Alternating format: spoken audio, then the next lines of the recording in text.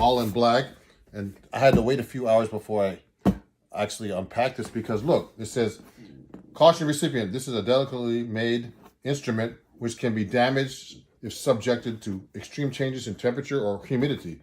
Upon arrival, it is advised to leave the shipping box unopened at room temperature for 2 to 3 hours. So that's what I actually did. So now I can open this bad boy. So let me look at the packing list here and tell you what this is called. So this is actually called a 16B black 7-string. Includes Carlton flight case, which is going to be in here. Okay. And it's all black.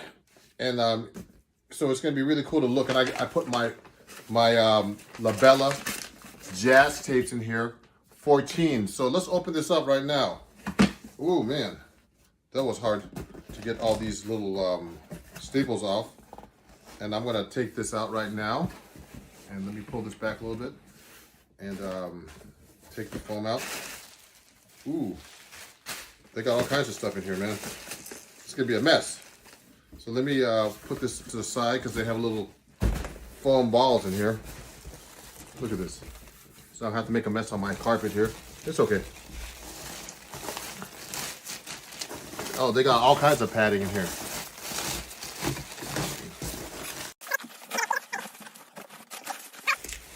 Look at all this foam. Time for me to clean this up. Uh-oh. See if I can fit in this. Maybe not.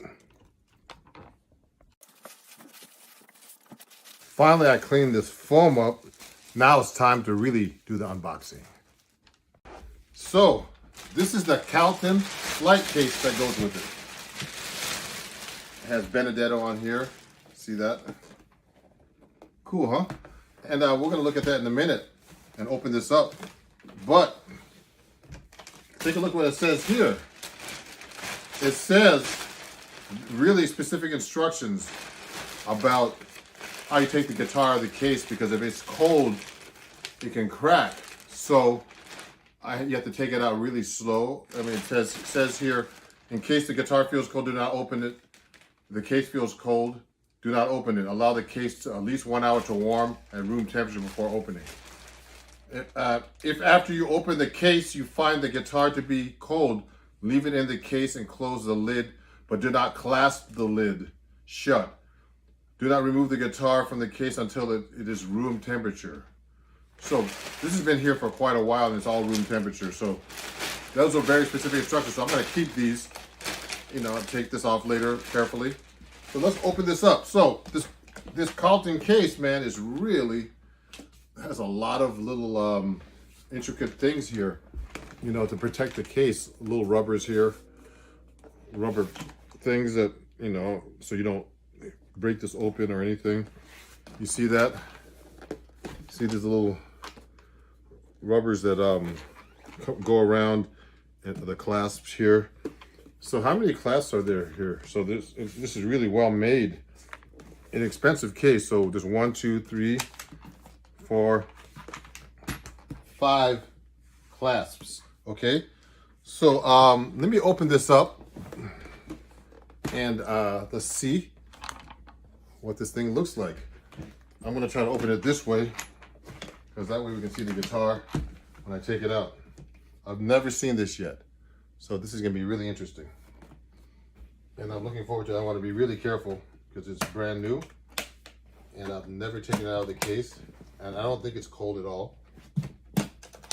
It's not locked, good. Let me see. I think it's all open. Oh, here it is. Woo! Look at this beauty. Take a look at this. I want to be really careful because I don't want the case to fall on the guitar.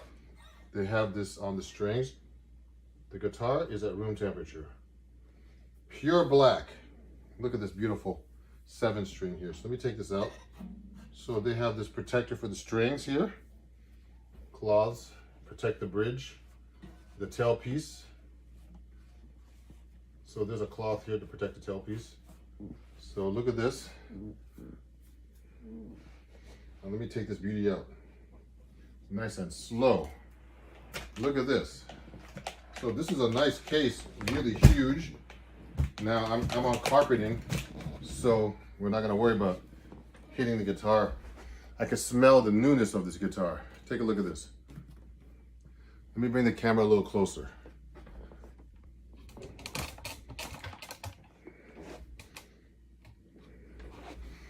So look, this is the 7-string.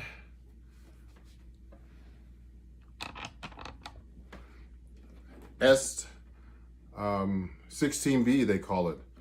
Okay, it's only 16 inches. It's completely brand new. And the black is really hard, really hard to actually make, they say, because it's all black. And if you can see a slight blemish on the finish, you know, it'll show. So look at this. We have the Benedetto pickup, which is the same thing I have through Seymour Duncan, and I have an endorsement with those guys. And we have a volume, I guess, and a tone. So I'm not gonna actually plug this in today because it's kind of not early here in the New York area, but you know, it has a little name here, Robert Benedetto, and it has a serial number, S, you know, the serial number is here, and it's like really great guitar. So, I mean, I haven't even touched it yet. And now it's tuned down, and it's not tuned at all. And, you know, it looks like they have gold tuners here. Really basic model, but handmade and carved, okay? So, thank you, everybody. And here it is.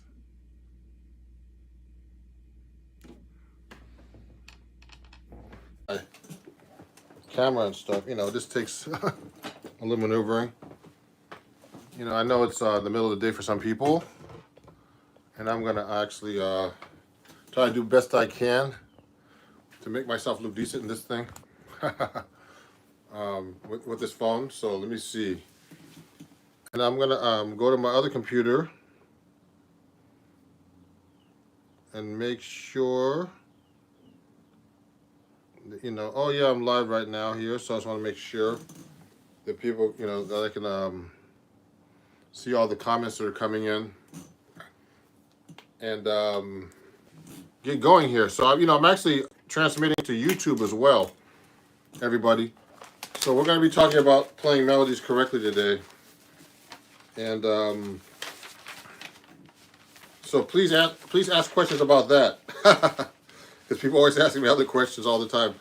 Show me how to play a chord or whatever, you know. So I'm like, you know, why don't you just let's try to stick to the subject today if we can about playing melodies.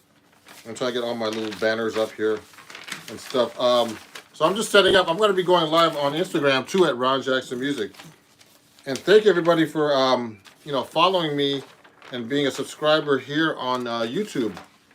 I appreciate you guys. You know, it's just been my YouTube has just suddenly started taking off in the last you know, few well, actually since December when I really started posting more on YouTube, and it's actually been working out pretty good. So thank you very much, everybody. It's been really fun being on here, and I try to do lives every few days, just to you know, teach people some new stuff. So let me see. Oh, we're trying to fix the background here. So let me do that. At the same time, I'm gonna actually get my guitar and set up. This is too wide. So let me see. Let me see. Let me see. So let me go to I'm gonna go to my YouTube, my Instagram channel in a minute, everybody, and get this here.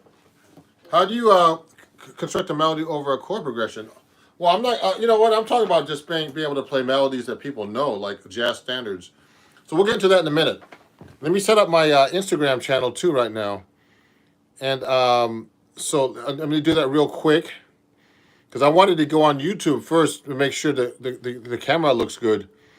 Then I'm going to set up my Instagram right now because I'm going live on there too. So hold on, let me do that really quick, everybody. And you know, everything's a little complicated here. when you're running two things at once. So let me do that. How's everybody doing otherwise?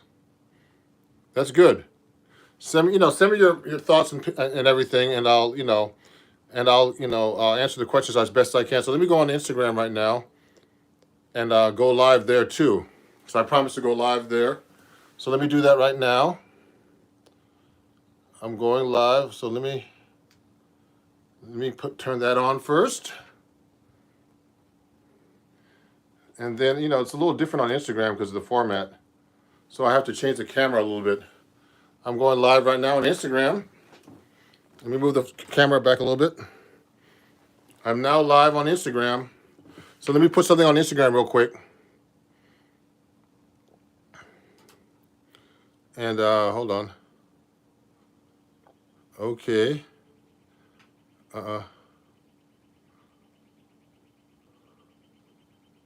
And then let me do something here. So hey everybody, Instagram. I'm also doing a chord melody workshop here. So everybody, I'm going to play in a second, and I'll answer questions. Okay, and just to let you know on Instagram, so I just started. There's a new thing on Instagram that I'm doing with Instagram itself. And if you're enjoying the show, I have this thing. This is backwards for you guys. Sorry, guys.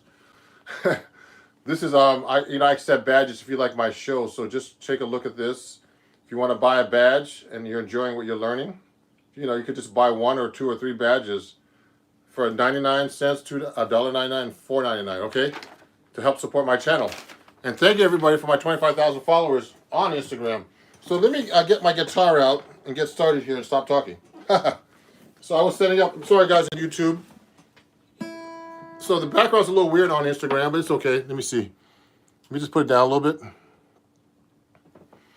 So, one of the most important things to me is playing the melody correctly. And I'm like a real stickler and, to playing a melody. Okay. And so, especially with me playing the melody is the hardest thing to play, actually, I think, in a tune. So when I'm playing, it's really important, for me to play the melody. And does anybody know why? Because, the melody is the most important part of the song that people listen to.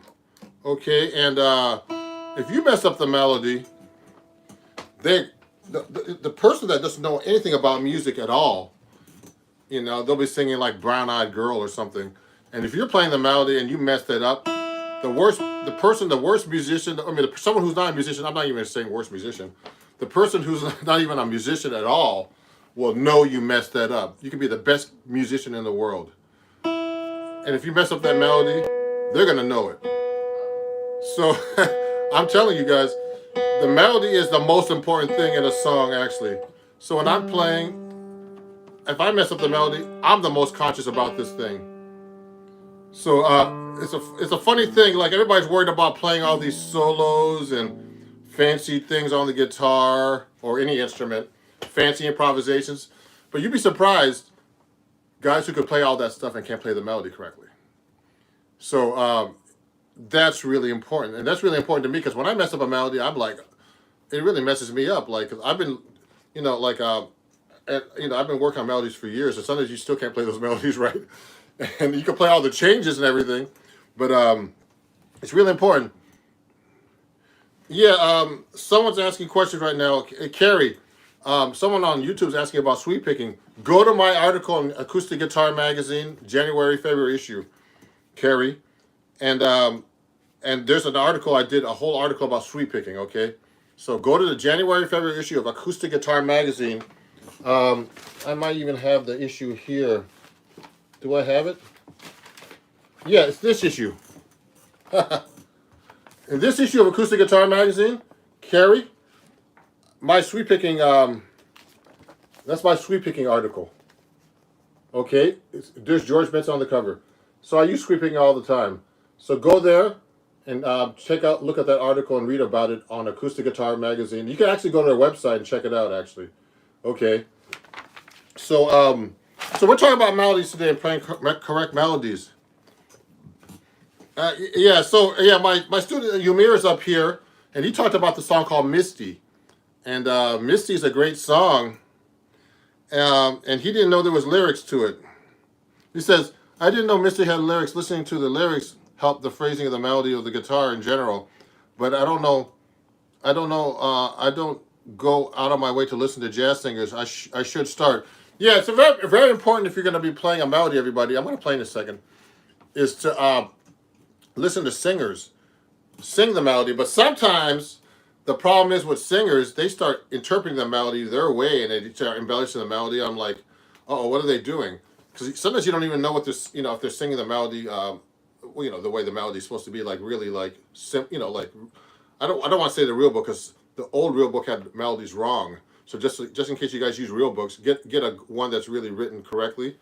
And even those ones that are written correctly, like the ones that have like the publishing, like I have this book right here. It's one of these, these real books that are like, the ones you have to pay for, where they pay the royalties to the publishers. So they try to make sure the melody's accurate. And, listen to like the great singers. One of the best people to listen to for straight melodies is Frank Sinatra. He sang the crap out of all those standards, man. And he was like perfect intonation. I mean, just a great singer. So listen to people like that for melodies. So let's get into this a little bit. So let's say you're playing let's take a song like Misty. Like I've been working on that melody for years. Okay, and now this is like not a this is like a much more complicated melody than a typical standard melody where they has half notes and whole notes, quarter notes. So a lot of standards have and bebop melodies have a lot more notes because in bebop they have more rhythms like eighth notes, 16th notes, 16-note triplets. Things like that.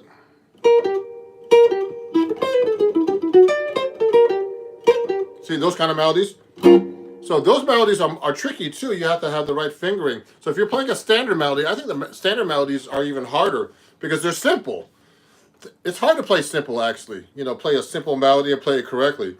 So, I mean, melodies come in all different types of forms, of course, Like one of the melodies I was working on recently with my students, and I actually put an arrangement up. It's the song Autumn Leaves. Now, a lot of melodies have like a pattern. They go like let's say Love Walked In.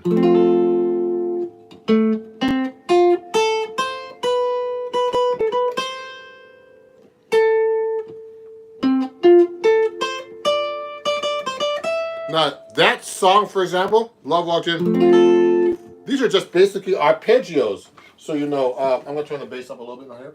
It's a little low. I hit the button by accident. So, it should sound like this.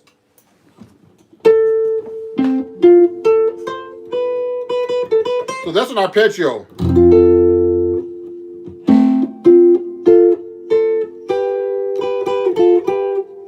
So, those are arpeggios. But some melodies do these type of things, like Misty. Misty is like a real complicated one. A lot of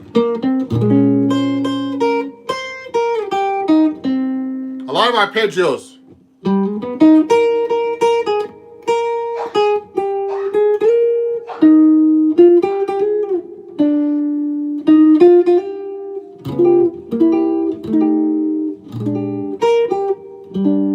So that's a tricky melody too.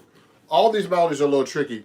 The most important thing is to play the melody correctly, and memorize it correctly. Now the guitar is really hard for this kind of stuff because what happens is if you're playing a melody, you can play it so many different ways. Like I can play Love Walked In goes like this.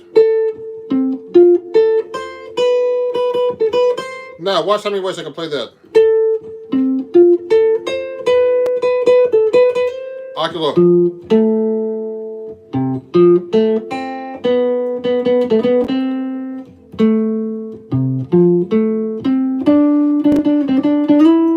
See how many ways I can play that thing?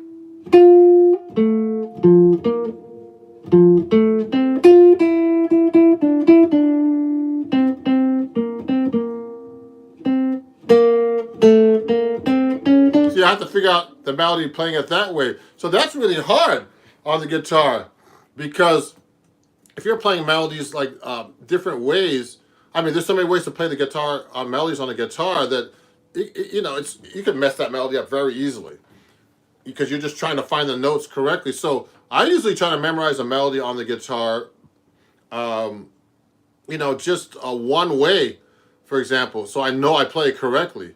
Now, when you start transposing keys, that's a whole different story. You know, so you got to be able to transpose these melodies into different keys, and it's very important to, you know, start working on these kind of things, everybody. So you play the melody correctly. Remember, it's not all about your solos. So so let's take a song like Autumn Leaves. That's like a scale pattern. So I try to find these things in melodies like that. See that? That's a scale pattern, okay?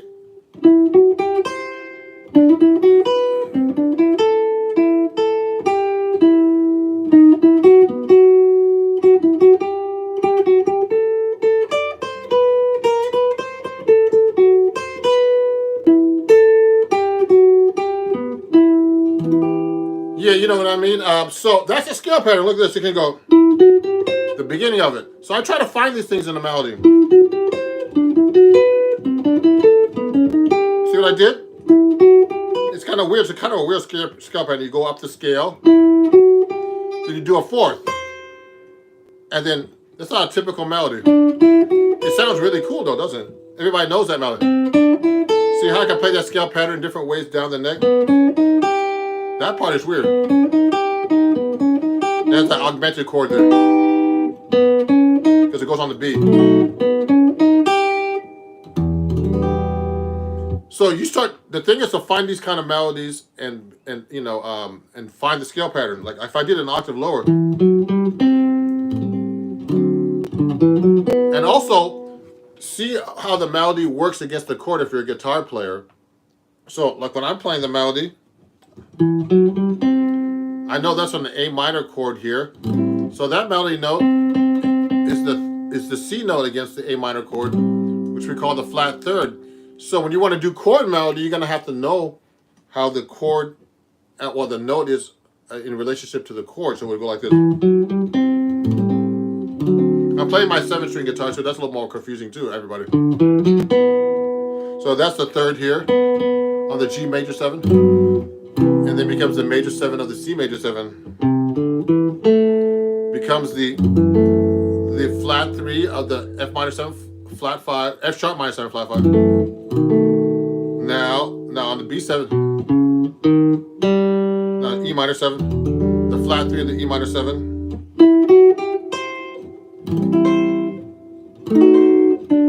Now putting it on top of the chord.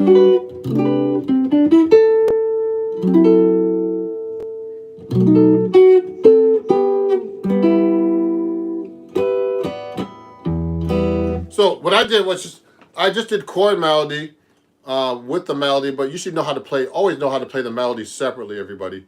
It's very important to do that. The Autumn Leaves melody, oh yeah, it sounds like that a little bit, Ymir. A little bit like that. If you have any questions, let me know. Someone asked about sweeping. I already answered that question. So I use sweeping a lot, actually, when I'm playing, just in case, Carrie. So yes, I do. And it's very, you know, it's really important to be able to play, to use sweeping if you want to go fast. So but we're not talking about that today. We're talking about playing melodies. So let's say you're learning a melody. So you got to find different ways of playing the melody, and you got to see what the melody is against the, you know, against the chord. And you know, if you want to do chord melody on guitar, but the most important thing is like, there's different kinds of melodies you should learn. Like for example, if I'm learning like a really like a ballad or a song that I want to learn, let's say Have You Met Miss Jones. I'm just picking up any song right now. So for example, you have to learn the melody straight and try to find the most accurate version of the melody written out. And if you can't read, you know, you should learn.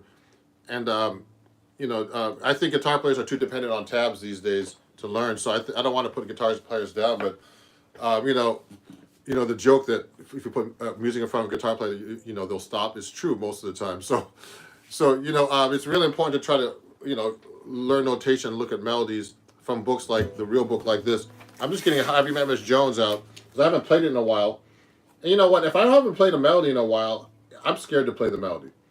I'll play it a solo, no problem. But the melody is the most important part of the song, always the most important part of the song. Then the improvisation, you know. And a lot of the old school cats, if you mess up the melody, they'll be like, "Oh my God, you messed up the melody? Get out of here," you know. So you should be able to play the melody. Oh, let me see. Hello, all. Yeah. So look at this. So let's say that you're playing this song called Have You Met Miss Jones. So I would look at the melody and just look at it and just look, you know, just try to memorize how it sounds.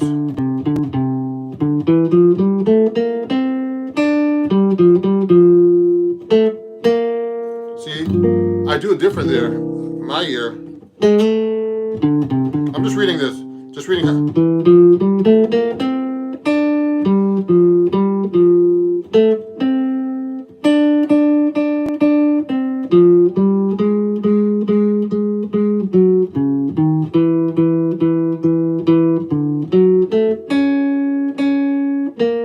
So I'm reading the melody straight right now. I did it in time at the bridge.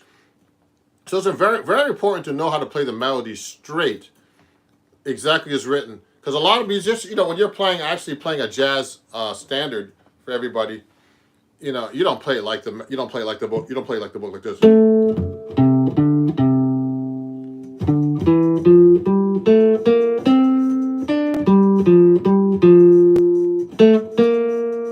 You sound real stiff there. He looks stiff too. You see?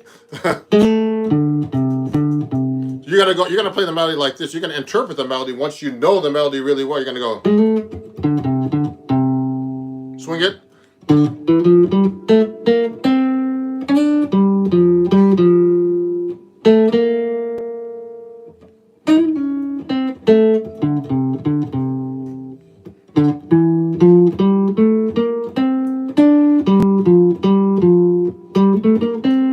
See what I did? I just changed it up a little bit and interpreted it my way. So I like, you know, that's what you have to do when you learn a melody. So look at that. I played it right here. So I'm playing it like in this register, but how many ways can I play it on the guitar? That's the problem with the guitar. You can play the melody so many different ways. Yeah, Humir says his worst nightmare, getting fired from the band. From your own band. So look at this. I can do it this way too. I'm going to read it this way.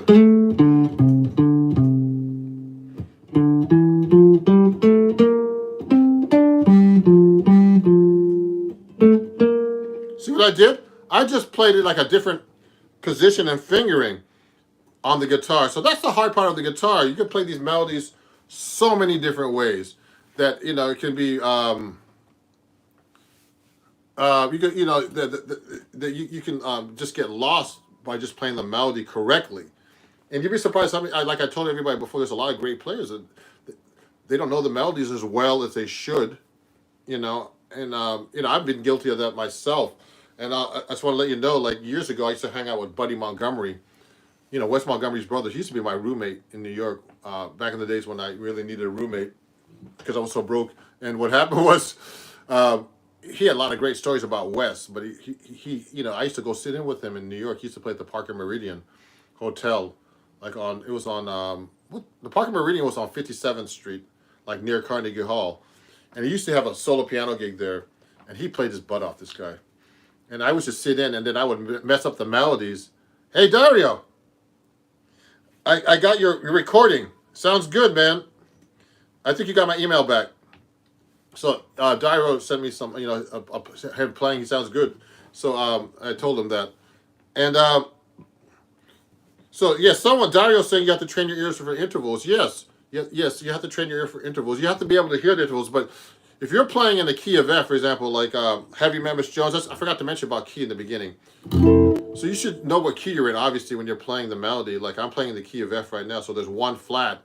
So I know that a lot of the scale tones in Have You Met Miss Jones is just walking up the scale.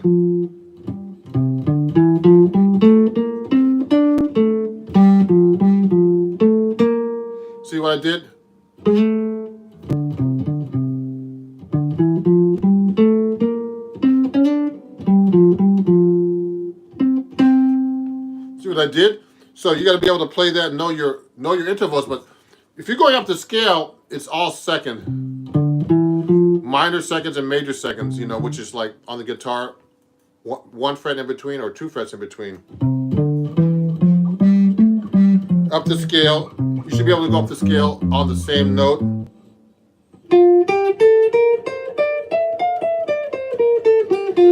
I'm in the key of F right now. You should be able to play your scales up and down the neck and across.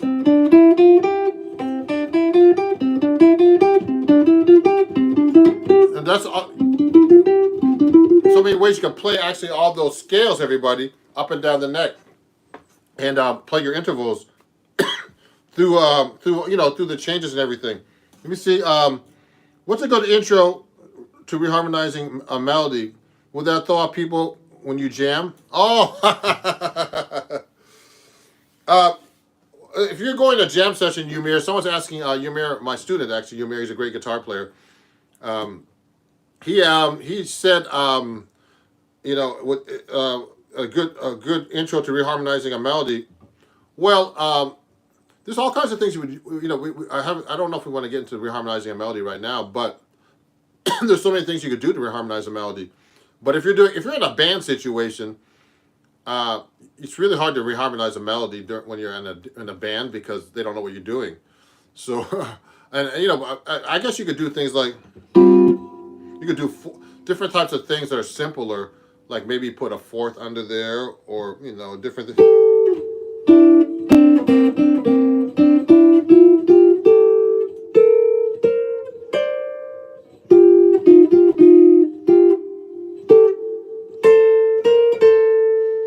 You could do simple reharmonizations like doing just like second intervals, thirds.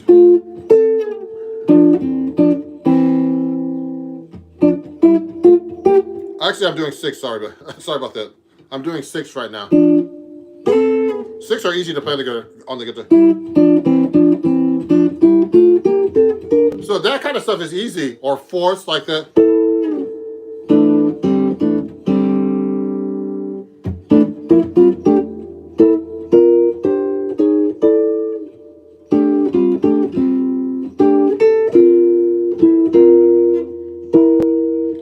Simple things like that you can do with a band. Now, when you get to melody reharmonization, I don't want to get to that yet because we want to make sure in this like impromptu live workshop here, or lesson, whatever you call it, question and answer, that you know how to play the melody without all that other stuff, because that's hard enough to play the melody correctly. Okay. Yeah. The fourths sound really cool. They, fourths are a good sound. The seconds sound really cool too, like this. Or things like, wow, that's a little too easy. You could do all kinds of weird things on the guitar. 7. I'm doing 7. 1, 2, 3, 4, 5, 6, 7.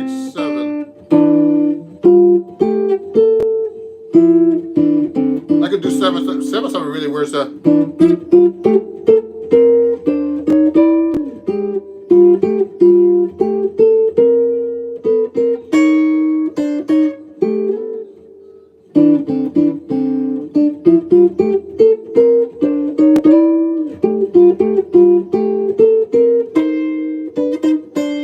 So that's a really weird sound too, isn't it, everybody?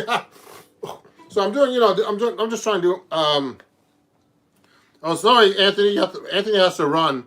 Anthony's out in Ireland, and he's running around in Ireland somewhere. So I have to get to Ireland one of these days. So let me look at some of these questions up here on Instagram, because I don't want to leave everybody out and wave some people here.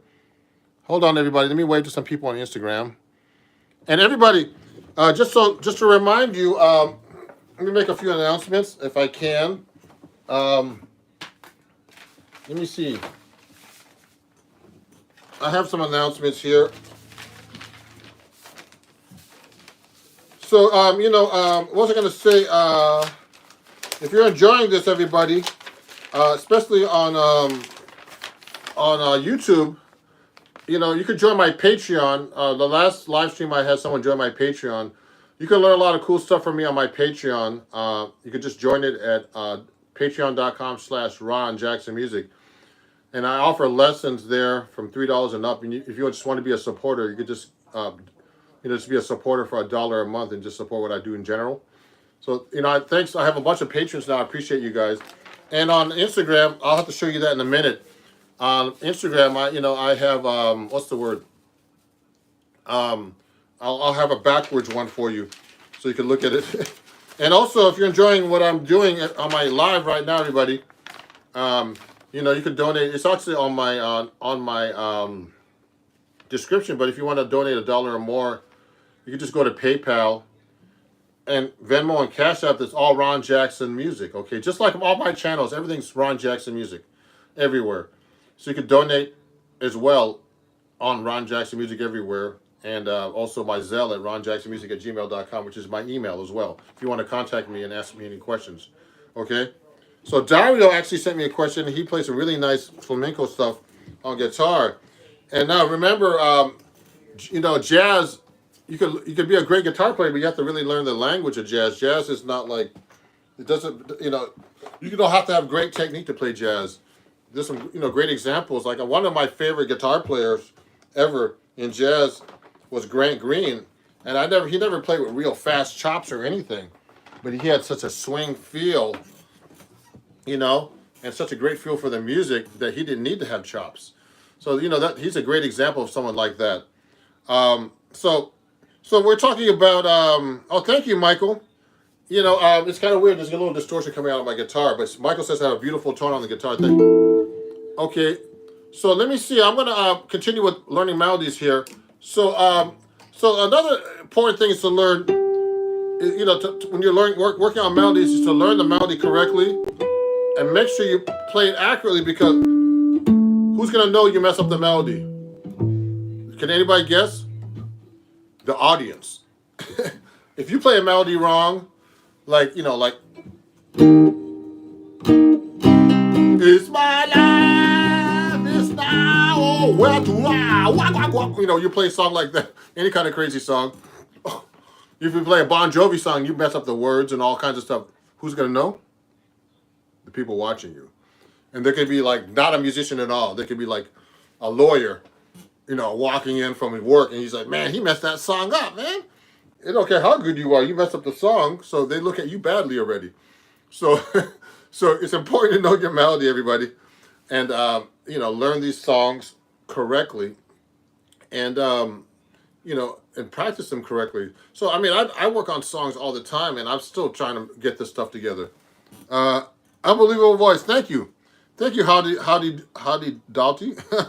I have an incredible voice. Thank you. I need to practice my singing, so that's another thing I need to practice. So let's talk about learning bebop melodies now. So that's another hard thing about the guitar, is learning bebop melodies. So we'll get into that just a little bit. So for example, I work on bebop melodies all the time, and then I forget them, and then I have to relearn them. So the hard thing about bebop melodies is that they're fast. There's a lot of notes. You got to find the right fingerings. So I've been working like during the pandemic some melodies that I've always wanted to learn. Like let's say, here's one of the songs I've been working in the pandemic, is like Moose to Mooch.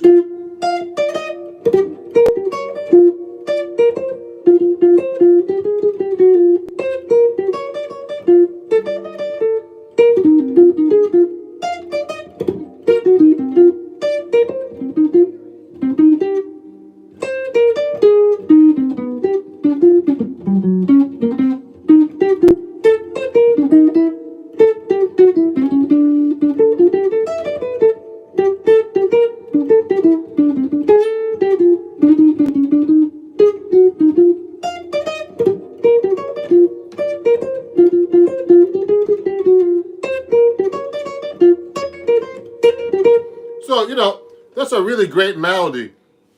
And there's this one part of that melody I always go, wow, this is kind of weird. This one. I'm always trying to play that correctly. Now, this melody I've always wanted to work on. Now I had time. And even though I have time now, I still don't have enough time to practice. I'm always doing the social media stuff. But the thing is, you have to really work out these fingerings and practice these over and over and over. until you get them, because when you get on the gig and start to play them, it's a whole different story than when you're sitting home and practicing. So, you know, I practice these slow and fast, and I had to figure out the fingering for this, because you can play this. I'm playing it up an octave. You can do it there or there. That's the hard part about the guitar. You see that?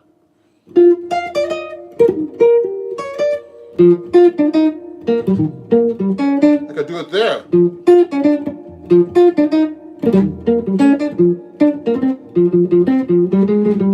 See, I could do it right there, that melody. And it's a whole different fingering here.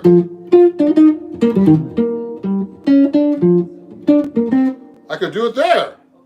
That's the hard part of the guitar, playing a bebop melody. You see that? Or here. Oh.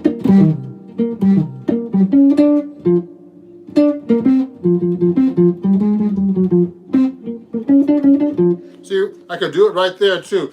So you see how many ways you can play that on the guitar? That's the hard part of the guitar, especially playing bebop melodies. I need water. Let me get my water. So let me go. Let me get my water. I'm talking too much. So, you know, that's the hard part of the guitar, playing these melodies in different ways, playing them all over the neck. And you know what? I guess you should be able to be free enough to be able to switch the melody.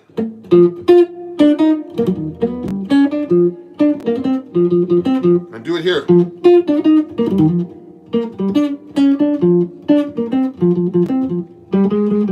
You should know the melody, the guitar that well, actually, to be able to transpose those melodies just like that on the fly.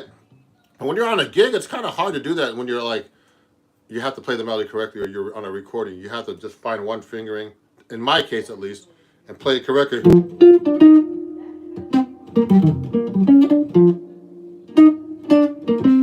See what I did? And I'm trying to find those notes there.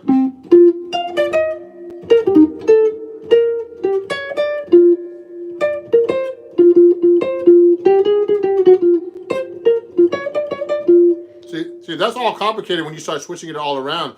So think about it, everybody. When you're learning melodies, I'm sure you're thinking the same thing. Wow, which way is the best way to play these melodies?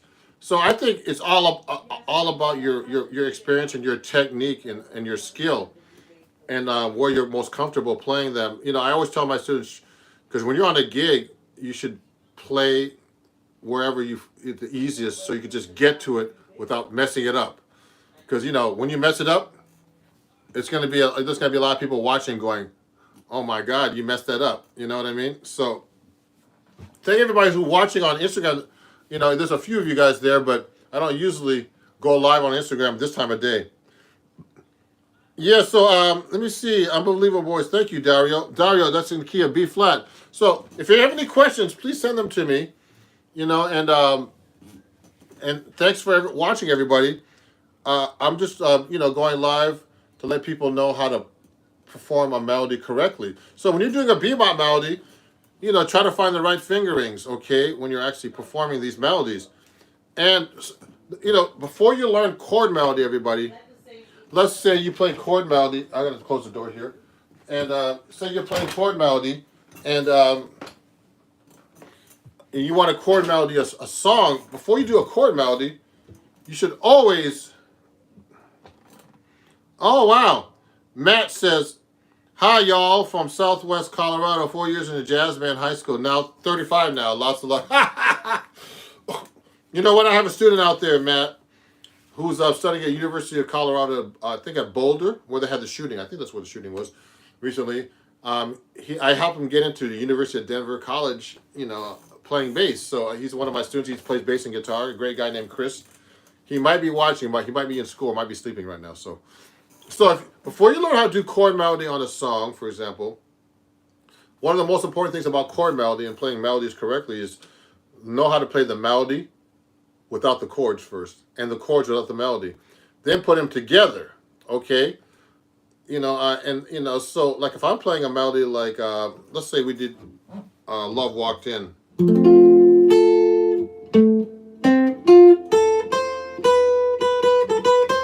Before I play that melody with chords under it, I have to make sure I know how to play it without the chords.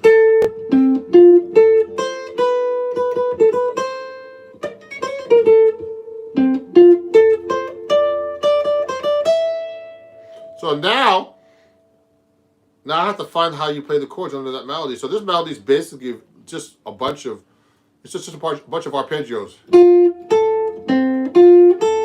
So this is like an F major arpeggio, starting on the third, then going from the fifth to the third, then to the fifth, to the root, third, to the fifth again, then I'm going to the G7, which is a third here, to the root of the C7. So now I can do my chord melody. I can kind of do like thirds.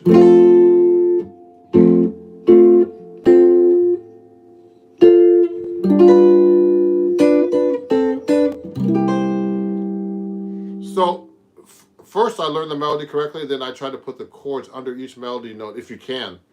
Some people do that. So that's a great technique to be able to harmonize every note of the melody with a chord under it. So all I did was just arpeggios.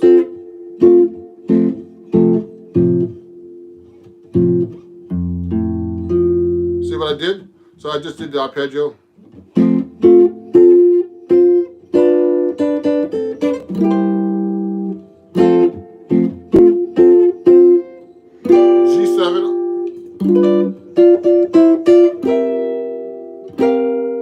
See what I did? So now I'm harmonizing the melody like that. So, but the most important thing that students need to learn, or anybody doing chord melodies, you have to know how to play the melody separately first, and play the crap out of that first, and play that well, interpret it well. Then do the chord melody after that. So let's say.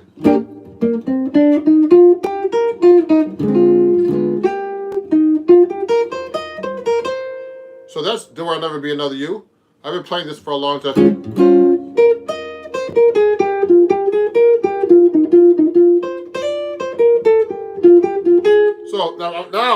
So now that I know the melody, you can go.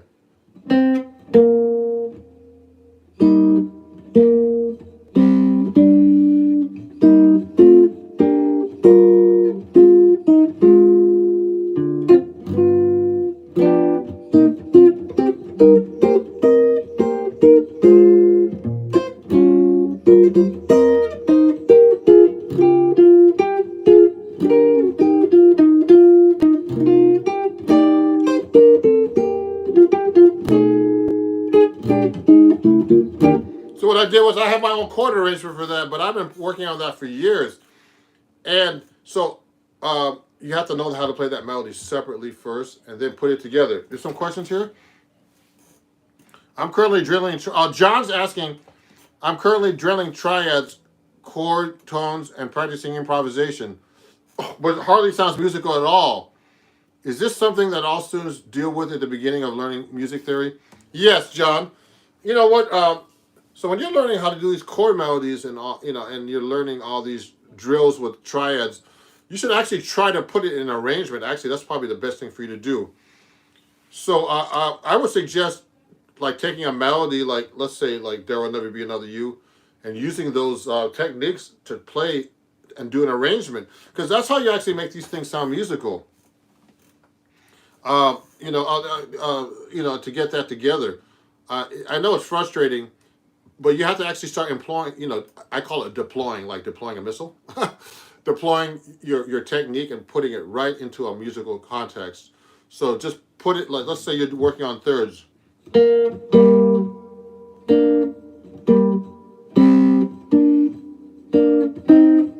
I'm just doing thirds right now, trying to do simples.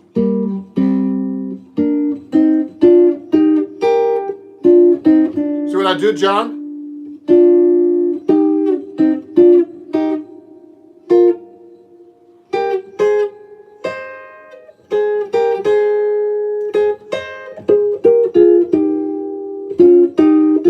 So when you're doing this kind of technique to everybody, like I'm doing all thirds right now, you got to be conscious of every chord that you're playing on, because your note's going to change depending on the chord you're doing. So I went like this.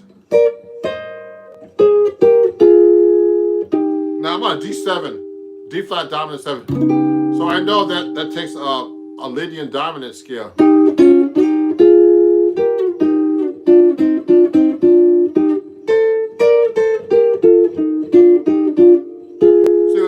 So I just did all thirds. Now, if you took a melody and did that, John, it would sound great. You know, I'm just messing around trying to find the right notes. But if you deploy that kind of thinking in your playing and make it and put into your music, it will really help. Okay, let me see. Ymir had a question. How do you play a chord melody while including the seventh low A string? So I'm using my 7-string guitar here. So that's a great question. Ymir is one of my students for a long time. If you want to study with me, everybody, please contact me at ronjacksonmusic@gmail.com. It's all, you know, you can contact me on my website, no problem. And I just want to let everybody know that. And also, let me see if I can find this thing for you. You might not be able to see this correctly. But if you go to my website, I saw my lessons, you know, about these kind of techniques at www.ronjacksonmusic.com. So if I'm doing a chord melody with a 7th string, it's kind of weird to do it that way, Ymir, but you can go. So I can go.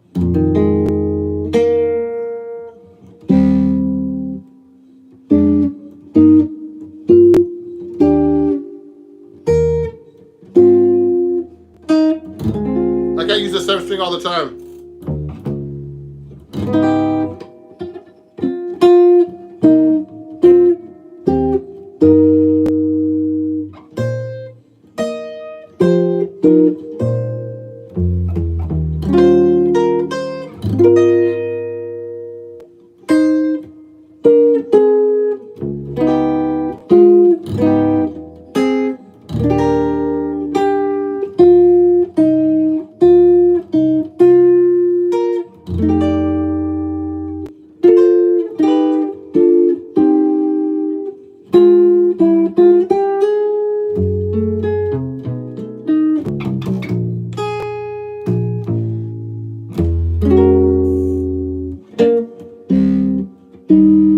Oh,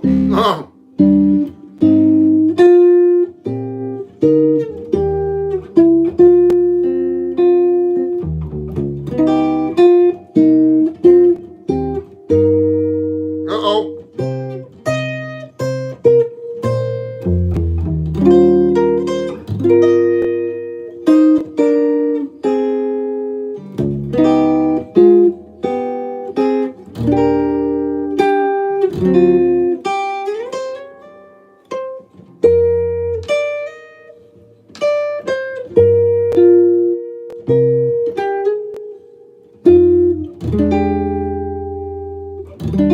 So what I did was, you know, I never did anything with that 7th string like that before, everybody. With the with my student Ymir asked me how I would play the chord melody with the 7th string on There Will Never Be Another You. And I actually have to write some more chord arrangements because I need to put them on my Patreon account, because I have some people who want to study Patreon on Patreon, and also for my students like Ymir, and also put them on my website because I have a bunch of I have about 5 arrangements right now for 6-string guitar, but I need to put more 7-string guitar arrangements. So that's a great idea, Ymir, to be able to take the 7th string and do a chord melody like this.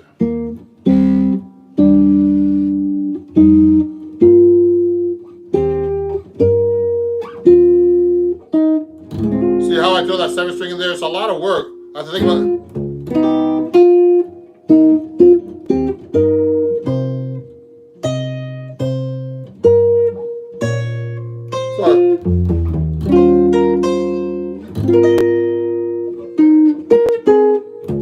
So there's a lot of work that goes into trying to play a chord melody with a 7th string like that.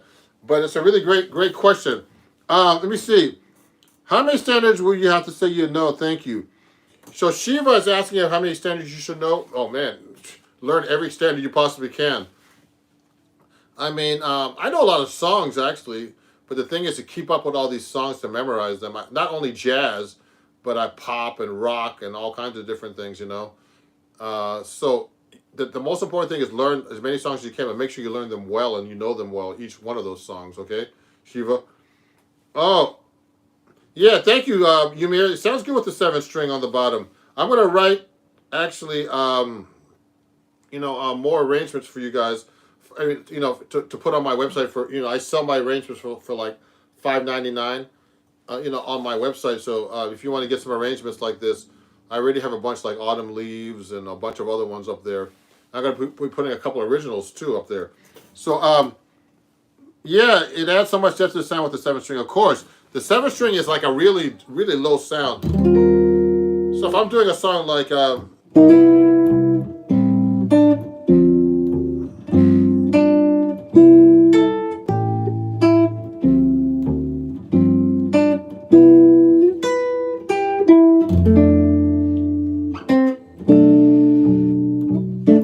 I'm going to write this out.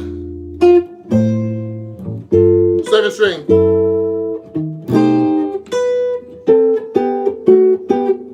It's one of my arrangements. 7-string arrangement.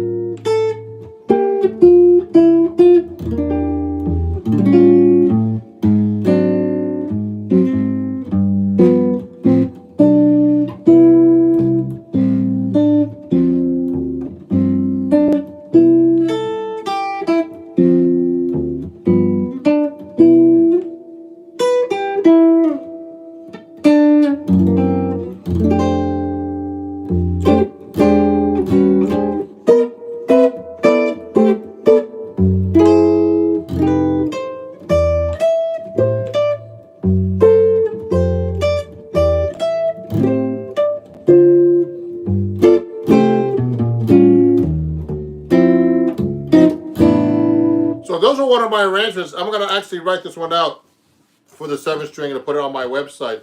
I have a bunch of things to do that I'm still behind on everything, you know, because I'm always posting all the time and doing these lives. But that's a really good arrangement I have. And also, you know, so I'm showing you on 6-string, but I have a version on 7-string, excuse me. But I have a version of that on 6-string.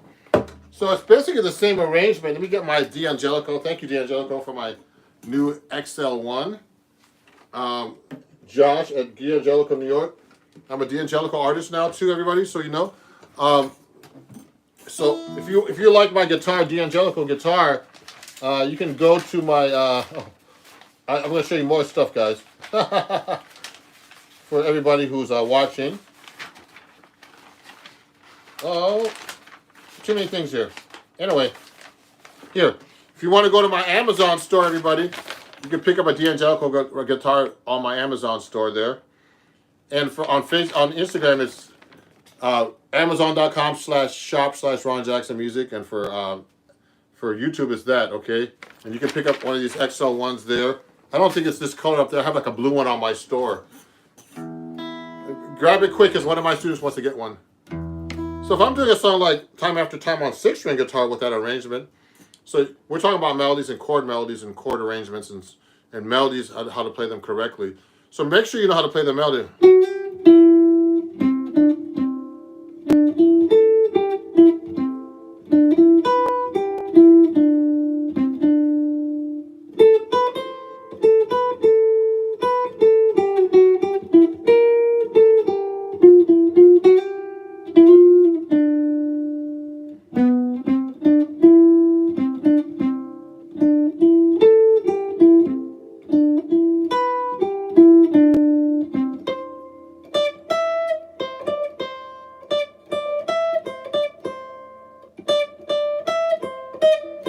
Sorry.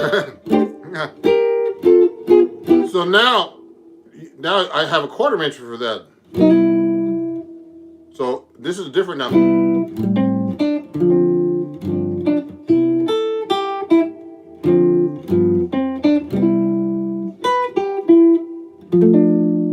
I have to adjust my fingering now. It's not 7-string.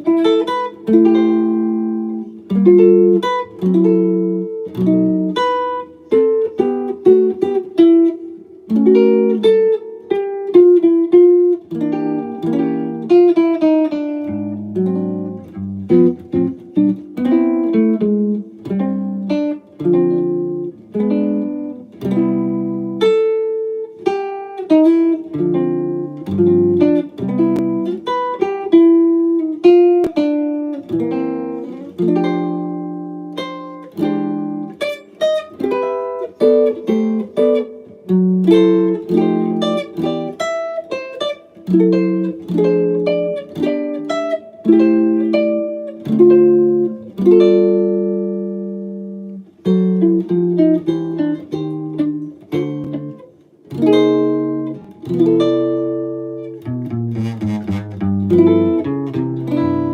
what I did was I just played a 6-string version of the arrangement. So in my case, since I'm a 7-string player, I have to have an arrangement for 6 and 7-string now. So I have to do twice as much work.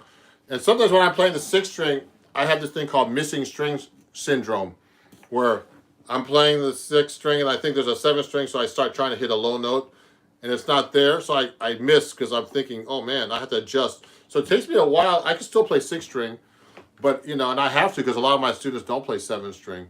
But I have to adjust my playing just to be able to play the 6-string again. Because I'm so used to playing the 7-string and the extra string.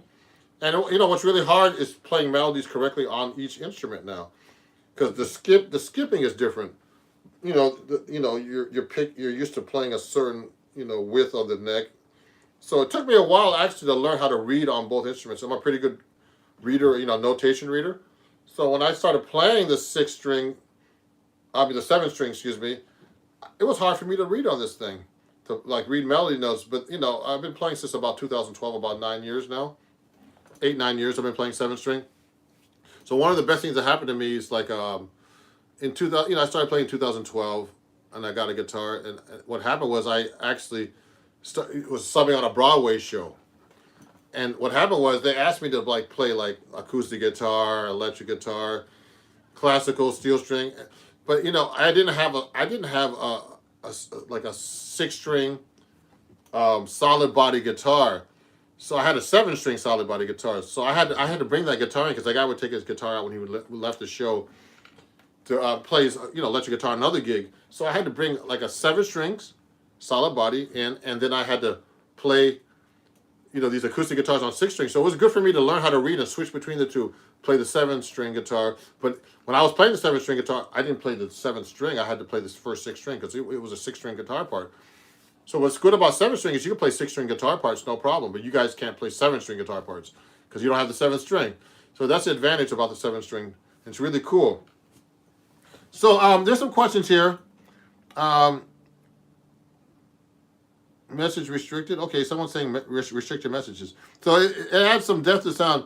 The B5 major scale sounds third flexible. Yeah, appreciate your work. Thank you. So let me see, everybody. There's a bunch of people on Instagram too. I'm sorry, I don't want to ignore everybody. So if there's any questions on Instagram, let me know, and I'll answer them. I'm going to be finishing up soon. Someone wants to go live with me here. Who's that? Oh yeah, thank you everybody. So thank you everybody for watching on Instagram. And you know, I just want to let you guys know, lovely guitar, thank you. Thank you everybody, gorgeous sound, thank you. You have to be really good to memorize all these notes and tune, and it's not a general arrangement. Yeah. So when you know what, there's so much stuff involved with playing jazz, everybody, that there's a lot of stuff to memorize. Someone just mentioned that, London Fender Giza said that. So thank you. And I'll let you guys know on Instagram, if you're watching and you're enjoying the show, and also on here on YouTube, you know, if you're enjoying the show, please donate $1 or more to Ron Jackson Music at PayPal, Venmo, and Cash App at Ron Jackson Music, okay? And on Instagram, I have these things called badges. You can buy a badge if you're enjoying the show right on my Instagram page, and Instagram tells me to tell you guys that so you can help support my page. And it's $99 to buy one badge or 2 badges for $2 and 3 badges for $5 if you want to help support my channel. Thank you. What's up, Amaris? He's my brother. I didn't know you were my brother. Let me see. Pleased to meet you.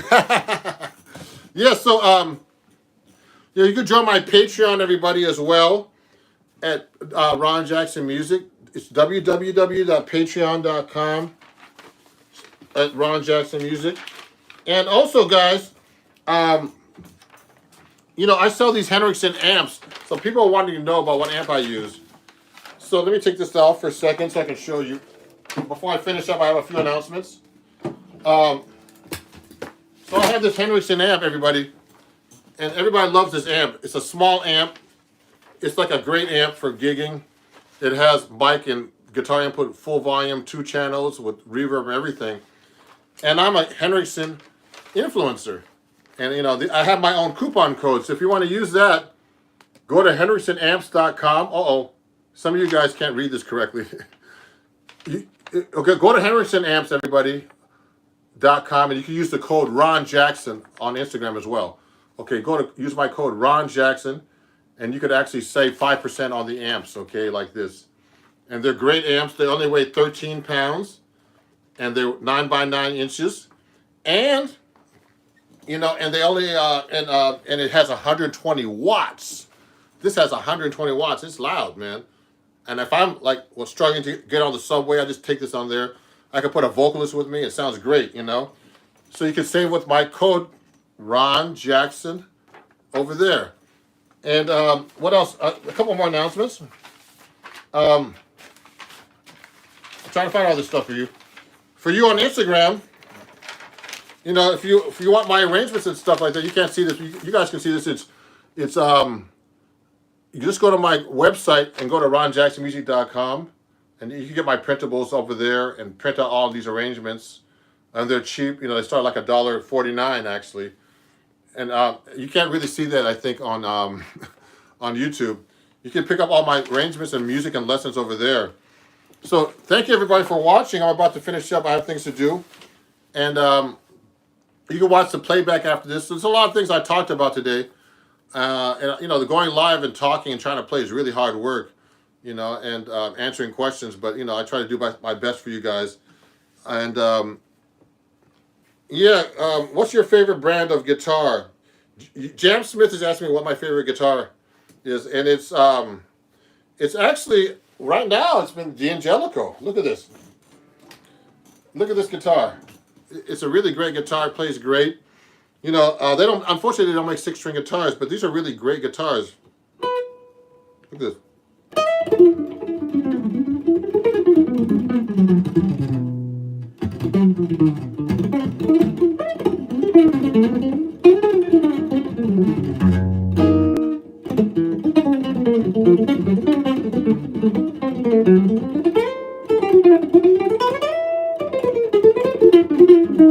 It's a really nice guitar.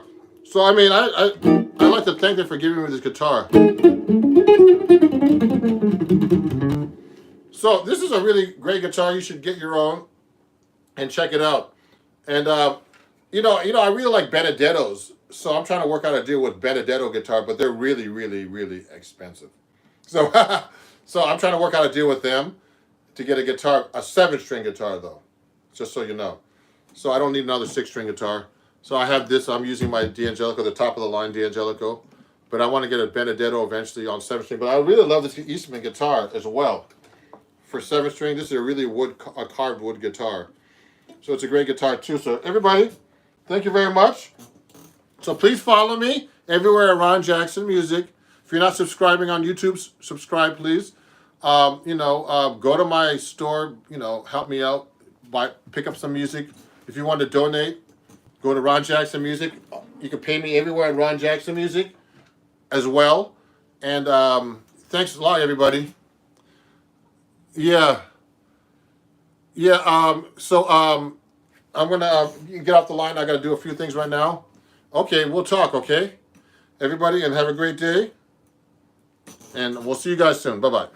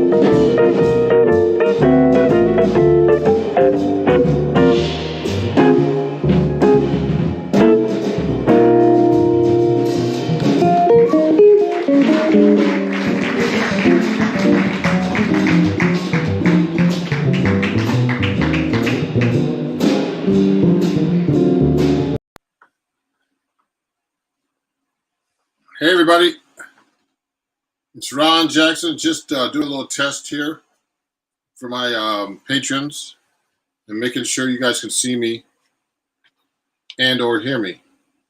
Hopefully you guys can hear me fine over there. Just checking to see if I can. Oh yeah, I see 2 people up there already. That's great. Now, if you want to, okay, this is going to be a workshop about the 6 and 7 string guitar, the chords, and accompaniment.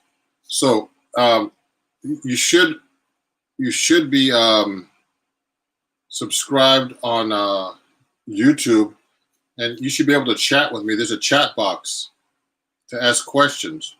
Okay, so let me say that right now.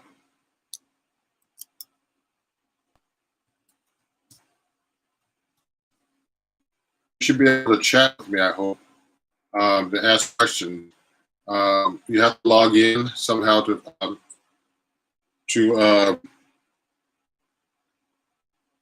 hello, are you there? Okay, you should be able to log in and hear me.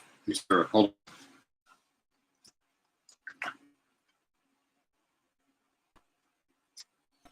I'm going to start in 1 minute, 2 minutes.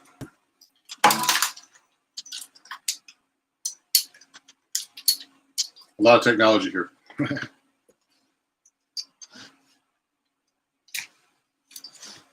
I'll plug this into this.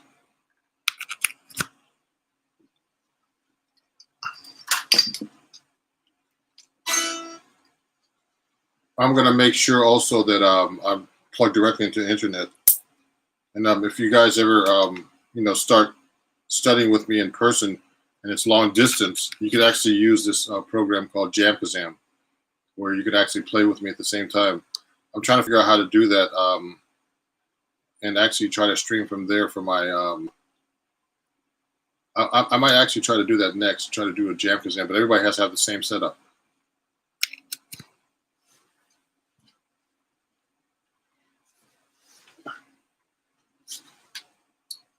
I'm going to turn the light back on so you can see me better. That's good.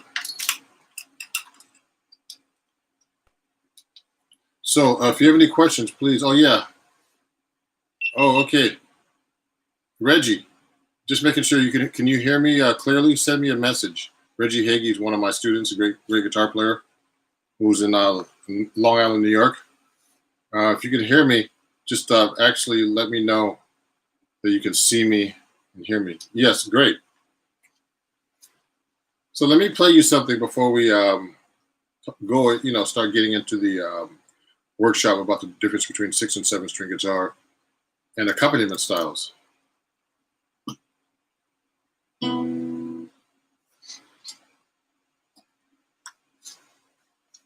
we go. I'll play a song for you.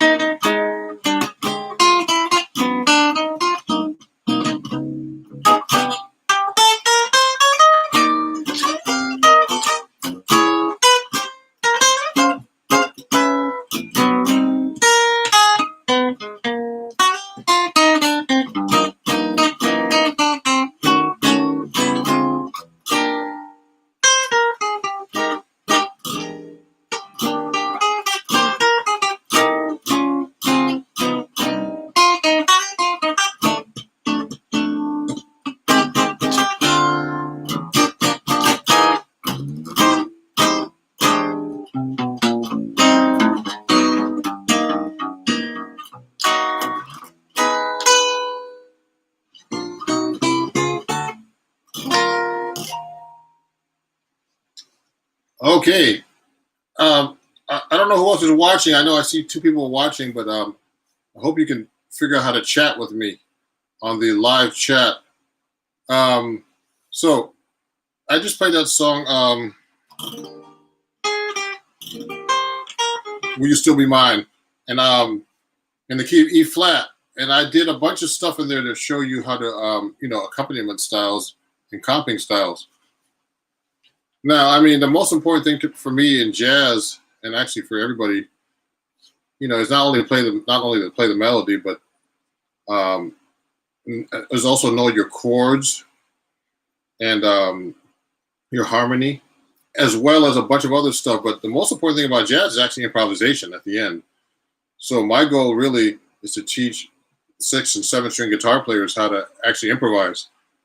But today we'll talk about accompaniment styles and the difference between a 6 string and 7 string guitar. So this is a 7 string Eastman AR model here, AE 810 CE7. It's a great guitar that I got directly from the company. I have a Seymour Duncan pickup on it, and I have these Labella jazz tape strings on it. I'll show you what it looks like. Hold on. Oh yeah, this is backwards. The camera's backwards, but it's okay. So they're pretty heavy strings, and the guitar is pretty a beast to play. It's a 17-inch guitar. So obviously, I think most of you who are on my Patreon tune your guitar to the low 7 string. I learned that from studying with Bucky Pizzarelli. He just said to me, tune it to an A. Make sure you have a low A on there. So I mean, the easiest thing about the 7 string, about this tuning of the 7 string, is that you do have a doubled A. This one.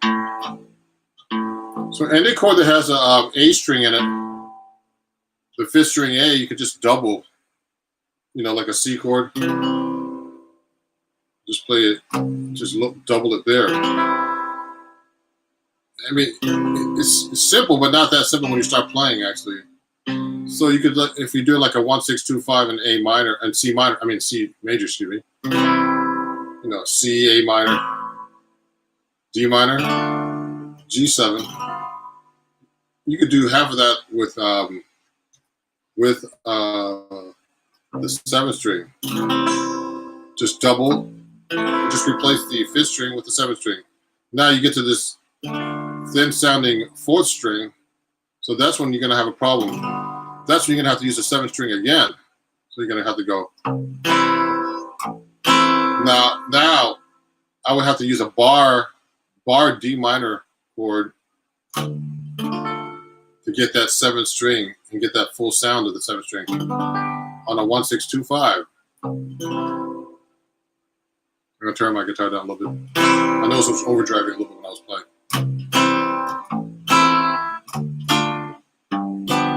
So you're seeing how I'm doing a bass line right now. 1 2 3 4. 1 2 3 4. And I'm hitting the 1 and 2 and 3 and 4. I'm hitting the chords on the and of 1. 1 and 2 and 3 and 4 and 1. Now you could actually start doing a bass line with that too. That's actually an easy accompaniment pattern.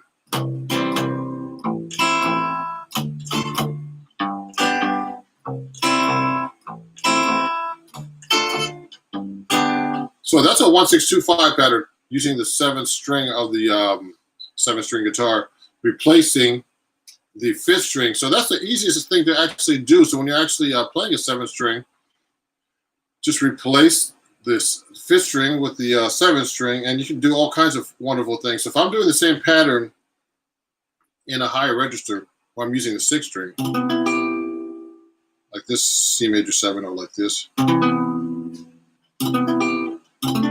Okay, any kind of C chord. Okay, welcome a third person that joined my chat. To the level. And if you have any questions, please do me a favor and try to join the chat box. Or if you want to text me, actually, I'm going to write this down. I'm going to check my text. if you have any questions, let me check my text right now. I want to make sure you guys get your questions in. Text me. I'll put my text right now. If you can't get on chat, hold on.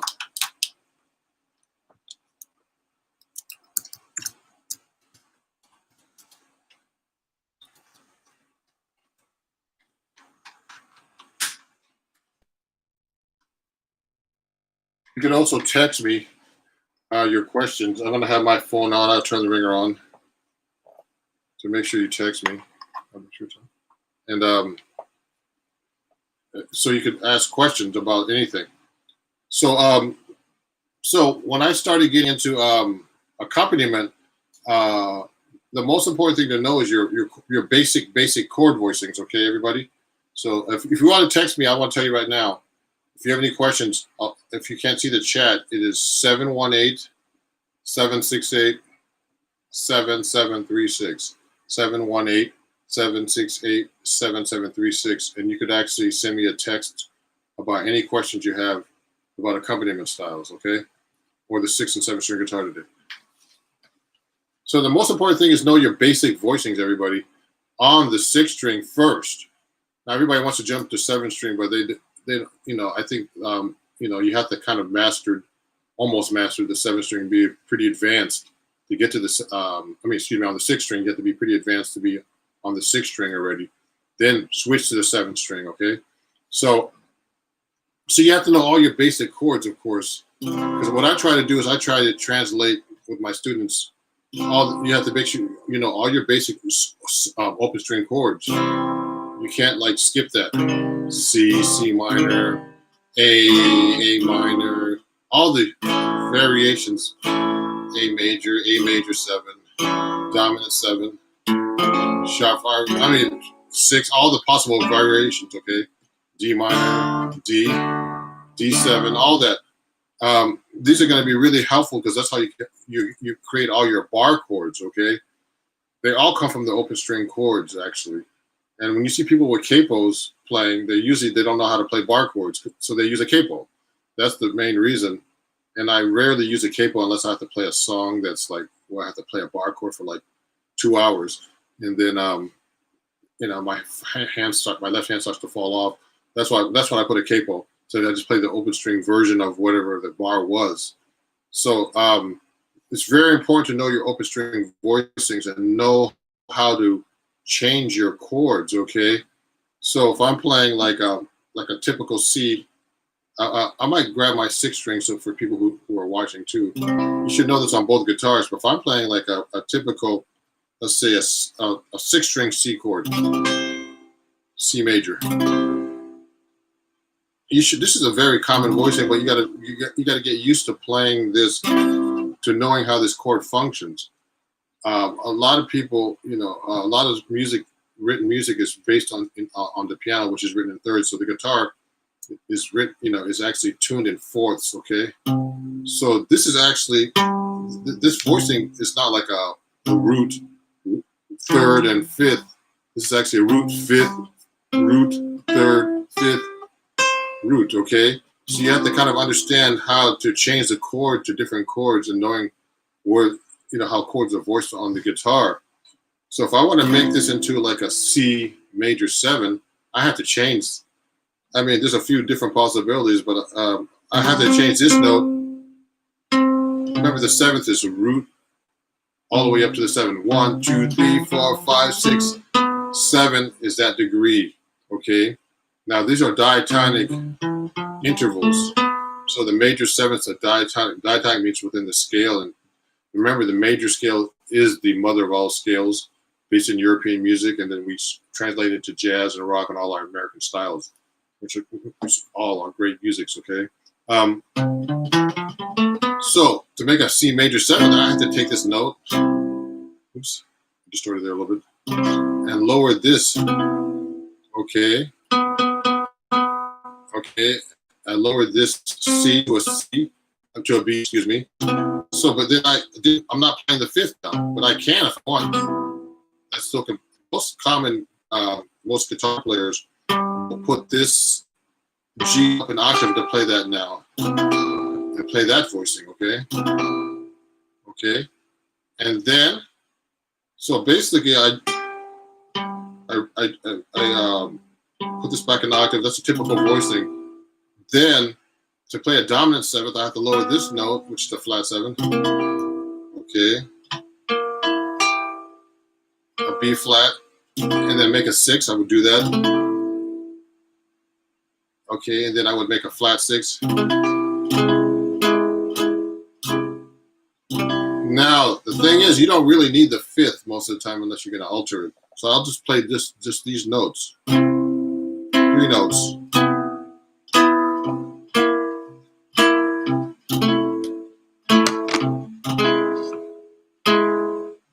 That's a very common thing that I play. I actually learned a lot of these chord voicings from the William Levitt guitar book, A Modern Method for Guitar. And he's really great at those chord voicings. So you get a lot of your common voicings like that in major, like da da da da da da da da da da da da da da. So you should know how to do these lines like that through the chords to get your special voicings.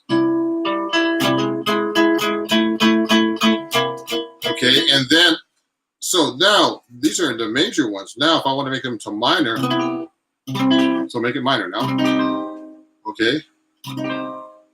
So I could do the exact same thing in minor now. So you have the C minor. Now, this is the funny thing is you can play the fifth on these, or you could just go. A lot of people do it that way. Like My Funny Valentine to the major, minor major 7. Now, the minor major 7 chord is only one note away from the major 7. You just have a flatted third now instead of the major third, okay? So you remember, everybody, you should know your intervals of your chords by heart. So so you could actually play these chords, so you actually know what you're doing and why you're doing it and what the chord is constructed on. So I usually do a major chord is 1 3 5, and the major 7 is 1 3 5 7. Now you have to know how to alter the notes in any key. That way you'll know how to change the chords in any key. So I'll go 1 3 5, major 7, 1 dominant, 1 6, 1 sharp 5, etc. Minor. I'm going minor major 7, minor 7, minor 6, minor with a flat 5, etc. Okay? So minor. Da, da, da, da, da, da, da, da, da. A lot of songs are like that. Then you have My Funny Valentine kind of thing. My Funny Valentine with a minor major 7, the minor 7. Sweet Comic Valentine, that kind of song. And these are very common voicings, actually. So you can actually play it like this, too. You can play 3 notes. And just play the 3-note voicings that I've been showing you on my Patreon account about jazz voicings like that. With the walking bass line, so I'm going minor major 7, minor major 7, minor 7, minor 6, flat 6 or sharp 5 they call it. And you hear this a lot in James Bond movies.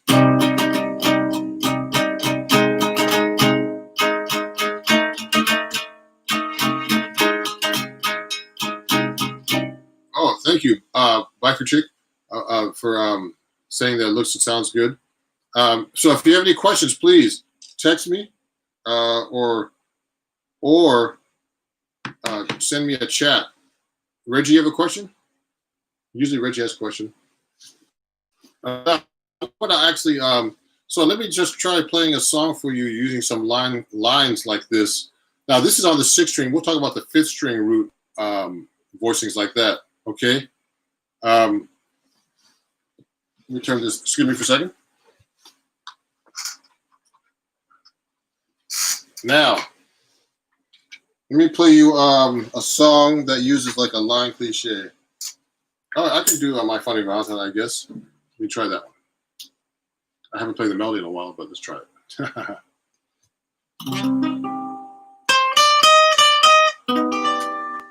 I'm going to do a little voicing octavier.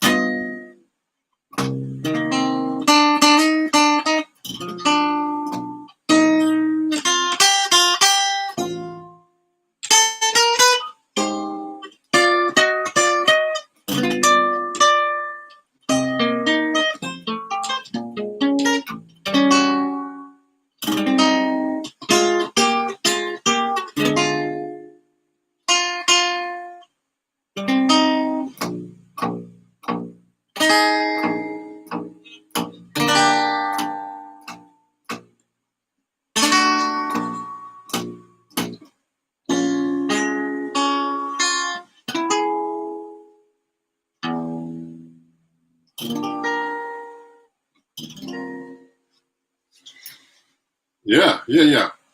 So, does anybody have any questions right now? It seems like you guys are enjoying what you're seeing. So let me see. So let's talk about the voicings now on the fifth string. If you're having a problem looking at this, make sure you ask me some questions, or let me know. But text me at 718-768-7736. Let me just make sure the phone is on here. If you have any questions, also, if you don't have any, if you have a request or anything about what I'm talking about or what I'm doing, please let me know. I'm going to show you a couple of accompaniment styles too as well. Let's talk about the fifth string root, though. So remember so when we talked about the C chord like this in the sixth string, that actually comes from the open string E. So you should know your open string chords from the sixth string root from the 6th string root and the 5th string and the 4th string root. So they're based on the E chord, the A chord from the open, and D. So those are the most common. These are all root position chords. Now we're only talking about root position. There are a lot of chords with no root positions, of course. We can get into that later, but you have to really know these well. So from the A chord, we can go up to the C bar chord. Okay. So this is actually the same voicing as the 6th-string root chord, but only the last 5 strings of the 6th-string chord. So you're going to basically alter the same notes, but of course, there's very common fingerings that we have in these chords. So you're going to have the C major, then you're going to have the C major 7, which is C major is 1, 3, 5. The C major 7 is 1, 3, 5, 7. C dominant is 1, 3, 5, flat 7. Now, here's where it gets weird. You're going to have to omit the 1st string. Oh, sorry. And then play, sorry, I'm playing minor 6. You have to play the 6, you're going to have to play the voicing just like this. Okay? For this voicing, okay, the 6th chord is 1, 3, 5, 6. You should be able to arpeggiate these chords too. Every possible fingering too.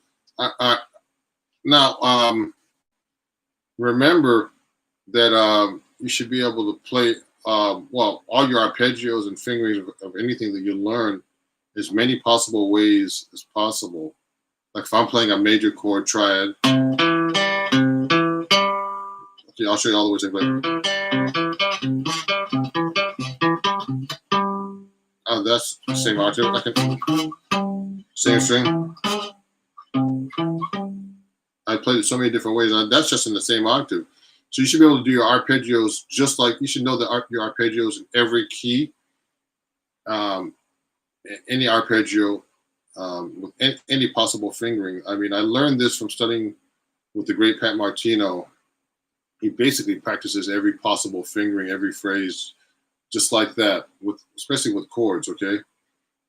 Now, so we did the basic chords of the 5th string root bar chord based on the open A string chord. We did the C major 7, C dominant, C6. Now you're gonna make the minor do the same thing, like My Funny Valentine. So C minor major 7, C minor 7, C minor 6. That's when you have to change the fingering. Again, like this. And omit the 1st string. I mean the 1st string, excuse me. Or the 5th degree, I meant. That's very, very common, okay? Now, there's other voicings you could actually do too from the 5th string root. I have to do it like this on the, I'll do it on the F chord like this. This is based on the open string C chord, and move that up. So you should do major 7th, dominant, 6, sharp up. You can do it from that chord to 5th string root, which is based on the C chord. Now you can do minor. This is harder to play. Okay. And then to do minor major 7, I omit actually the 2nd string now to the 6th, sharp 5, etc. So you should know all these basic voicings on the 5th string root, okay? So people always ask me, so how do you do these bass lines and with all the comping? So what I do is I do a combo of different rhythms, but most of the time I use the 3rd and 7th like this on each chord. If I'm playing I'm talking about most chords that have like 7th harmony. So like a C major 7, the 3rd and 7th is the E and the B. So I'll play that different ways. My walking bass exercise in the key of C up diatonic was that pattern.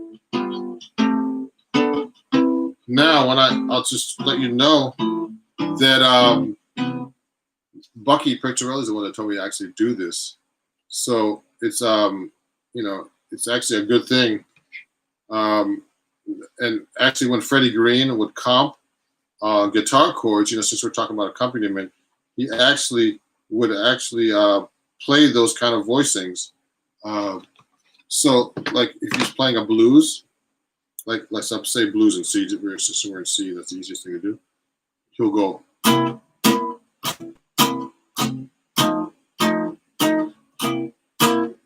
Now this is a jazz blues.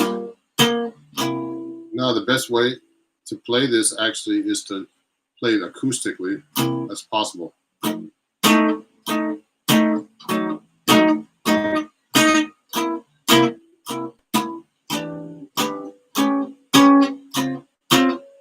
So this is a jazz blues in C.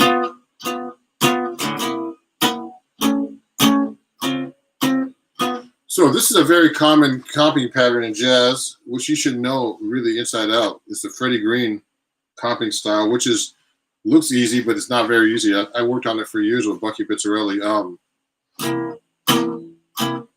Actually, I should be playing acoustic like this. Might have a hard time hearing me. You should have a mic on the guitar too, like this. I'll turn it up a little bit. Bucky said if you play through an amp with this style, that you should always play as soft as possible, because you're supposed to blend in with the bass player and practice with the bass player. Now it shouldn't sound like this. That's wrong, he said. You got to really play it with this finesse, but it's much more technically to get into Freddie Green. It'll take a little while. It will take like a whole lesson, a whole hour, to figure out the technique of your right hand, because you're not actually playing every note. You're playing like playing every note on the beat, on beat one, and then playing like the fourth string basically on beat 2 and 4. So you get this sound when you're going really fast, like this.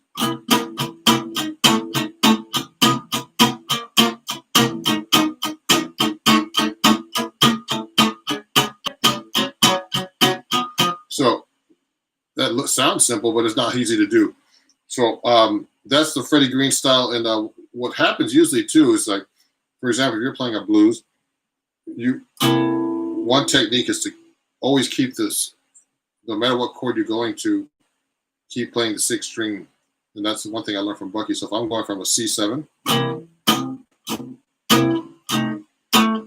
I'm going to keep the C in the bass when I get to C7. So it sounds like this.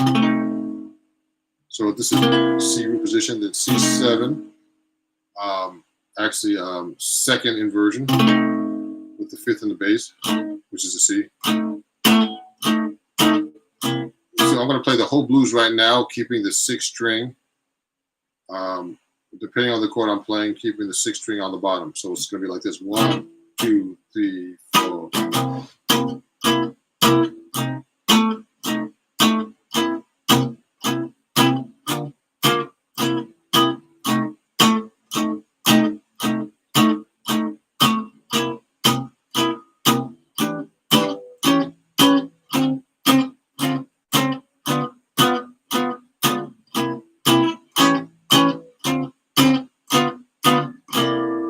See what I just did? I basically kept the 6th string there. That's a technique that Bucky used when you're comping actually in a big band. You just keep the 6th string root there to keep that bottom there of the chord. But you should obviously know how to switch between, all the roots too, like this. Maybe I'll turn this down a little bit so you can see my hand better. You can do this. Watch. I'm going to actually hit the roots this time.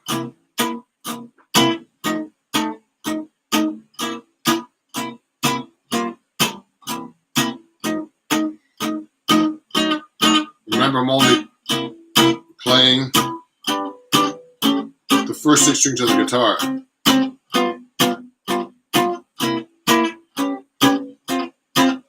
Now I can do a different position. All roots.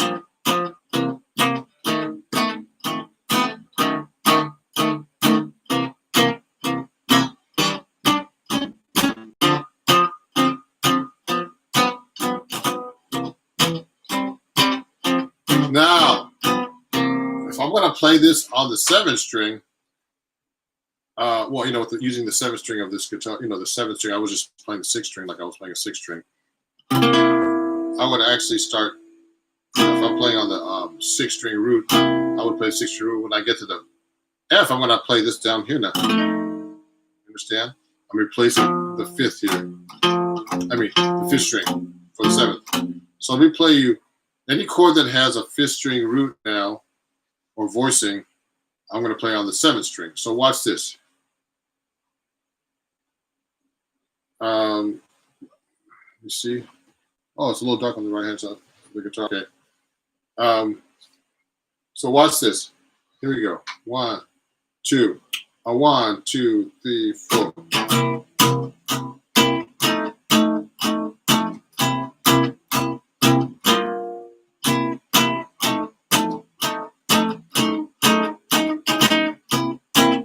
I'm gonna switch position. Open.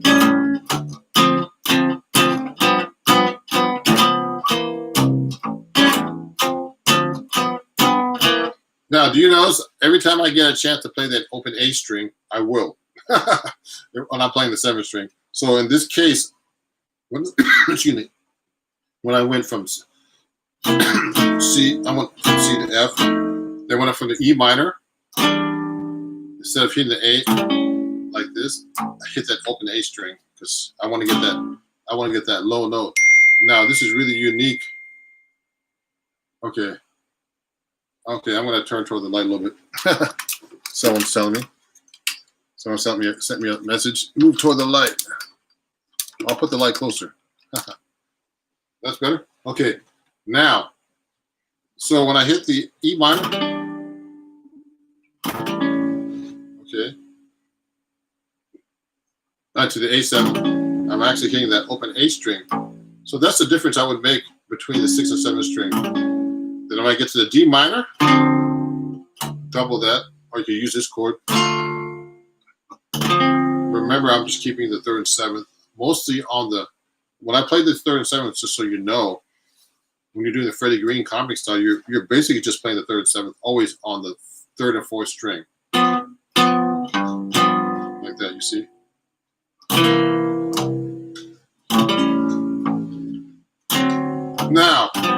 Now with accompaniment styles too, you know, you don't have to stick exactly to the chord progression. I do a lot of things like tritone substitutions. Now, what is a tritone substitution? If I'm playing like a C7, instead of playing C7 for like if I'm playing C7, I'm approaching the F7 chord. What I'll do is I'll play a half step above the target chord, which is the F. So I'm going to play an F sharp or G flat, and then go to the F. So that way it makes the song sound you know, more interesting. And also I'm not playing the same harmony out, so I'll go like this instead of going like this. For the first 2 bars, I'll go. I could do a half step below and approach the chord back to C7. I could go, when I do the 2-5 to the G minor to C7, go back to the F, I could just go instead. So that's a tritone substitution. So the tritone substitution for a C is an F sharp or a G flat.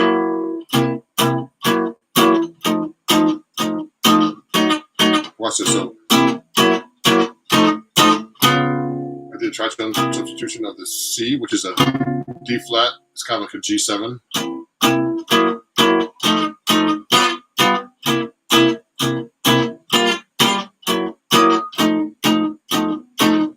Now F sharp diminished. Go down chromatic to the A. These are all substitutions. So you don't have to play the exact chords. Now a lot of these substitutions are actually we call turnarounds, because we're actually turning around through the changes. You know, approaching different chords, getting to the 2 here, the D minor to 2, the key of C to the 5-7. So I'm going, I'm approaching, I'm actually doing a chromatic passing chords going to the D minor.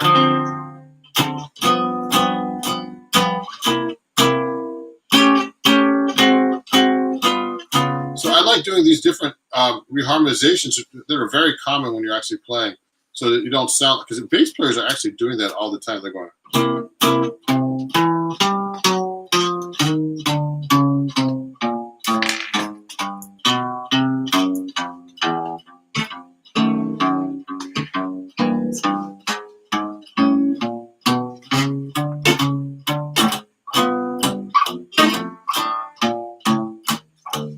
So they're actually naturally doing it. So you can actually do that with your chords too. Follow the bass player like this.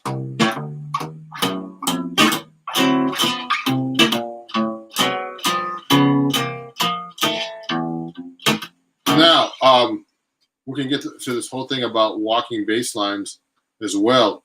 Now, I gave you an exercise on my on the Patreon account about walking bass lines, and they're really basic skills that I gave you, just root and third, just root and fifth basically, or just roots.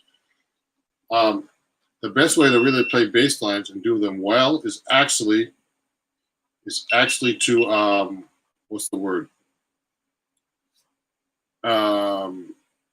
Learn bass lines from other bass players, because that's the best way to actually play the bass line. And so I'm actually a bass player too, so I would actually transcribe these kind of things. Let me move this back a little bit so I can see me better. My face, kind of weird, huh? So, that's that's what I actually try to do. Is what I would actually advise you to do is learn bass lines. So we've been talking mostly about swing kind of patterns, comping patterns, and chord voicings. Now, please, if you have any questions, I know there's only a few people watching. It's about a third of my patrons on Patreon, but I'm glad that you're watching, because you can actually go back and look at this video stream. So I'll have the link up on my Patreon if you missed this. Okay. And also, if there's any questions, please let me know. So another, there's some other styles that I like to get into with comping. I mean, there's bossa nova style. Okay. So you saw me playing today. Okay. Oh yeah, Reggie has a question here before I keep going. Learn a bass line, then harmonize them. Yeah, you could actually. So if I'm playing, like, let's say a blues,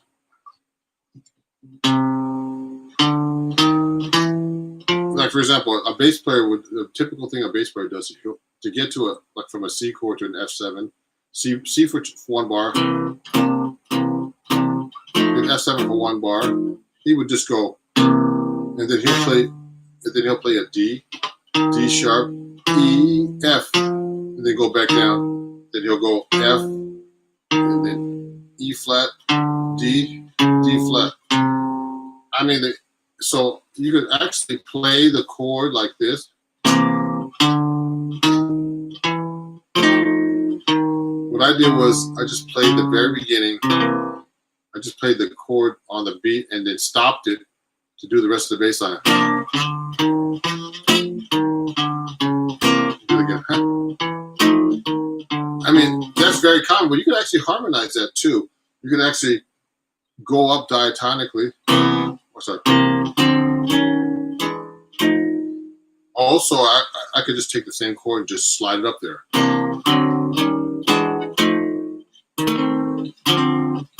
Now going backwards, I could do. I did the third the third inversion of the F7, going down, then D minor, then D flat dominant, back, doing that same bass line. So you could do either a bunch of different things. You could do diatonic.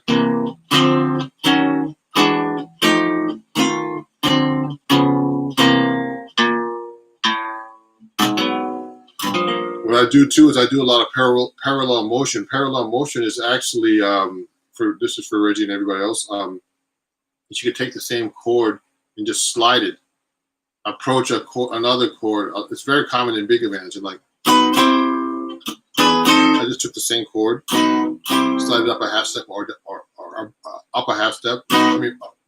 a half step from below or a half step from above.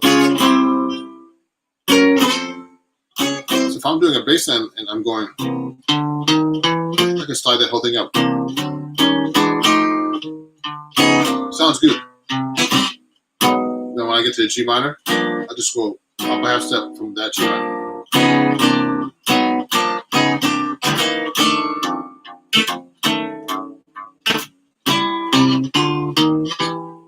Now, all these bass lines are bass lines I actually learned from before. So you don't have to play a chord under each bass note. You can actually, excuse me, you can actually hit the first beat and then continue. You can continue to play the bass line. So I'm going like, I can go like this, watch.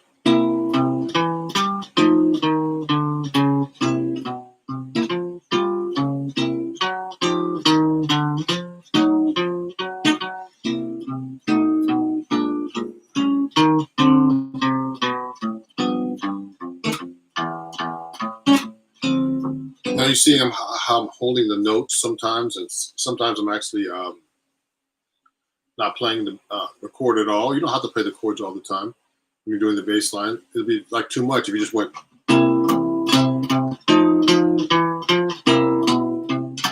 Does it sound natural?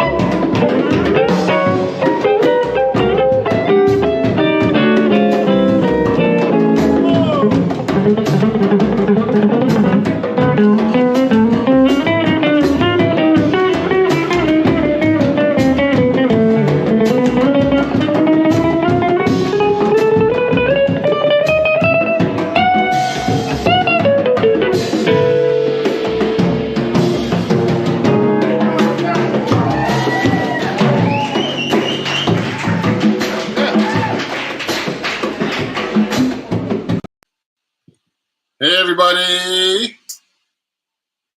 Ron Jackson here. Just making sure you can hear me. Are you? Can you send me a text message if you can or not? Today I'm doing a blues concert. I'm going to be doing all kinds of different bluesers. There's all kinds of styles actually for blues. This is my Patreon only concert. You know, I might make this public later now. I'll let you guys know. I'm going to make a small message.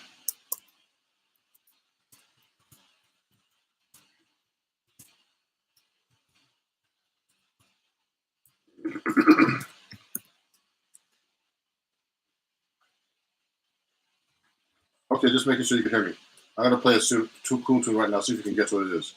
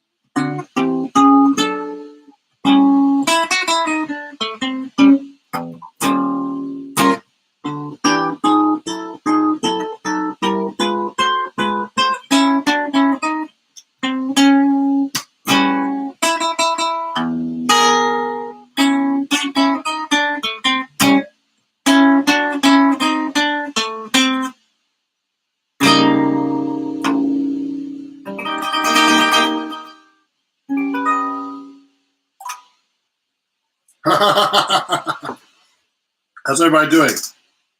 Oh, hey, baby. Hey, Reggie, how you doing? Blue Monk, yeah. I'm going to put a bigger light on so you can see me better. Someone recommended that just now. Hold on. That was Blue Monk. That's basically a 1-4-5 blues, but I transposed it to the key of A. What would be the reason for that? Anybody guess? Let me put this light on. Uh-oh. So you can see me a little better. Here we go.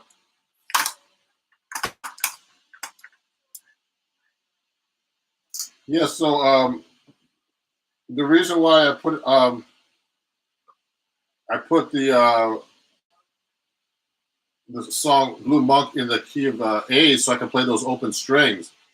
If you're a guitar player, it's better to sometimes it's great to use the guitaristic features of the guitar like open strings. When I used to see Joe Pass, see his videos, I saw a workshop of him years ago. He would take a song and put it to a different key so he could play those open strings. George Benson, Wes Montgomery, all the great guitar players, try to use open strings because, you can actually do it. With the 7th string, I have that low A note. So I can actually do that. So, this is a new thing I'm trying. I'm actually playing through my Motu M2 audio card. So now I'm actually playing through that and going directly from there and getting a decent sound. I'm not even using an amp. So it's a more clear, direct sound. I'm going to play you another blues. Now, there's all kinds of blueses, everybody. So I just did a kind of a traditional slow blues. I'm going to play you a blues in 3. Now, no one knows this, but this song was written by Toots Thielemans. And this song is very famous. A lot of jazz musicians play it. And it's in 3/4. It's a waltz. It's actually a blues form, more of a bebop form. We could talk about it later. And this song is called Bluesette. Here we go.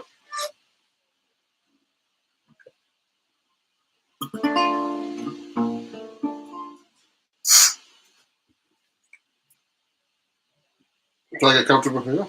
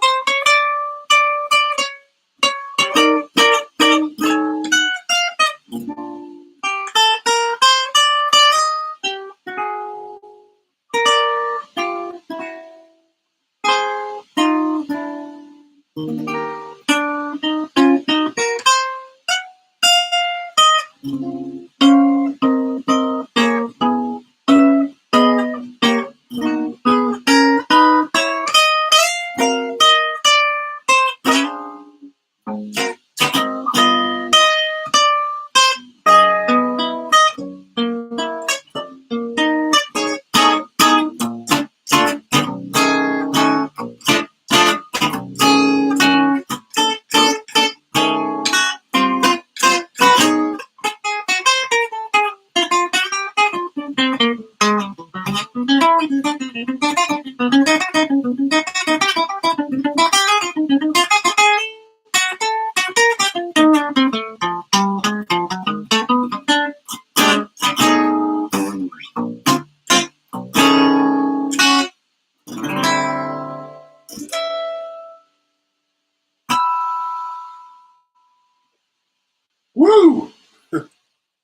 Oh, gotta turn the mic back on. Hey, hey, everybody, how's it going? Yeah, thanks for watching. I see a few viewers up here. It's not a public stream, but I could make it public, but maybe next time I'd like to have these Patreon only concerts. I might actually put some of these and make them public later. I haven't thought about that yet recently. I'm just starting these and getting used to the YouTube live video streams and things like that. But I'm going to start trying to do that actually in a couple of weeks. Now that I'm getting my act together with my equipment here at home. So that was another blues. Now, for people who are wondering what bluesette is like, it's actually a blues, but it's an extended blues. So Toots Thielemans, there's some blueses that are called bebop blues, like Blues for Alice, songs like that. That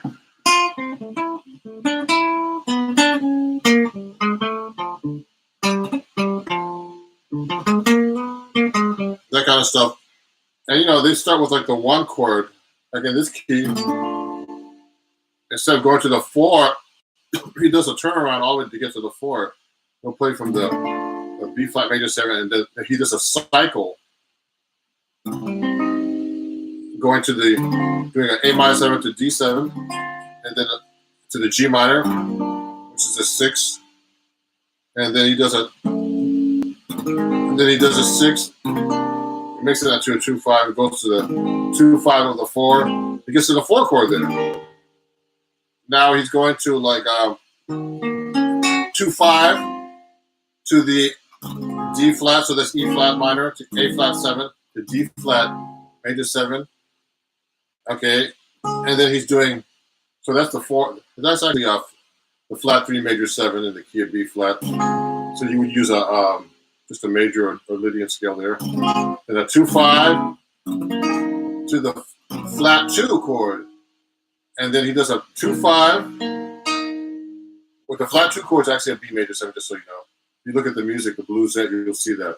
And he does a minor 2-5, C minor 7 to F7, back to the 1 chord.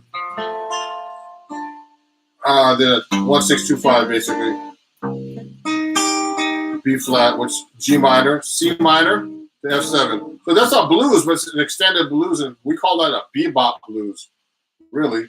Or a form of bebop blues. We go through all these changes, and you actually it's a blues form, but it's actually comes from the original blues, which is the original blues I heard actually started as just one chord, and the guy would change his voice and actually go to the 4 chord and the 5 chord in his voice, and eventually it developed to the next step, which was 1-4, then 1-5, then you got the 1-4-5 blues.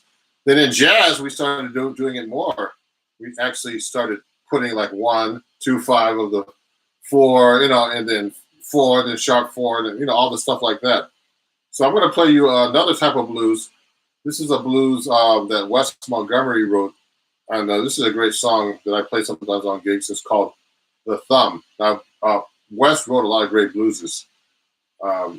There's one song called "Sundown" that I used to play. So many blueses that he did, and they call me Les Montgomery. Actually, just kidding. So let me play you this song right now called "The Thumb." Now, this song is in the key of G. So I've been playing different keys for you. Oops. So let me fix this mic and then we go.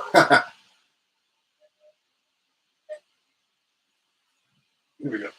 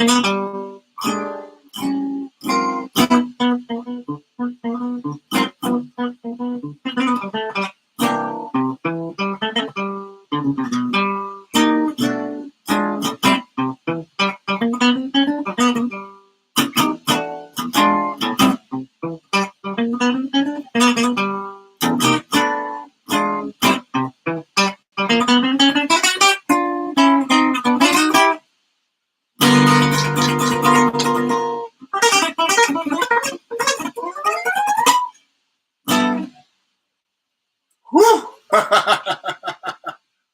Whoa. Well, that was hard work. Yeah. Hey, everybody. Yeah, thanks for listening. Hey, thank you, Reggie. My Reggie's a great student of mine for what, great guitar player. And, if I could figure out a way of putting you guys, I think there's a way actually. Oh, I could have done this on StreamYard. Man, I can't believe this. You know what? Next week, guys, I'm going to use StreamYard to do a live so we can chat and I can invite some of my students in to this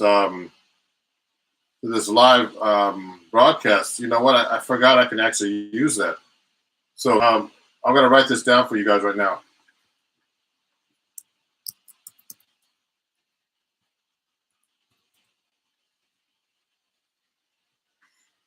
Now, StreamYard is actually another app I could actually use. I mean, it's kind of late now because we're right in the middle of it, but I could send you a link next time. You can go on StreamYard and you can watch and join me. I don't think we can actually go private on that. Maybe we can, but I can invite some students up to to talk and hang out a little bit too, and patrons, of course. If you want any questions, if you go through StreamYard, I've never really used StreamYard like this as a private concert yet. So thank you everybody for watching and liking this. Reggie's asking about are there any particular scales you prefer over the blues? I use all kinds of different scales and stuff, Reggie. Let me talk about that a little bit. So if I'm playing over a blues, I mean, I'll use the minor pentatonic, of course. You should know all your minor pentatonics, everybody, all over the neck. So if I'm in the key of G, there's about 5 of them. Now, I mean, I won't show you. I'll just show you the 6-string version. This is a 7-string, so.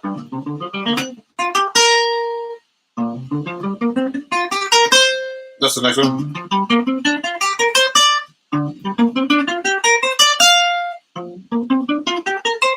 All the minor pentatonic, okay? So every chord, it depends on what the progression is actually. So when I'm actually playing like over a G7, I have a lot of options. So I'll just take just a dominant scale. Now remember to be able to play this all over the neck. Then I could use a G mixolydian with a sharp raised 4.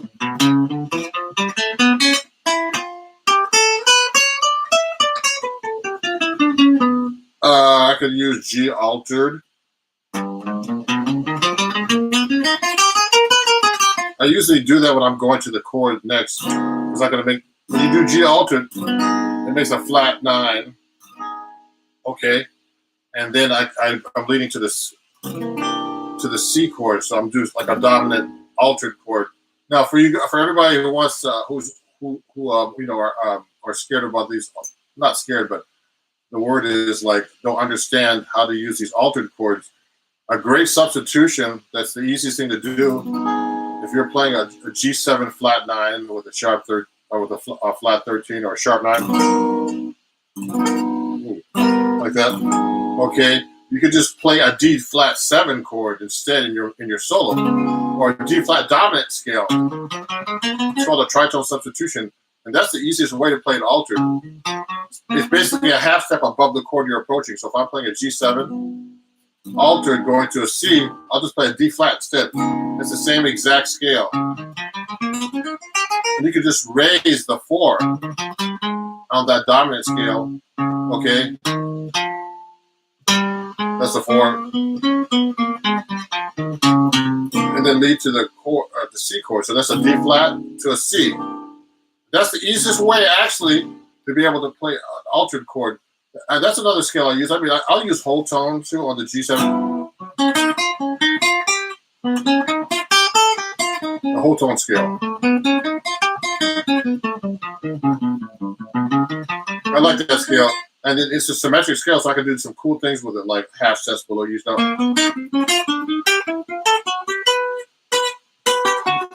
I like this one.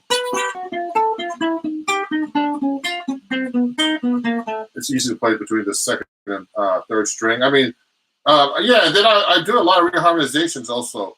So that's another thing I like to do. I mean, I don't just play like just a G7 to a excuse me, to a C chord. Let me get some coffee here. I'll actually I'll just do like I'll do reharmonizations. There's a bunch of them. I'll just go from G. I'll go down the whole steps every bar. That means every 2 frets down to get to the 4 chord and things like that. Then I'll do like descending 2 5s to get to the 2 chord. Things like that. There's so many things I could do. But anyway, let me play you another song, everybody. Some more blues. I'm going to play you another song that was made famous by Miles Davis. And he actually wrote this, I think. I heard that he stole a lot of this music, but this is called All Blues.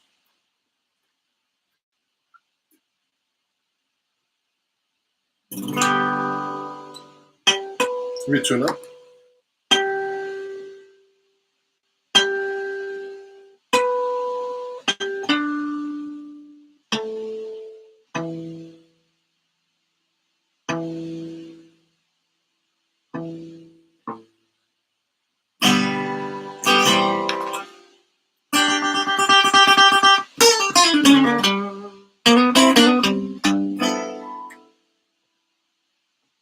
Yeah, the kid G again.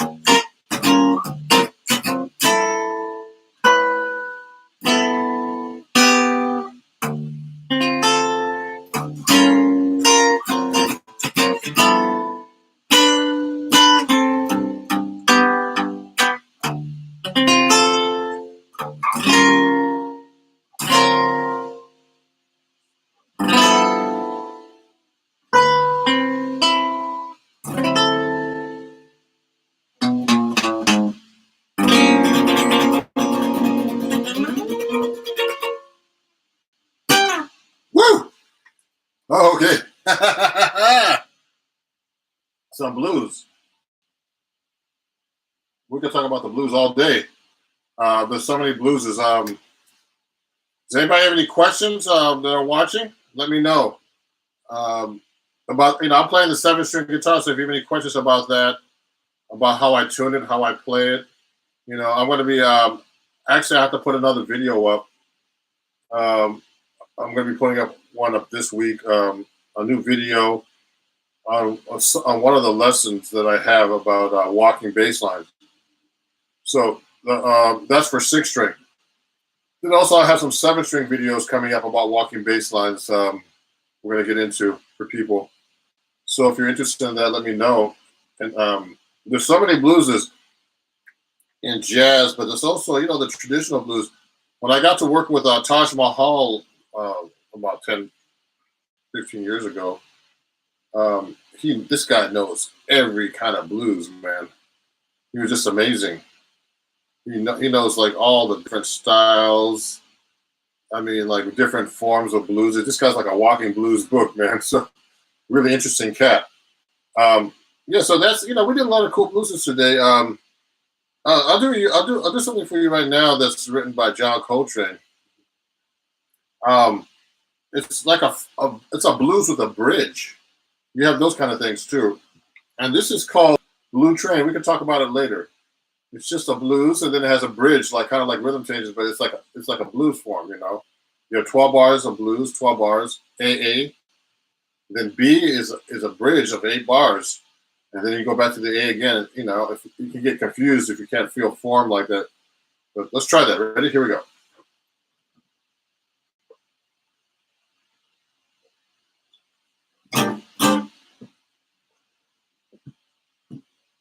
It's in B flat.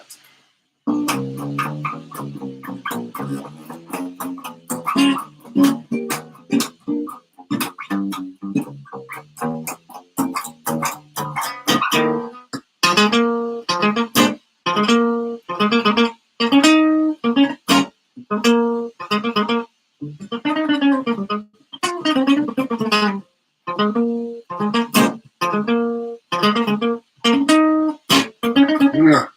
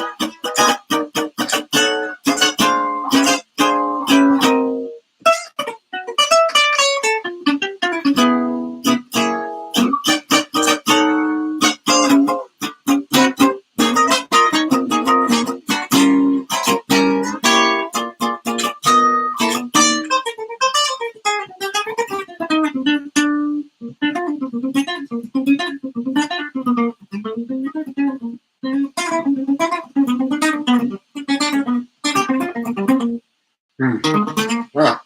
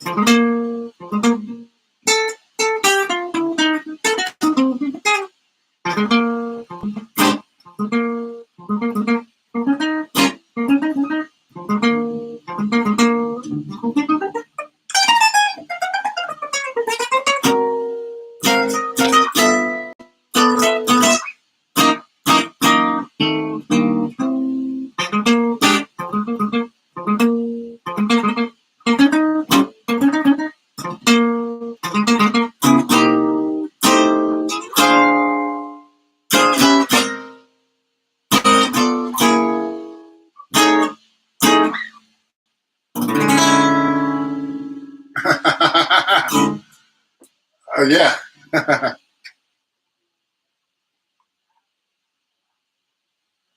Hey everybody, how's it going? Okay, yeah, that was called. That was called. Actually, what was that song called? It's a John Coltrane song. A Blue Train. No, not Blue Train. Let me think about it. I just had the name here. It's one of his famous songs. It's actually a blues with a bridge. Okay, and basically the bridge goes to A flat for 2 bars, G to two for 2 bars, and then F for 2 bars. It's actually like a variation on rhythm changes. The bridge to rhythm changes, which is I Got Rhythm.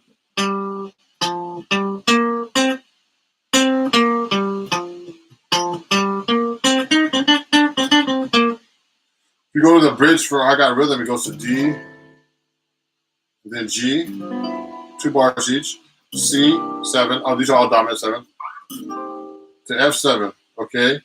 And but John Coltrane, he replaces the D with an A flat, which is a tritone substitution, we call it. Okay, and then it goes down to the G, and then he goes to the G flat, which is a tritone substitution of the C7. It goes to the F. Okay, I think that was called Locomotion, actually, that song. But it's a great song, and it's a fast song, but it's a blues, so blues is a little bit easier to play faster than I think than rhythm changes. But we'll talk about rhythm changes another time. Now, if anybody has any questions, let me know. I think I'm getting a little tired here. I'm gonna actually probably end the live stream right now. So if there's any questions, please send them to me on my on Patreon. Um, and this has been fun playing for you guys. And if you have any questions, just send them on my way here. And this is all. This was all blues day. There's so many blueses. Let me play you maybe just one more before I finish up. And so I did different kinds of blueses. So a lot of blueses have like pentatonic melodies, but also they have more complicated melodies. I'm gonna end with Billy's Bounce. And that's one of the blueses I know a little better than some, as far as melodies are concerned. All these bebop melodies are kind of difficult to learn, but you can learn them eventually. You have a whole arsenal of them. There's so many of them. I have this list right here that I'm looking at. There's Bessie's Blues, Billy's Bounce. Oh, that was called that was on Blue Train. I think that was called Locomotive or Locomotion. And then there's tons. There's Footprints, Freddie the Freeloader, Mr. PC, Now's the Time, Sandu. I played all these songs before with somebody. Blues Walk.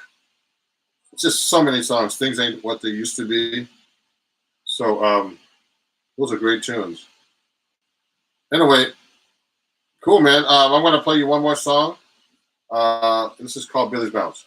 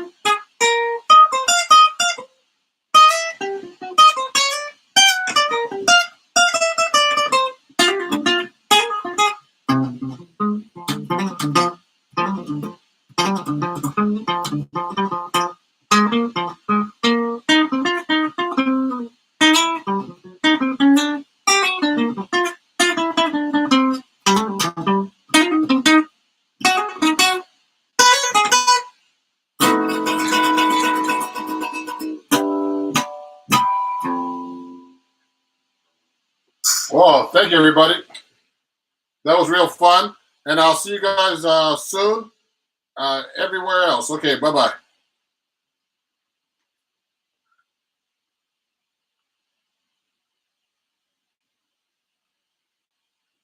Hey, everybody. I just got to make sure I look good here. Look a little cut off here. Oh, I got to fix this a little bit here. Make sure you guys can see me. Okay. Move back a little bit and put it down. See if that's better. Yeah, that's better. How's everybody doing? So you know what? We're going to talk about double time phrasing today.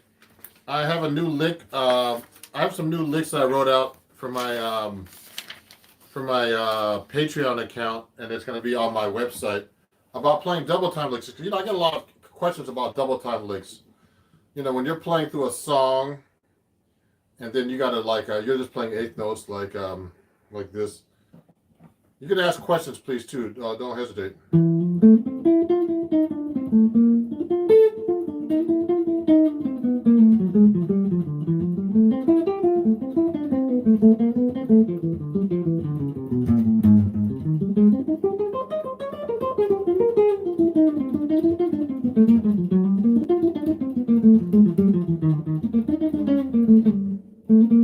So what I'm doing, basically, I'm just these are all these licks that I really know by heart that I can just play through changes. The thing is, if you're playing a jazz standard, you've got to be able to say you're playing. I'm gonna put on Satin Doll in a minute. You're gonna have to be able to take a solo over that, and then start trying to do double time. And a lot of students have an issue with that. Now, what is double time?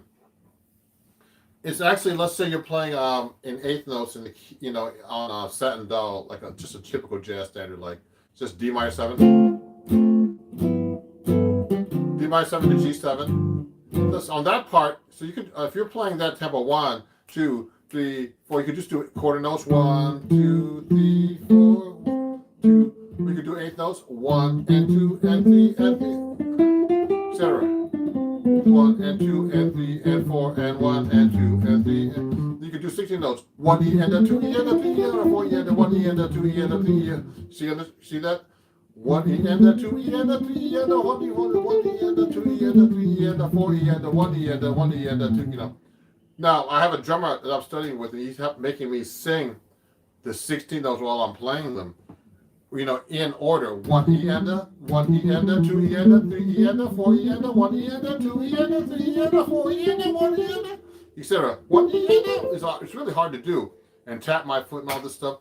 So you can really get the timing together. 1 E and a, 2 E and a, 3 E and a, 4 E and a.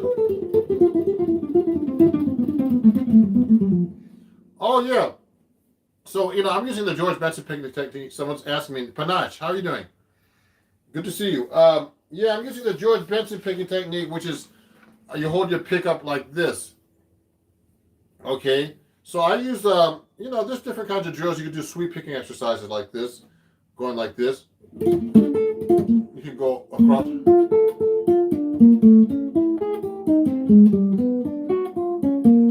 etc. Okay, and you could do sweeping, and you could do making sure you do tremolos at this angle up. You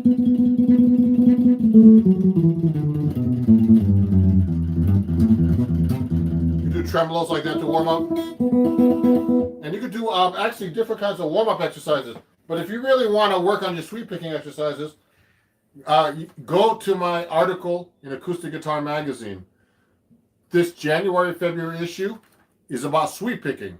So it's all about sweep picking, this exercise. Look, take a look here. It has George Benson. This is my article. It's all about sweep picking. So if you want to go check it out, go to the website acousticguitar.com, and you can see my whole article about sweep picking. And it's a great little article. So check it out. It's that's how you get really into sweep picking. You're my friend, are a beast. Juanito, thank you, man. Yeah, Panache, get that magazine. Yeah, It's that article's in there, and please check it out. And also, let me see this. I have a book there too. So if you want to check out my book, it's over there too. You can get this from me actually. Go to my website at ronjacksonmusic.com. I'm actually having a sale. So so on my sale, you get 25% off. Use code what's it again? Memorial Day, MDW, which is Memorial Day weekend 25. So MDW 25, you get 25% off my book and all lessons, including my double time lesson I'm going to be showing you in a minute. Hey Shiva, how are you? What's going on? So I'm going to actually play you a little bit right now. I'm going to play some Satin Doll so you guys can see how I deploy double time phrases, okay? Here we go. Let me just turn this up a little bit. Let me make sure the volume's up.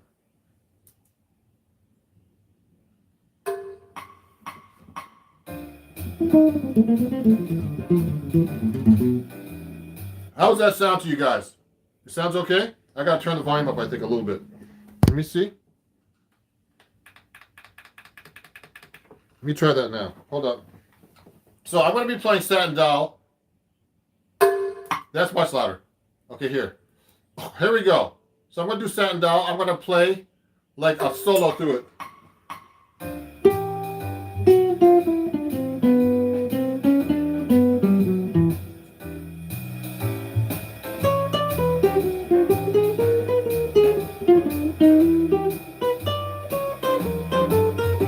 So I'll do double time now.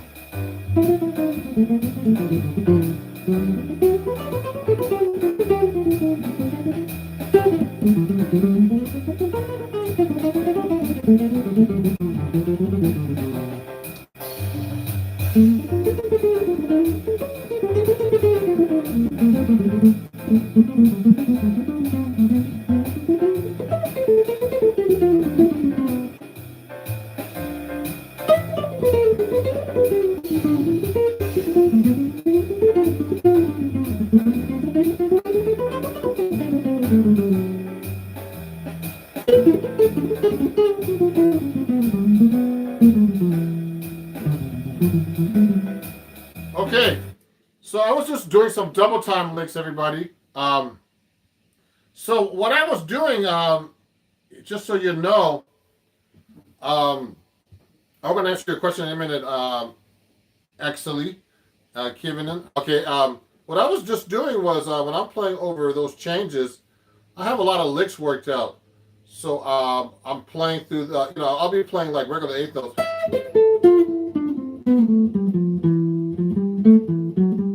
So I have a lot of these 2/5 licks.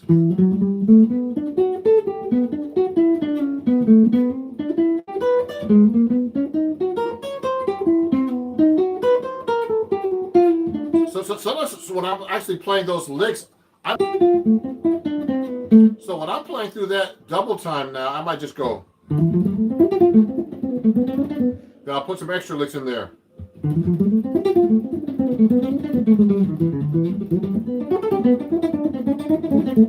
So what I just did, I transposed that lick up a whole step as well. So that's actually kind of cool. Actually asked me if I use a wound G string. I'm actually using, this is actually not wound. These are all flat wound strings actually on this guitar. These are Tomastic black, actually labella jazz tapes we call them.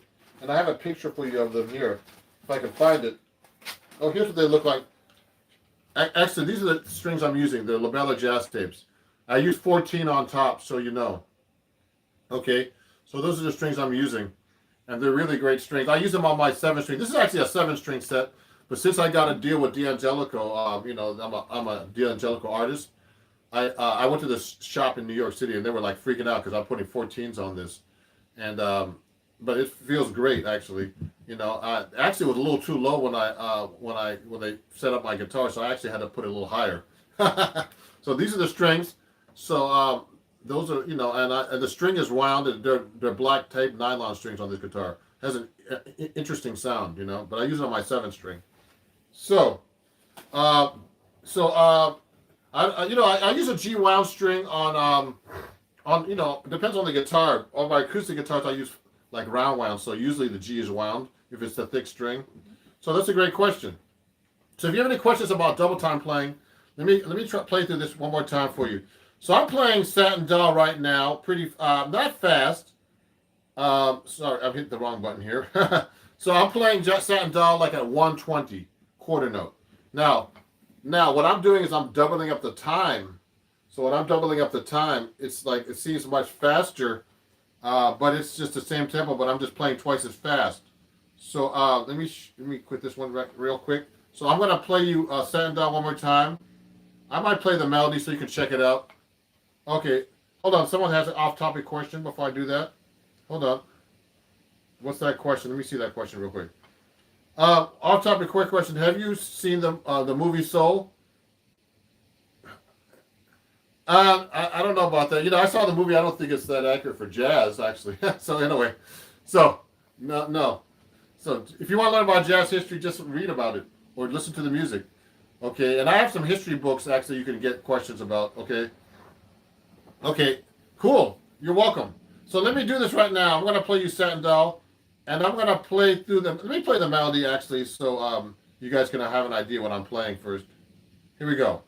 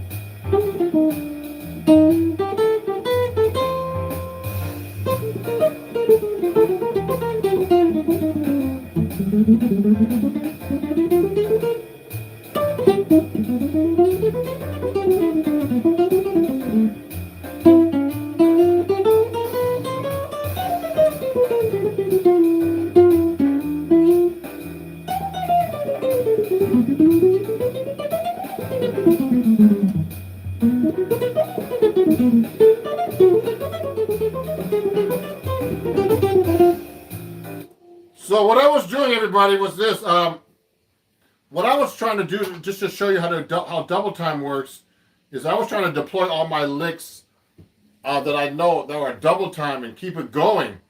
So sometimes I would actually miss the changes, but even if you miss the changes and you're playing in time, it doesn't really matter. Hey, hello everybody. Great to see you guys. Awesome double time, but that was great. Thank you.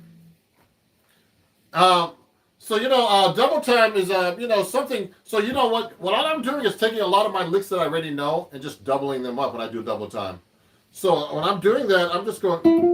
So if I know a lick like this goes like this, like let's say I'm playing. Let me play through Satin Doll one more time, and so you can get an idea. I'll take a couple of my licks that I already know, and this is how you have to practice, everybody. I'll take a couple licks I know.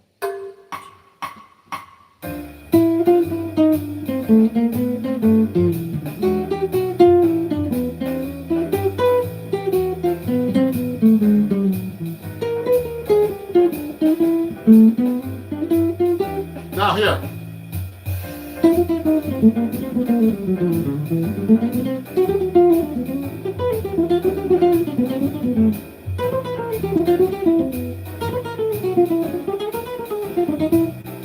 So what I just did, everybody, what I just did was I just took some of my licks that I already know. If I want to do double time, I just double them up. Okay, so that's one method of doing double time. And I learned this. I mean, I studied with Pat Martino, and he always doubles up his licks like that. And he has these patterns that actually that cycle back and forth. Like you can go like this.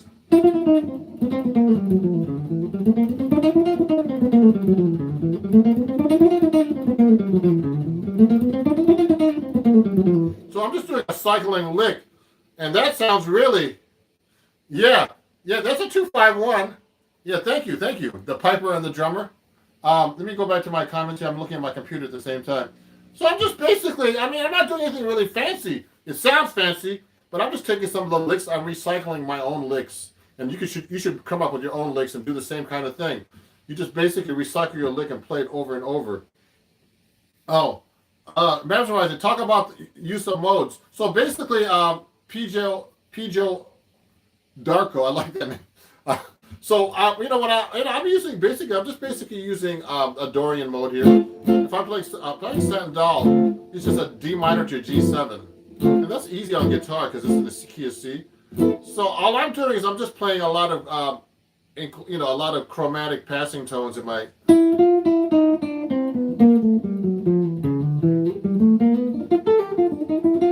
And then closures. Basically, I'm doing a lot of passing tones between the whole steps of the Dorian scale and the dominant 7th scale. So I'm using the dominant bebop, also the Dorian bebop as well. So all I'm doing is I'm playing over a D minor Dorian mode, which is just like D, E, F, G, A, B, C, D. You should know it in all keys. And I'm just doubling up the notes and doing passing tones. And these are a lot of lines I made up, and also I stole from people that are my licks now. That's a great lick.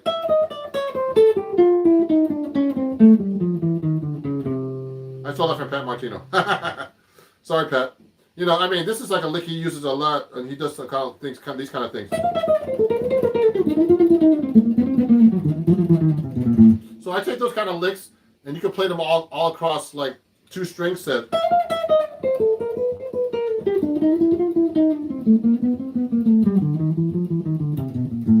See what I'm doing? So I take that lick and I'll just play that through the changes as an exercise, so I can work on my double time licks. And so you should be trying this on your guitar right now. It's not easy, but you have to learn how to deploy these licks like that. So let me pick another song, like another jazz standard. So that's at 120, and that's fast if you're doing double time. But imagine if it's faster. Let me see something here. Let me try to find another song that might be a little bit faster. So you can actually try to play something that's like a little harder to play double time. Let's do a blues. Let's say Billy's Bounce or something. No, this is gonna be faster. Oh, this is too slow. I'm gonna put it up to 160 maybe. 150, because 150 is a fast tempo in jazz. They consider it a up tempo song. 300 is like 300. If I do this twice as fast, it's 300. So listen to this. Oh, this is in C. I'm going to transpose back to the key of F. Because I had it working. I was working on a studio with this. So here we go.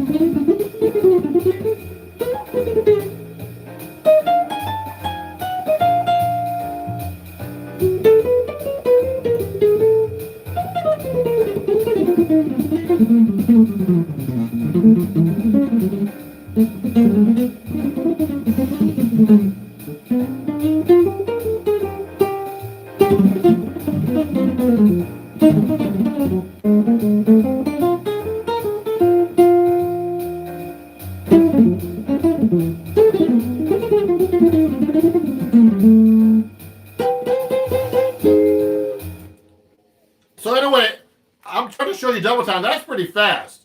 That's at 150 half note, but so I'm playing 300 as a double time licks, so that's harder to deploy. I got to really think about it because, the time's going by and, there's all these different changes. Yeah, so I'm sweeping and I'm doing all kinds of stuff. See, what I'm trying to do is I'm just trying to hang at that tempo and play my stuff and without missing. That's the hard part when you're deploying these double time licks.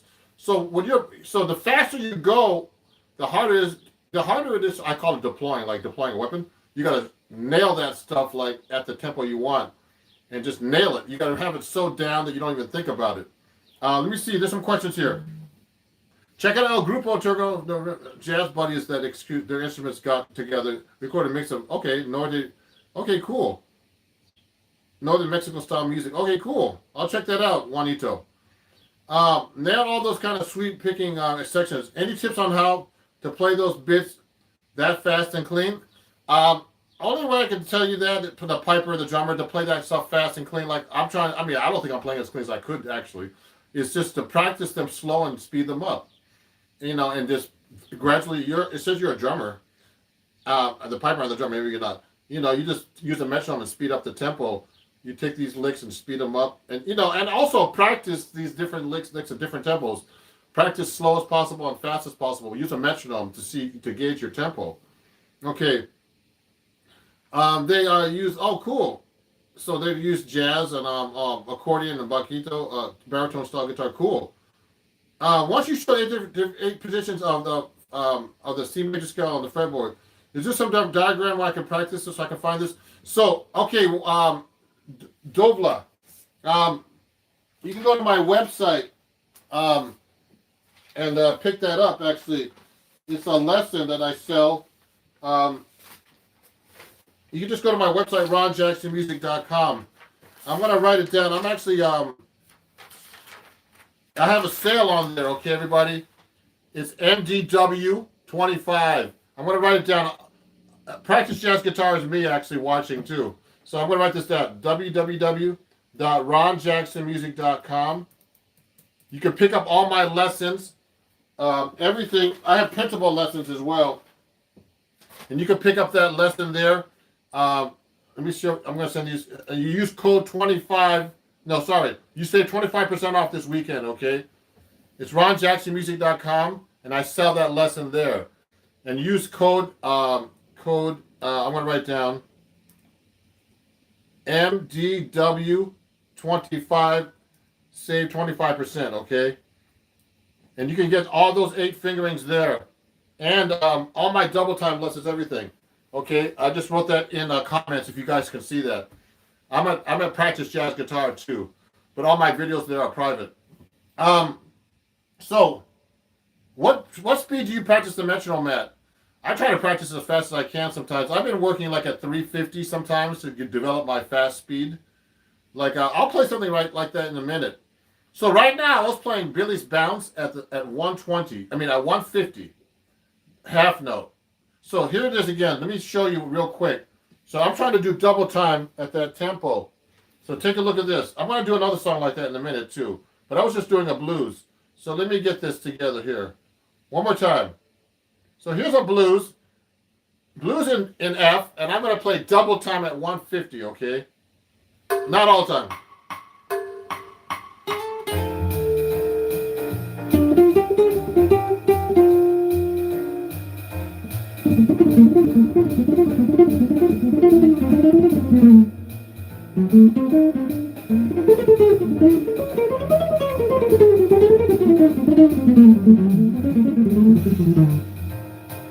Ah! Ah!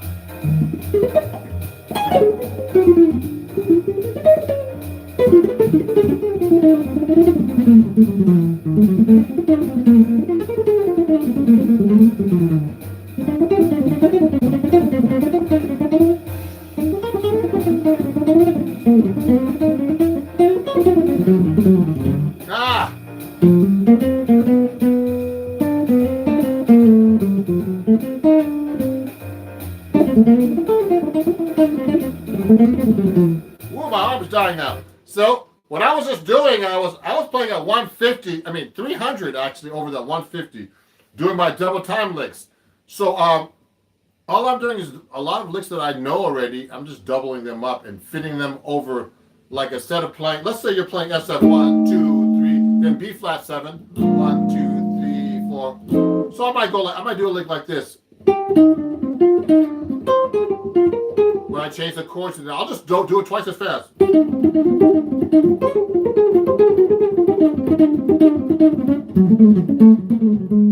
So I'll just double the lick up to play twice as fast so I can do the double time lick. We're talking about double time here today. So, you know what? And if you're playing that fast, your hand will start to die on you because my hand's starting to die on me at that tempo.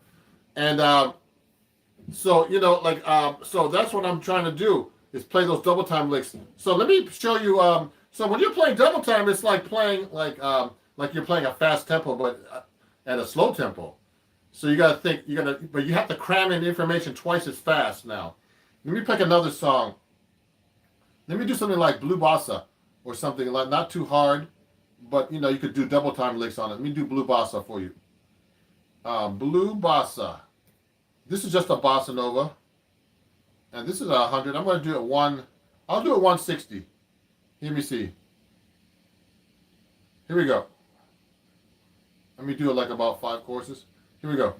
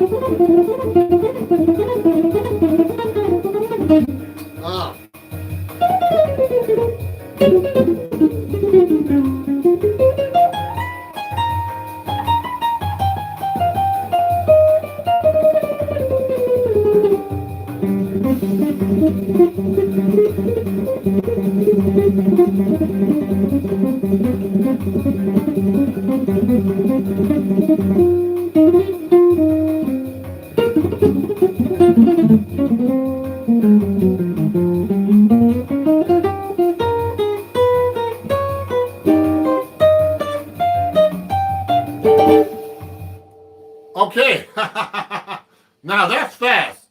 That's 160 half notes, so that means it's 320. So you should be able to even play faster than that, actually. So that's pretty fast. Let me see something. Any other questions, anybody? I'm just trying to see what's going on here. Yeah, any questions, please send them to me or comments. And if you're enjoying what I'm doing, you know, I'm having a sale on my website for all my music I told you earlier. And, you know, so you can go to my ronjacksonmusic.com. I have all these lessons like double time licks here that I use. And so, you know what, I have some licks that are worked out like this one here. If I'm playing like, say, F minor or C minor. So this lick goes like this, actually.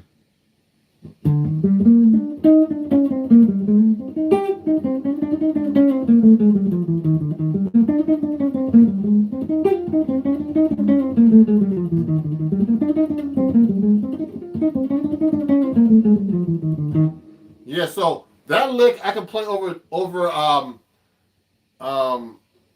Blue Bossa as a double time lick that I actually have written out. It's a new lesson I have on my Patreon account, and also my my website that I'm going to be putting up today, later on today. Let me see. There's a question here. Yeah, I wasn't doing quintuplets. I was probably doing I was doing like 16 note triplets, like that kind of stuff at the end there. So you know, but I'm mostly doing 16 notes when I do double time. So I was going to show you guys something. So if you like, you know, I put this lesson on my Patreon account. So if you want to join my Patreon, you can just join me here. Someone from my last live stream joined my Patreon after watching this workshop. So, you know, all these lessons and everything are actually on my Patreon account. Just go to www.patreon.com and then go /Ron Jackson Music. Okay, and that's my Patreon, and you can get all my lessons there too about this stuff.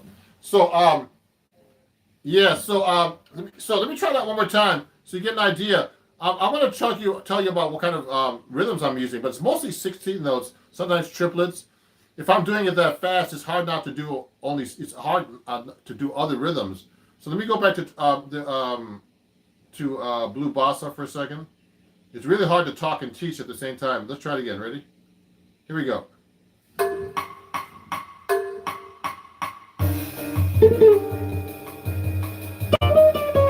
Now I'll do triplets.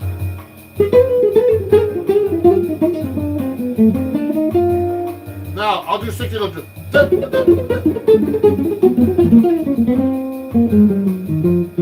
And then 60 notes. I gotta prepare for that.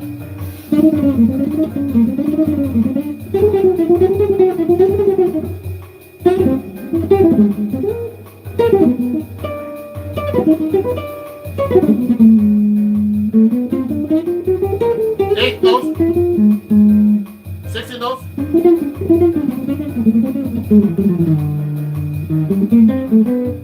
Eight notes. 60 notes. Triplets.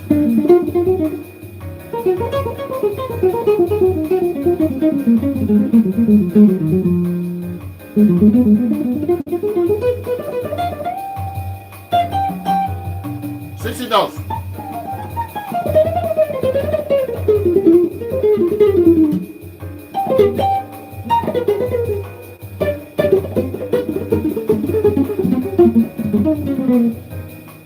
Ah.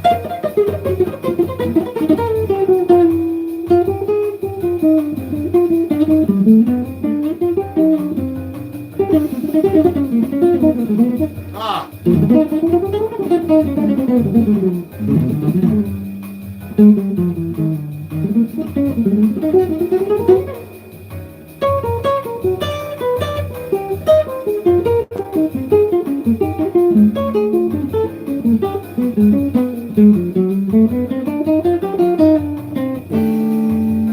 Yeah, so I was mixing everything up. I was telling you the rhythms I was using, so you get an idea about what kinds of rhythms I'm using. But so we're talking mostly about double time.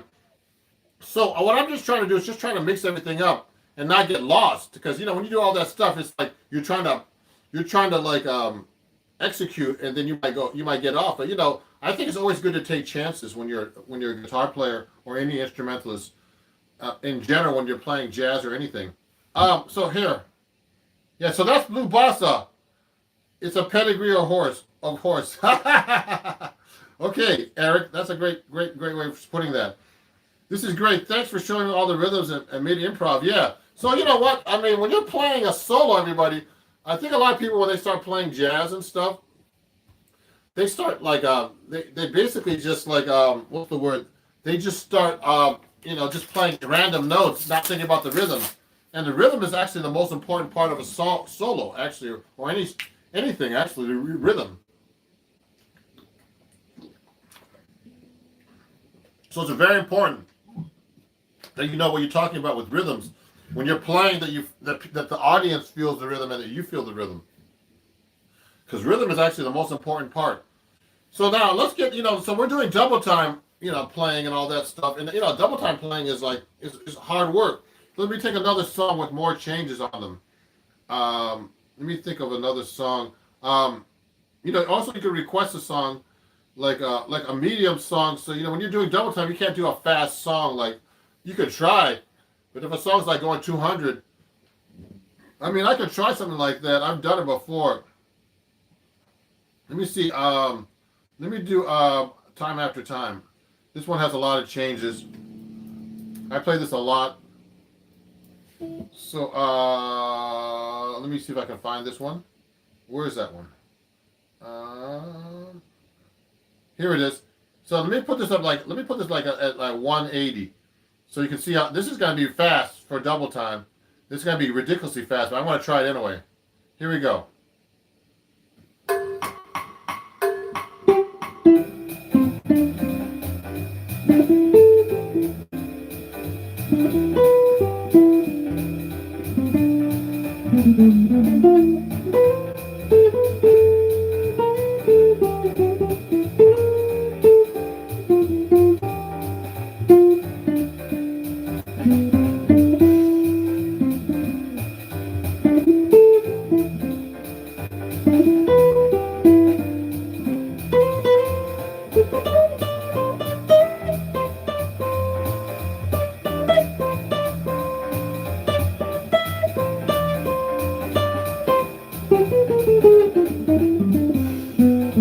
Eight notes.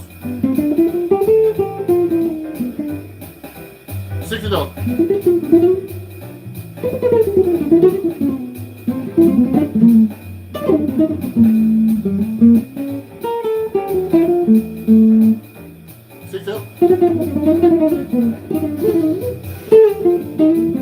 Eight notes.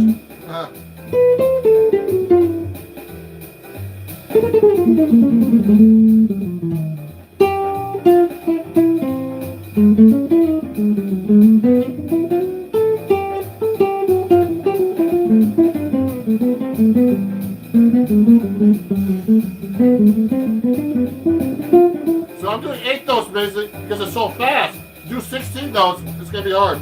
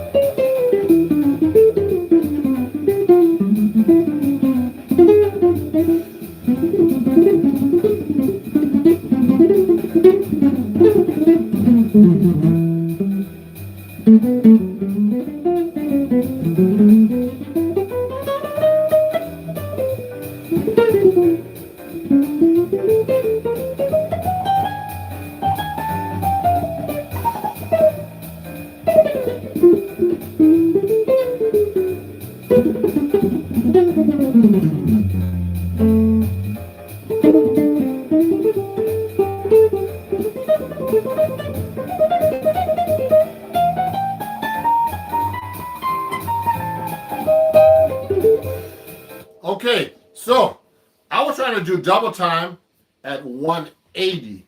Now 180 is actually wow. So that's 150. Oh man, that's fast, man. That's three. Wait a second. That's 180. I can't think because that was burning my brain out. So there's extra 40 clicks. So that's 320. No, 340 is the tempo I was playing at, actually. So that's a really, really fast tempo. You know, so actually the 60 note will sound like this. We play for a second.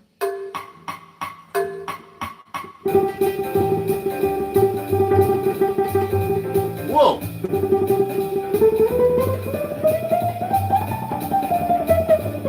So if I'm trying to double time at that tempo, that is fast, man. So, you know, that's a fast tempo. 1, 2, 1, 2, 3, 4, 1, 2, 3, 4, 1, 2. I mean, you should be able to play those tempos, and I need to practice those more. So when I'm doing double time, I'm actually thinking, like at that tempo, you know, that's like a fast tempo, but double, you know, this is a kind of like, this is what they call medium up, that tempo, but that's not really, you know, it's not fast to play, because I have students that think that 200 is fast, and that's not fast at all in jazz. But you know, you can play really fast in jazz and really slow. So I'm gonna see if there's any questions here, because I'm looking at my oh sorry, I'm looking at my things here. Oh yeah, so someone says I'm a legend. Thank you. So yeah, Silent Violet, I'm a legend. Thanks. I'm a legend in my own mind. That's crazy. It is. It is crazy, all these notes. So, yeah, so did anybody have any more questions about double time? So basically, double time is just being able to fit all these notes. You know, instead of playing 8 notes, you play 16 notes, but you got to be able to fit the same ideas in that 16th note phrase when you're playing. So my hand feels like stiff right now from doing all that fast playing. So I'm going to have to take a break soon. But, you know, if you're enjoying this, everybody, I'm having a sale on my website again, ronjacksonmusic.com. Okay, ronjacksonmusic.com. You just go to my website and just put in code MDW25, and you save 25% off everything, including like my book here that I have on Acoustic Guitar Magazine, from Acoustic Guitar Magazine and Hal Leonard, called Chords at Your Fingertips. It's all about chord melody. We're not doing chord melody today. We're just doing double time soloing. And you'll save. You'll get an autographed copy. You save 25%. And you know, and thank you. Thank you. You're welcome. You know, you can ask me any question. I'm here for you guys. You know, and you know, the best way to teach you, I offer lessons online too. So you can get 25% off my lessons on my website too. So use code MDW25. And you can just go to my website and you know, purchase lessons. The best way to learn this stuff is actually definitely, you know, study with a teacher. That's how I study with a lot of different teachers. So it's important to, you know, study with somebody. It's hard to see yourself play and see what you really sound like. You know, and the best way really to get your stuff together is actually record yourself. Watch yourself on videotape, listen to yourself on recordings. That's what I do all the time, you know, and I'm always going, oh my God. But everybody else seems to like what I'm doing, so, you know. When I went to D'Angelico, it's so funny. I'm going to show you my amp in a minute, and you can get a quote on this one too. So I went to D'Angelico, I got this guitar from them, And I was playing, man. I was like, oh man, I don't sound good today. They said, man, you sound great, man. I'm like, what? What? I'm not even warmed up or anything. I haven't played. Like, all I do is social media and all this. And they said, no, it sounds great. Here's the guitar. I was like, thank you. I like to thank Justin and everybody at D'Angelico, New York, for them giving me this guitar and being an artist ambassador for them. So if you're interested in D'Angelico guitars, you can go to my store, and this is the XL1. But you can actually go to my store. I have a store on Amazon. You can pick up your own D'Angelico guitar right there. Go to my Amazon store at Amazon.com/shop/Ron Jackson Music, and you can pick up one of my D'Angelico guitars there. And these are nice over there. So my amplifier. So you know what? Just so you know, okay, hold on. Someone's asking me before you answer that question. Do you still focus on accents on that speed, or do you play evenly as fast as you can? Ha! That's a good question. I mean, you know what? When I play that speed, I mean, I'm naturally thinking about phrasing anyway, Mr. Les Paul fan. Oh, Les Paul. I knew Les Paul actually. He was a great guy. I used to hang out there, and I have a picture with him over here on the wall here. Mr. Les Paul fan. I have a picture right here. I should show you. Hold on, let me show you real quick. Let me show you. Because I want to show my Les Paul fan this guy. Les Paul fan. Look at this. You answer that question? Here's a picture of Les with his signature to me. He was a great guy, man. He lived till like in his mid-90s. And I studied with Bucky Pizzarelli. And he actually, so it says here, Tehran, the best great player and friend, Les Paul. So, Bucky used to play with Les Paul. I used to go see them all the time. I studied with Bucky. And Bucky lived a little longer than Les, actually. Because, Bucky would live to 94.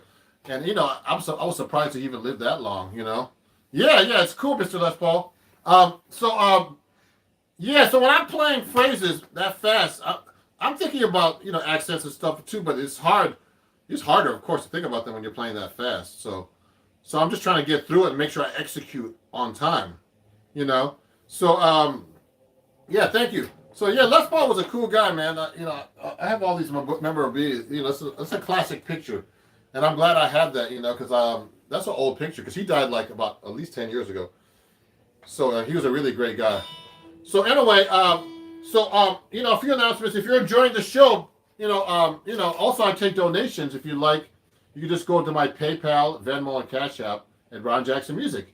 And if you enjoyed the show and you'd like to donate, that would be great. And if you learned a lot today, it's Ron Jackson Music at Venmo, PayPal, and Cash App. And last week, one of my fans here on YouTube actually, became a patron at Patreon. So you can join my Patreon at Ron Jackson Music. Now, about the amp. Sorry about that. So I use a Fender. It's hard to see, but I actually use a Fender Tone Master over here. But also I use this amp. It's a really great amp. It's a Henriksen amp, okay? And this is like the most powerful small amp. I use this is a jazz guy's amp, like the lazy jazz guy who wants to carry out a powerful amp and doesn't want to break his back. So, so this is a Henriksen Bud 6, they call it. It's a great amp, and it's 120 watts. It weighs 13 pounds, and it has volume and tone. It has 2 full channels with reverb and everything. You can plug a mic or a guitar. So I work with singers with this amp. And I'm also a Henriksen influencer too. So I have a code. If you guys want to get your own Henriksen amp, you can save 5% at HenriksenAmplifiers.com and use my code Ron Jackson. And it's a permanent code. So please share with your friends. Please share this code with your friends. Ron Jackson, okay? For HenriksenAmplifiers.com. And these are great amps. And, check them out. I use them all the time, especially on gigs, And at home, I'm using my Fender Tone Master a lot, which is an expensive amp too, and they're really great because, they don't weigh like a Fender amp. It's hard to see over here. I don't have my camera pointed over there, but my Fender Tone Master is over here, and it's a really great amp. A Fender Tone Master twin reverb actually, and also I have the Tone Master, the smaller version. I forget what the name is, but I have that as a backup. They're really great amps, everybody. So if you want to get that, does your core for yes. So just so you know, Eric, yeah, chords and fingertips is all levels actually. Okay, so they start out at different levels. There's a 25% off on my website too, Eric. So use code Memorial Day weekend MDW25. That's you need to get 25% off the book, and it's an autographed copy for you. So it goes through different stages, like really basic here, all about chord stuff. There's 5 different writers. I have 3 lessons in here, and it starts with the notation guide, and then basic chords.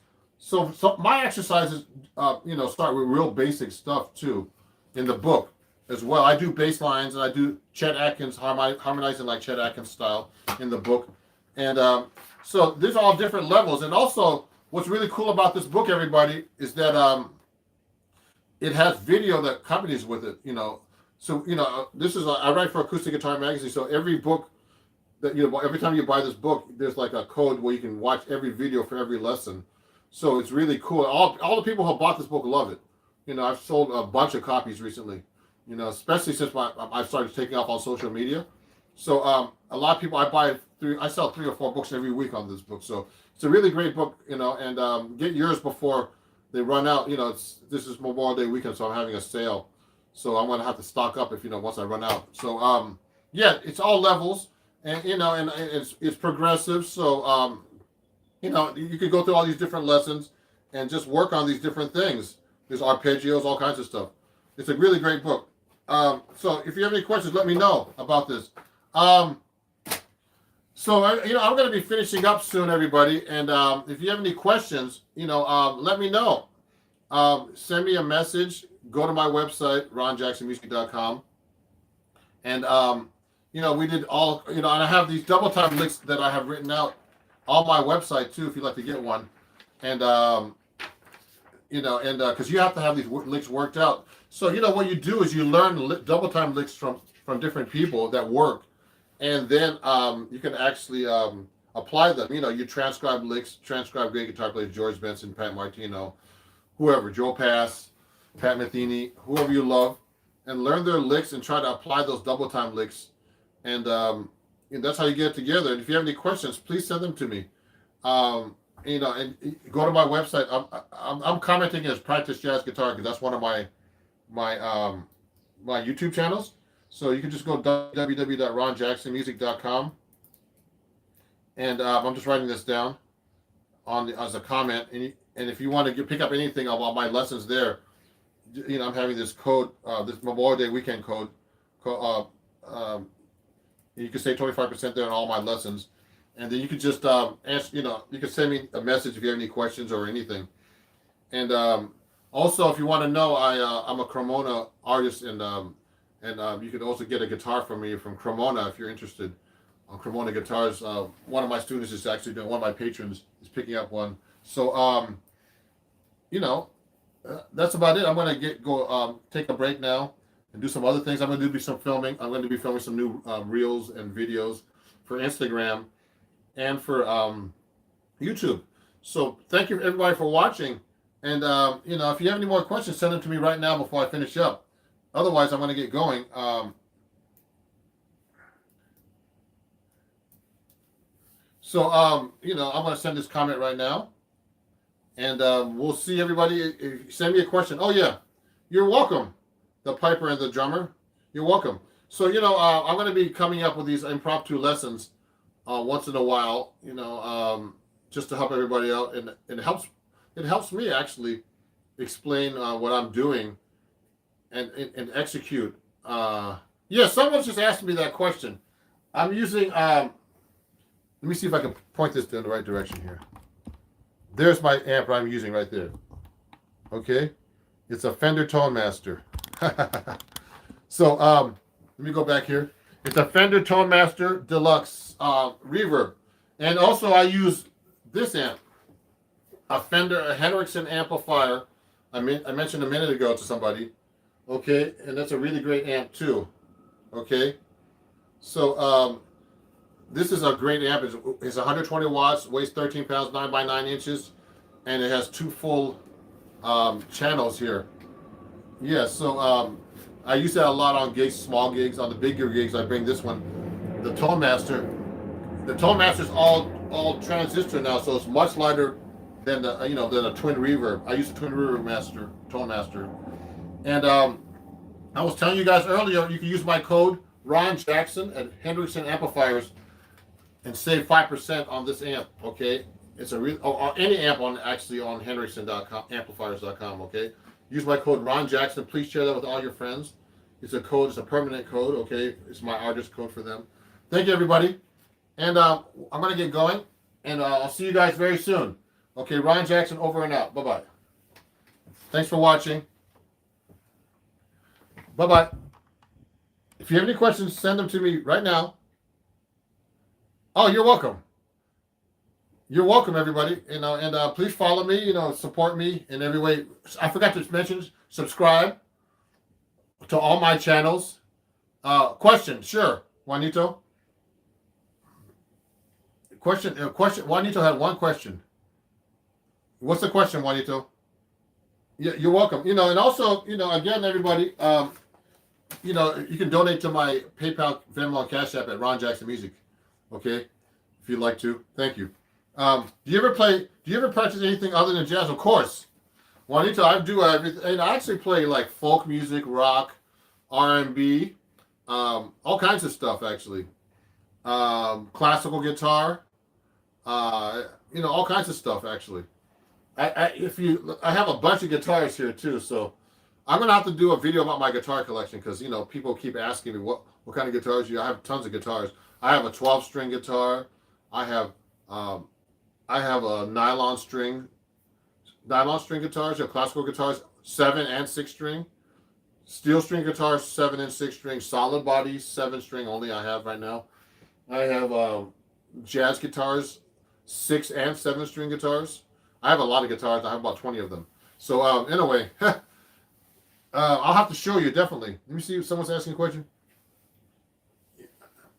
Okay, cool, Juanito. Thank you, everybody. We'll talk soon. Okay, have a good day. Bye-bye. Thank you.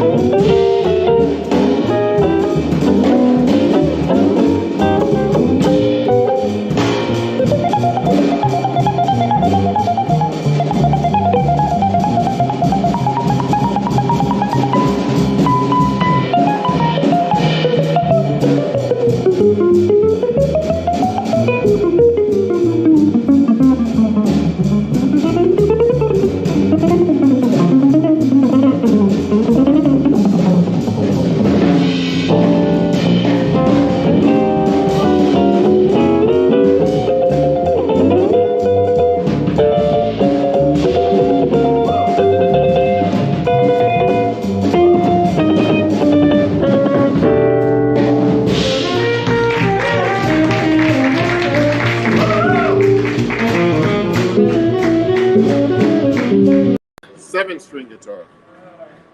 I like it. Nice. I'm going to get started in a minute. I'm going to start right now, soon, yeah. What about you, sir? You play guitar? Not too much. Oh, nice. I like. I Oh, was great. writing. Oh, also, yeah, I do everything. And, Yeah, I have records. These are my albums. Yeah, all my albums. Yeah. These are all my albums. oh, I see this in YouTube. No? Yeah, In YouTube? I'm on I see- YouTube. Yeah, I'm on YouTube. Yeah, I'm on YouTube right now, actually. Yes, so I appreciate you being a fan. Excuse me. Yeah, you can take a look. Yeah, I sell those. I take credit cards too if you want. And if you like one, I take credit cards and everything, or cash, whatever you want. Yeah, that's a very popular CD actually. Yeah. I like to move. Yeah. Hi, everybody. Your name is. Oh, Is it Frank Sinatra? oh, Frank Sinatra. Yeah. It's my way. Yeah, he's My great. way is my preferred. Oh, wow. Yeah. Great. Thank you. You're welcome. Nice meeting you.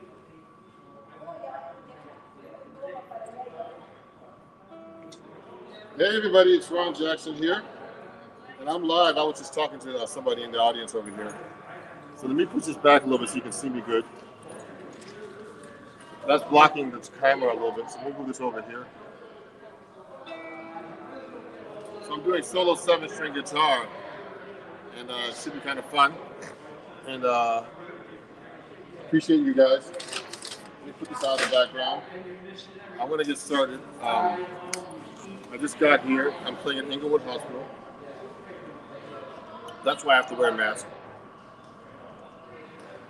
See if you have any questions or comments. Please let me know. And I'm gonna tune up real quick and get started. How's it going, man? Good. How about you? Good. Right on. Right on. And so yeah, I'm here talking to the audience when they come by. So you can ask me questions about my guitar, anything you'd like, guys. And the audience members will be walking by when I'm performing. So let me just tune up a little bit here.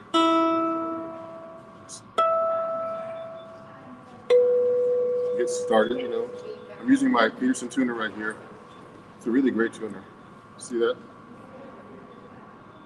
And the reason why I wear a mask is I'm in the hospital, so I have to. So let me see. And someone said, someone said to me, "Why are you wearing a mask?" And I was like, "Well, because I have to." In the hospital, I don't think you can take your chances in the hospital. Too many sick people. And that's where everything happens in the hospital. So I'm tuning my 7-string guitar here.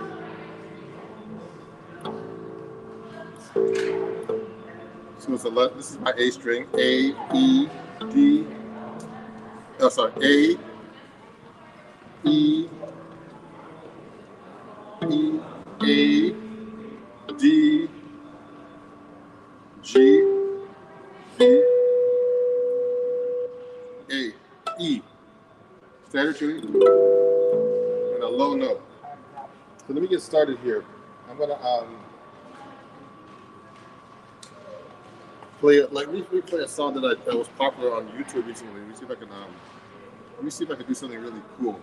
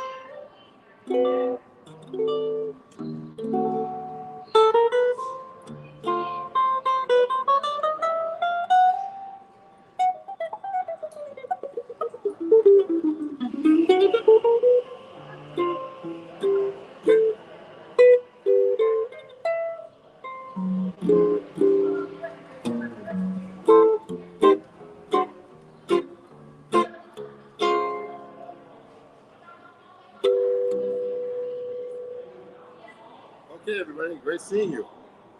Let me put these banners up for you. Okay, banners. I'm going to put this banner up right now. And let me see what happens. Yeah, so thank you for watching, everybody. Um, and if you're enjoying what you're hearing, I have, you can send me a chat. Let me see. Let me say hi to everybody on my chat here on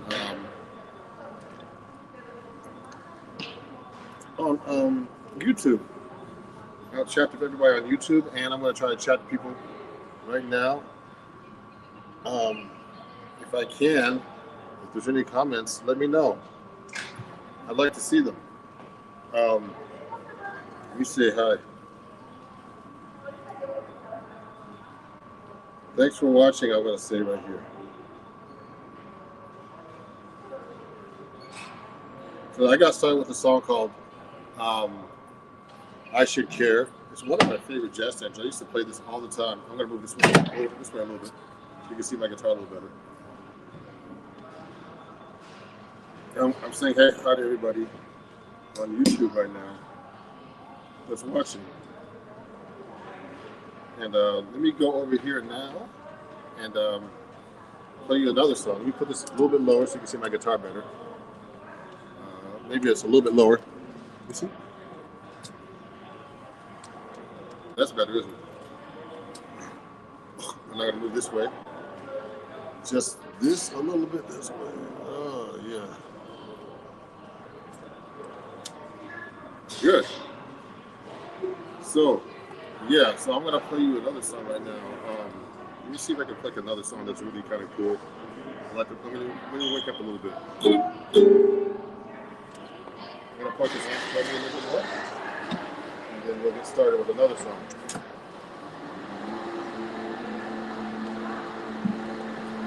Cool.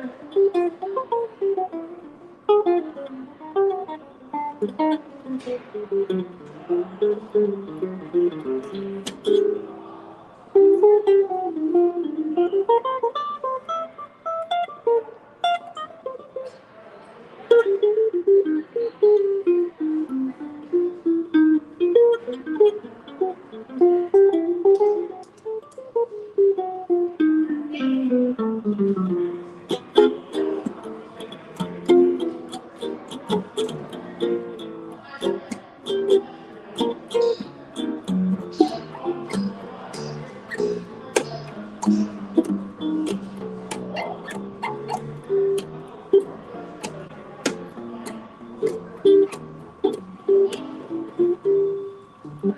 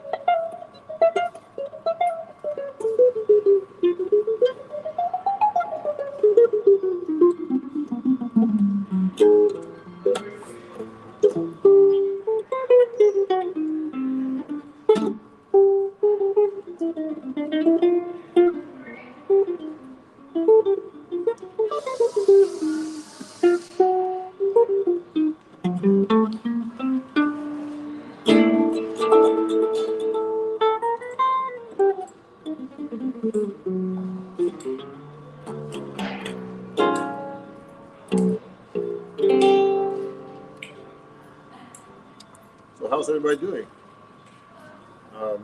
If you want to send me a message or something on chat here, let me know. That was called Serpent's Tooth by Miles Davis, a little bebop tune that I worked on. There's a lot of stuff I work on when I'm playing by myself, solo guitar. Yeah, let me see if I can do another. I'm gonna do a song. Let me do a little ballad for you. I can use my harmonic. What I like about this Benedetto 7-string, if you have any questions, hey, you do an example of playing chord changes 6-2-5-1. Oh, interesting, huh? 6-2-5-1. But slowly, 6. So 6 is in the key of C. 6 is A minor. And 2-5. That's all. So A minor, D minor 7, G7 to C major. So I mean, I don't know what you mean by that, Peter, but what I'm trying to do is really is just if I do as a line, 6-2-5-1 is not common. Maybe I do 3, 6, 2, 5, 1. That would be easier because that's kind of more common. You have to start with the 3. So it's E minor, D minor. I'm doing a 7-string too, so it's going to be confusing. E minor, A minor, D minor, G to C. So that's kind of cool. So let me. So that's an example of 6-2-5-1, Peter. Thanks for watching, Pete. You pin your comment. Okay, let me continue now. I'm going to do a little ballad. Let me see if we can do some octave harmonics here.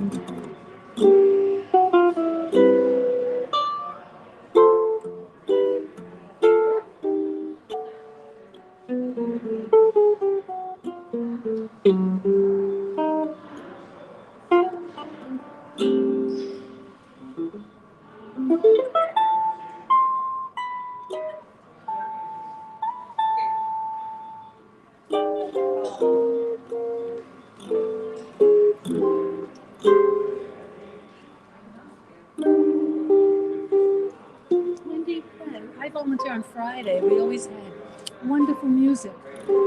When do you do this? Usually Thursdays, sometimes Wednesdays. Not Friday. Sometimes if I'm not in town, I'm So not here. nice. Thank you. It makes the whole hospital Thank you. beautiful. That's for tips and stuff. I thought it was a card. That's why I went to get it. You want a card? Yeah. Oh, thank Yes. you. Someone say, here you go. Thank you. Here's a card. Thank you. Thank you, Mom. Thank you.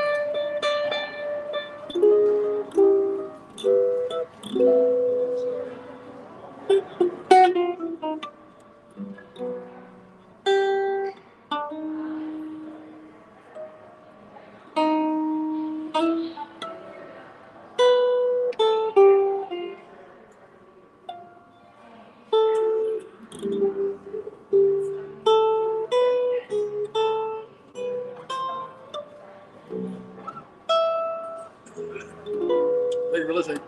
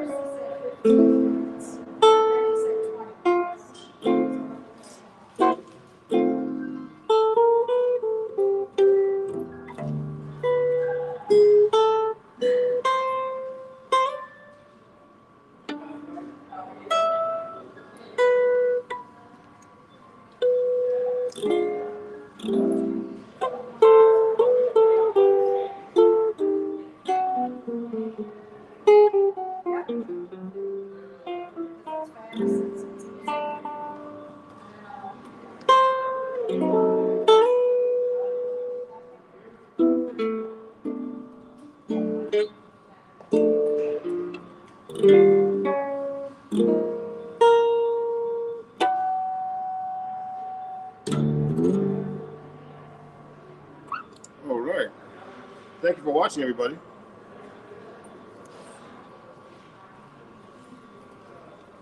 So I'm here live at Inglewood Hospital here in Inglewood, New Jersey, the home of where George Benson used to live, actually.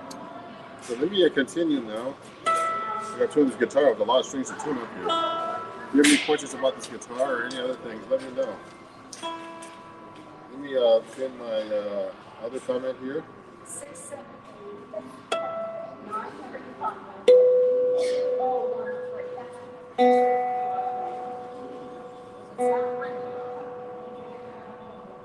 Hope everybody's doing good.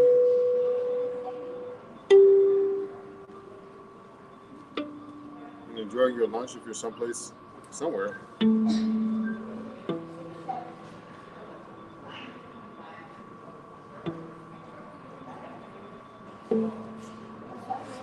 Okay, let me bring it up a little bit. Let me look at my song list here. I have a song list, everybody, and I'd like to see what I'm playing here because I can't quite remember all the songs I know. So let me see. Let me go to recents, and here's my song list. So I'm gonna pick a song right now. Oh, let me do this one. I haven't played this in a while.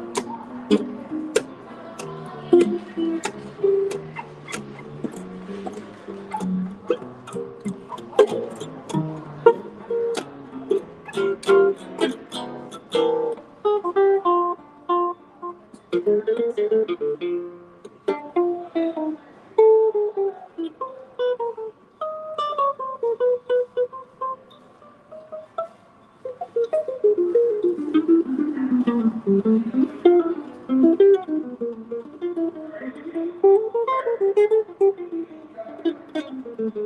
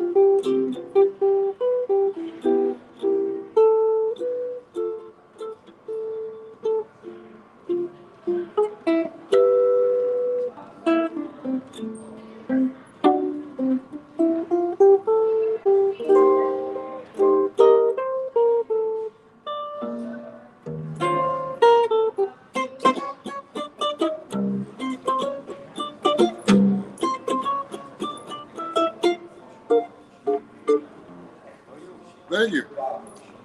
Thanks for watching, everybody. Thank you, Raymond. Raymond, I appreciate you. Let me pin this comment on YouTube. Um, Thank you for watching, everybody. And if you're enjoying what you hear, I'm taking donations down there at Zelle and everything else, and also PayPal and also Super Chat. I appreciate you guys. Let me see. Let me see all these chats here. Let me go back here. Let me look here. Uh-oh. Uh-oh. Let me see what's going on here. So I'm going to say hi to everybody here. I don't know what's going on here. So I'm looking at my phone right now. Let me go home. And, I want to say hi to all my fans over here. See what's going on. Let me try that again.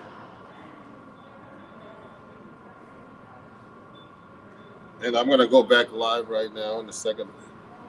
I'm going to take a break in about 25 minutes. and you know, and say hi to everybody. And I don't see all the chats. Thanks. I want to say thanks, Raymond.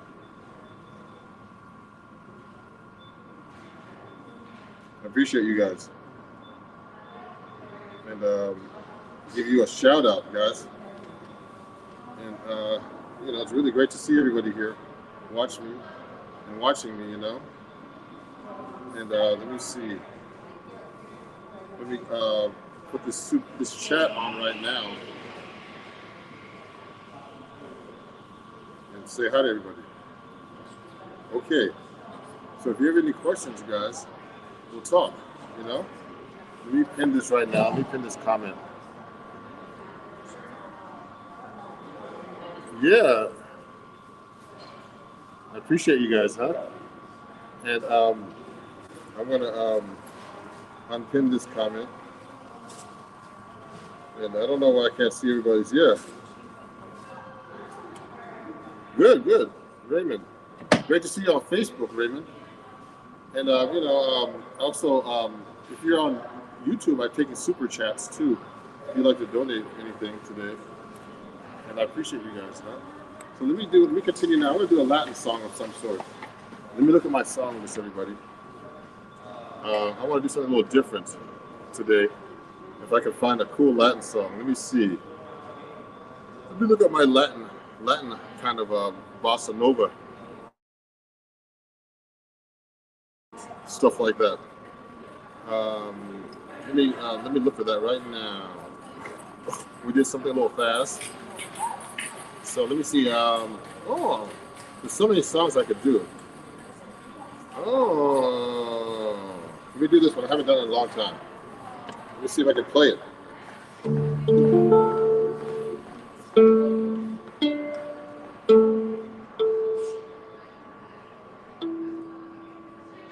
My guitar's a little sharp today.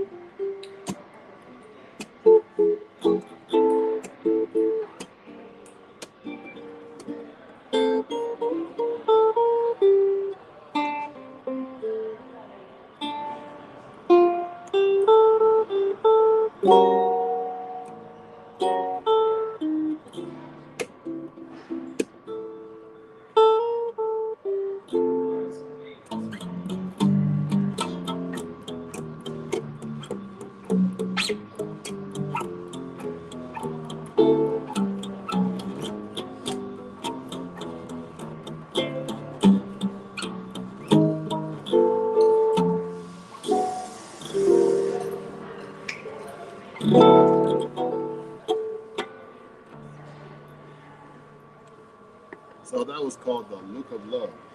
Thank you everybody for watching.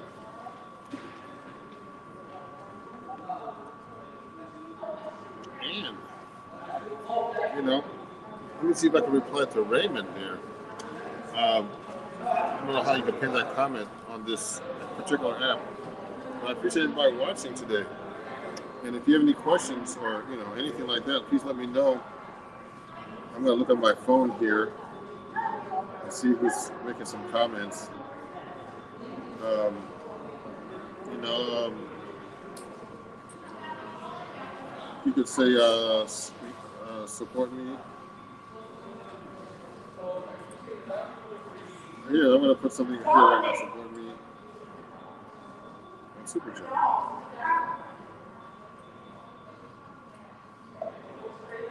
I'm gonna put that up here right now for YouTube, and we'll talk, everybody. So let me see.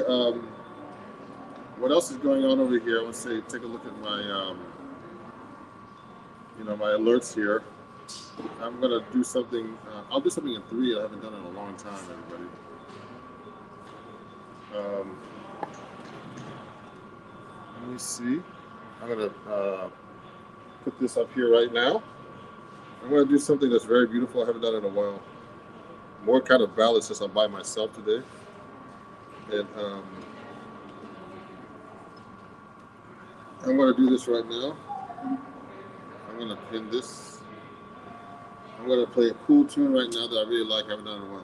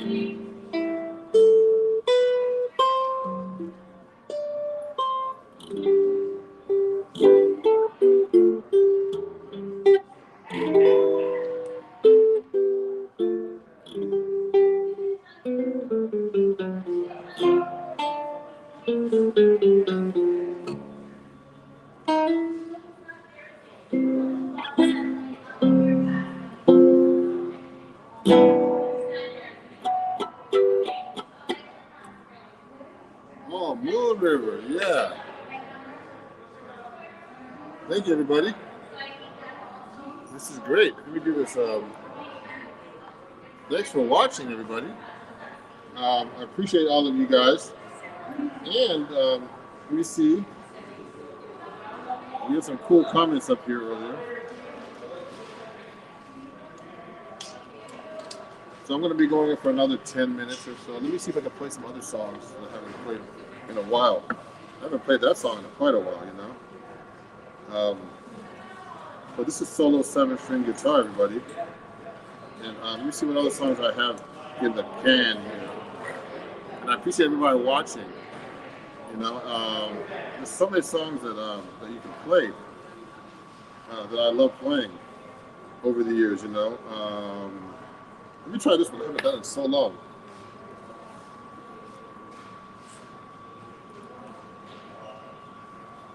It's like one of my favorite tunes. There's so many songs that are great, everybody.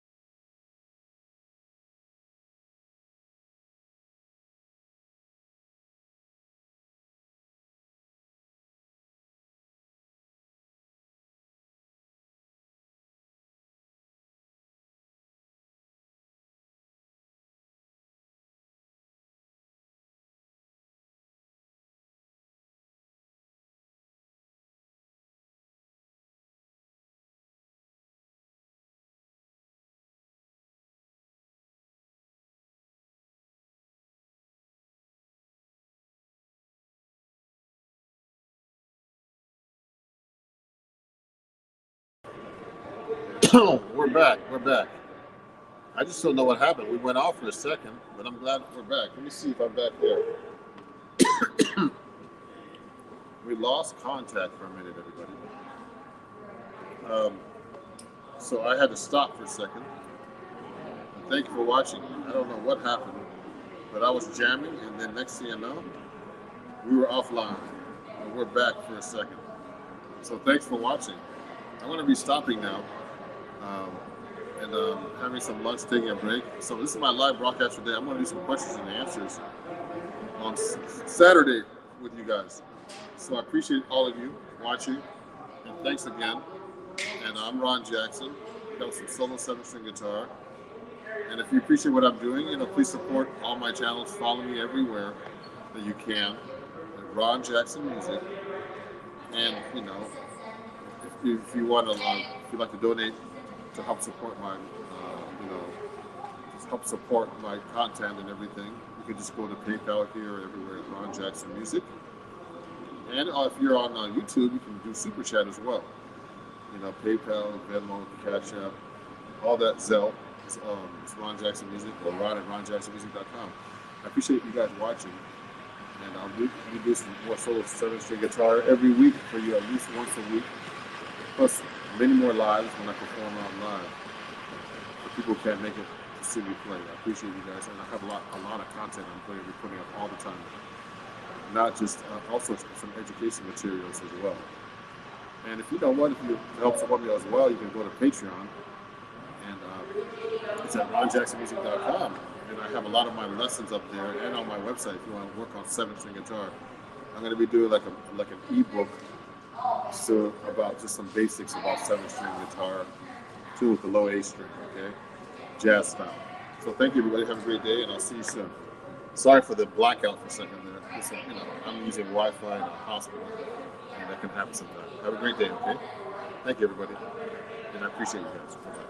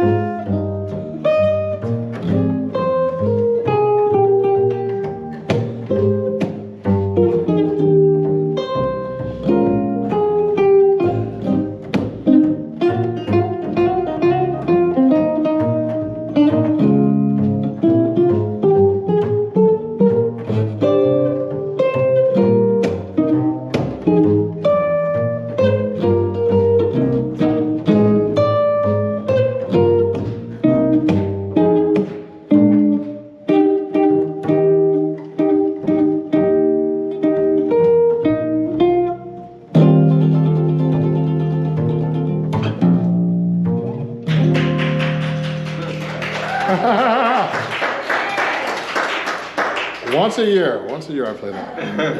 I have to remember that song. That's a great tune. Mel Torme.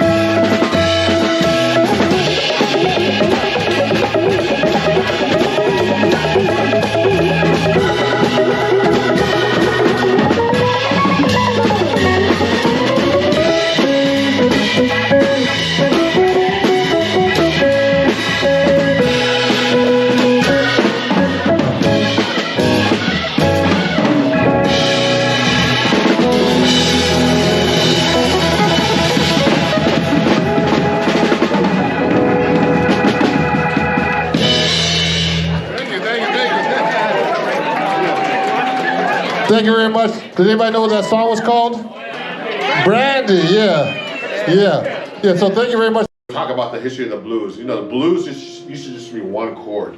I heard, like back in the 1800s, 1700s. What happened was they used to just play one chord. I heard all the way through. I got the blues, you know. And then suddenly they start saying, let's do the 4 chord in. They would throw the 4 chord in. Then they throw the 1. Then they throw the 5. Then the jazz musicians kept expanding it. We did the next step. We did this. It's not complicated. We just went from C7 to then we threw an F7. Then we went to C7. Then we threw a 2-5. we threw a 2-5, which is of the F7. Then we do an F sharp diminished. that's what jazz musicians do. And then we went from C7 to like E minor 7 to A7. Then we went from D minor 7 to G7. Then we went from C7 to A7 to D7 or D minor 7 to G7. So we just reharmonized the same thing. So this is a jazz blues now. So this became a jazz blues. You understand? So we just like made it more fancy. It's the same thing, 12-bar blues with all these extra chords. John Jackson, actually, I'm going live right now if you're watching. So let me just hit this link on my other page here. Hopefully you'll see this. Yeah, I'm live right now. I see 4 people up here. Thank you for watching. Now, definitely, if you're on YouTube, just definitely send me a chat and make sure you can see me. And if you're on Patreon, try to send me a chat through YouTube, okay? Just because it's easier than I'm navigating between both sites right now. And if you want to join the conversation, you can actually, click on here. Great. Hey, Todd. Great to see you, Todd. If you have any questions, please let me know. So today, I have some special guests from my people that bought my book called Chords at Your Fingertips. Okay? And we're going to go through this book a little bit today, most of the live lesson. Now, this book, I'd like to thank Acoustic Guitar Magazine. I write for the magazine called Acoustic Guitar, and I have about at least 20 articles from them. The last 2 issues, the first 2 issues of the year, I have an article. This one is about sweep picking. In this article with Ben Harper on the cover. This came out in January. So you can check that out. But these 3 lessons in here are from acoustic guitar and from Hal Leonard Music, and I have. Okay, and we're going to be doing, we're going to go over some the first lesson here, which is about walking bass lines. So what I'm trying to do is I'm going to I'll talk a little bit about this stuff on here, but if you have your guitars ready, take them out. I know that we can't really do like a whole live Zoom kind of thing like I would do, but this is really good for you guys to see me and ask me some questions. So send me any questions or comments when you get a chance. Okay, let me see. This is a private link to, unlisted link. So let me see all the messages if there's any. Okay, so let me get started. So the first lesson we're going to go over, just to go over briefly, we're going to go over all three of them. Is really just a lesson about walking bass lines, and it's a real mystery for a lot of guitar players to play bass lines, who want to play jazz.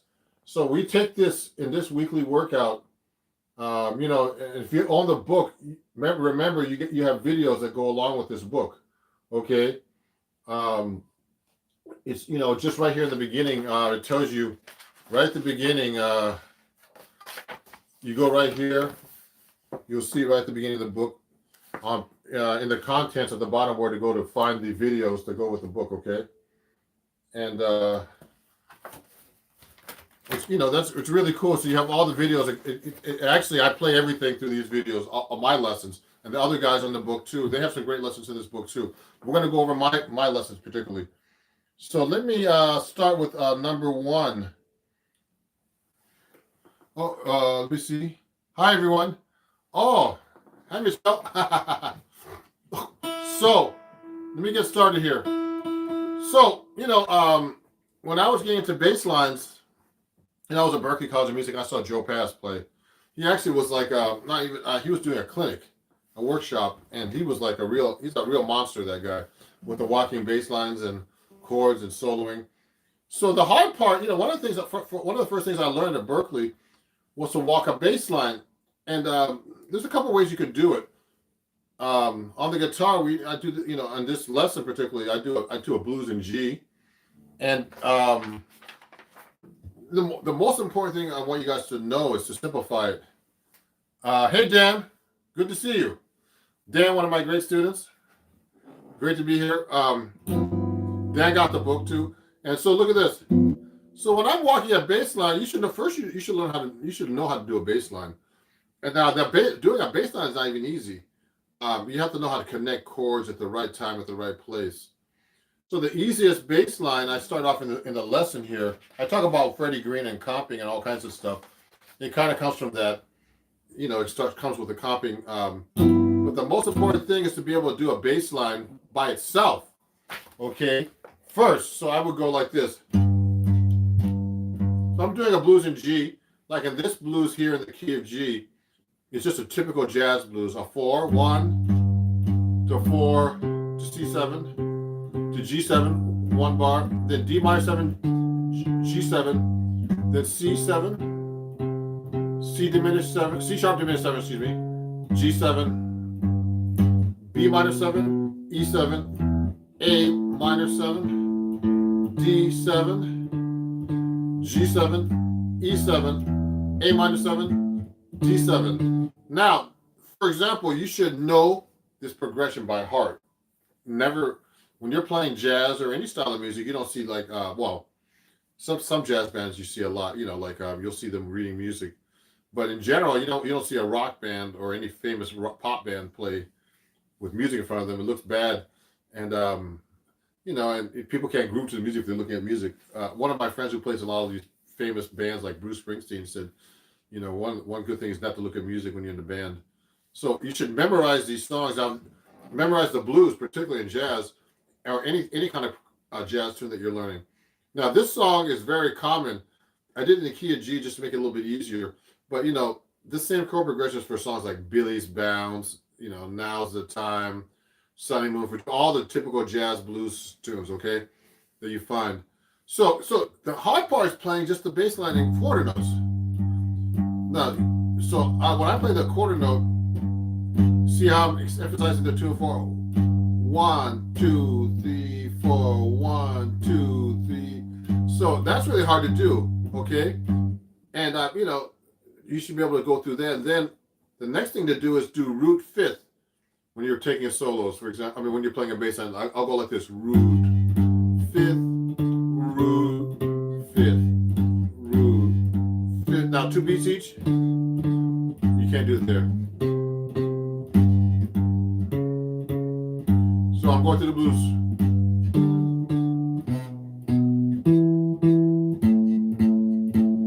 Sorry. I gotta think about this. Now, just to do that, it's really hard to do, okay? So what I do, the next important aspect, so you know, that's a real simple bass line. That's a hard bass line to actually do and do it right. You see me, I was flubbing it up a little bit because I'm talking and playing at the same time, but so root fifth and root. Keep the steady beat though. Don't when you're playing a bass player, if you're a bass player, you go, and then you miss a beat, the whole band's gonna go down the tubes, you know. So you gotta like make sure you keep that bass line going, even if it's a mistake, just keep going. So the next thing is this, okay? If you have any questions, please send them. Let me see. I don't see any questions yet. I'm just trying to see. No, not yet. Okay. Just, you know, checking in here. So the next thing is, I showed you here on the Acoustic Guitar Magazine week 1 article that you're going to play the 3rd and 7th of each chord. So the 3rd and 7th is very important in 7th chords harmony in jazz. So what I mean by the 3rd and 7th is that the root is 1. So in this case, if it's a G7, it's a G. Then the 3rd is B, and then the 5th is D, and the 7th, or flat 7th in this case, is a F. Okay. So what we do is we use those 2 notes together. So. Okay, so what I did was, when you play bass line, you walk a bass line on the guitar, or when you're comping in general, like the Freddie Green style. I didn't get to Freddie Green too much. There's an intro about him here, but in this article, well, in this lesson, but I didn't talk about him. He did a lot of comping, which is the root and 3rd and 7th. He did that kind of stuff like this. Okay, so that's very important to know that voicing the 3rd and 7th over the bass line. That's why I had you start like that, because if you want to walk a bass line, you should really know the 3rd and 7th separately from the root of the chord. Okay, because then you'll get the bass line under that chord. That's what I actually do in this lesson. So Freddie Green's comp like that actually. Okay, and that's a hard thing to do actually too. Things like that, okay?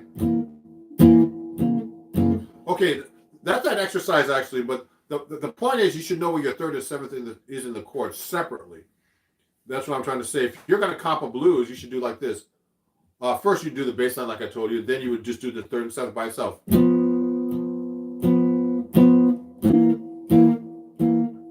Like that, you see that? That's what I have written out here in week 1 of this, the Pass It On, which is page 35, everybody, just in case. Sorry about that. I forgot to tell you the page number. That's the walking bass line. It's the first lesson in the book. Pass It On. Page 35. I do it this way. Right now I'm not playing the bass that's written, because you should know that separately. And when we do these articles, there's not enough space to write all this stuff. Okay, so what I did was I separated. I just played the 3rd and 7th of the chord. Now you should know how to play the 3rd and 7th of all your chords in general, in diatonic, in diatonic major, for example. If I'm playing in the key of G, G major 7, A minor 7, B minor 7, C major 7, D7, E minor 7 flat 5, E minor 7 sorry, F sharp minor 7 flat 5.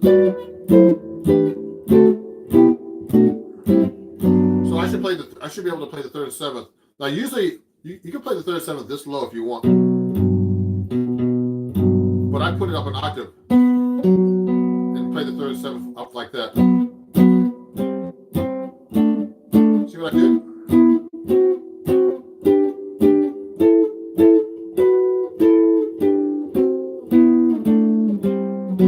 Now I put the bass there.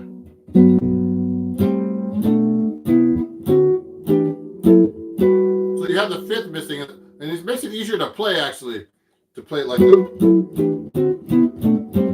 So you should know your diatonic thirds and sevenths. Now, what's really cool is I have an exercise for this actually, and I'm going to put on my Patreon because some of the people are watching who are on my Patreon. Just in case people on the book are watching, from the book are watching my Patreon. You're actually streaming. I'm streaming live to my Patreon patrons as well as you guys.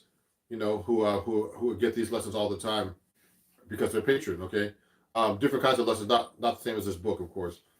So what's really cool is when you play that third and seventh and that bass note, you can actually do. See that?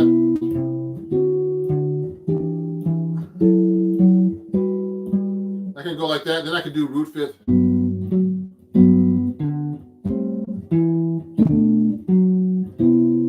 See how I'm stopping the bass or the chord?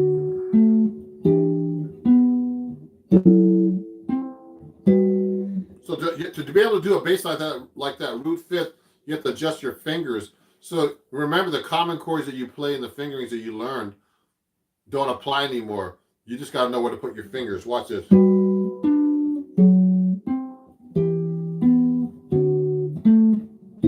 I'm adjusting my fingers.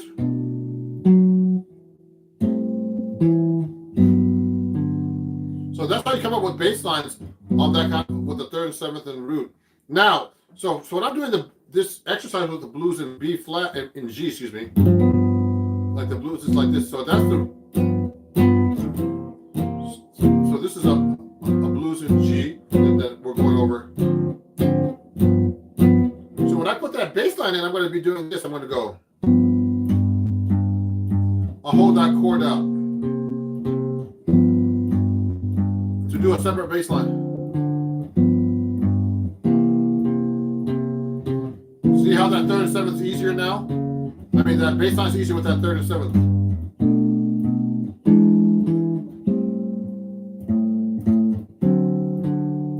Like that.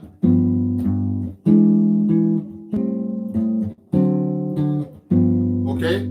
Any comments or questions yet so far? Nothing? Okay. Let me see if anybody's live chatting with me right now. Nobody? Okay. So, what's happening is this. Let me see if there's any questions or comments so far. Nothing yet. Loud and clear. Someone, Todd, said loud and clear. Dan Alvo. Oh, what bass line can you play over G major? Oh, sorry, I missed Reggie's comment. What bass line can you play if G major 7 is 2 measures? Oh, that's a good question.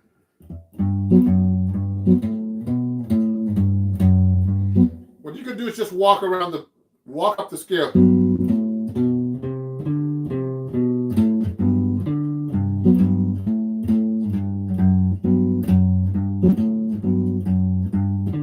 So I'm doing approach note. Now that's the hard part. Walking a bass note over the same chord is really hard if it's just the same chord over and over. It's easier if you have a bunch of chords because you can just kind of walk through all the chords. When it's just one chord, you gotta kind of make up the bass line. See what I'm doing?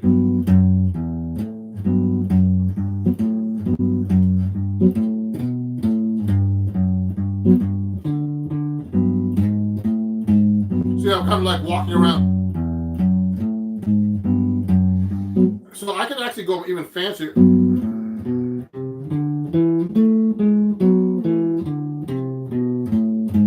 Now, I'm doing a lot of fancy stuff now. I'm doing passing tones, approach notes. Those are part of bass lines, but it's hard to put those in if you can't just walk a very basic bass line first. You got to start throwing all the other stuff in later. So that's what I would do if I'm walking.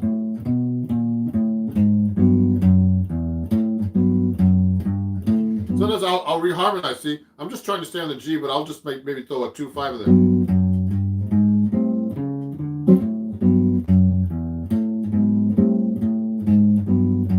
So that's how I would actually throw something like that in there. So that's a really hard thing to do. Then I'm just staying in one position, but I can actually go.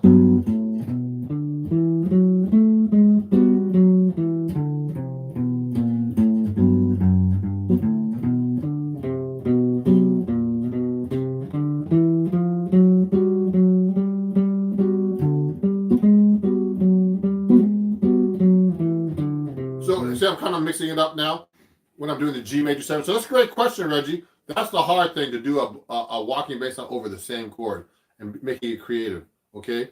Now bass player we'll just go.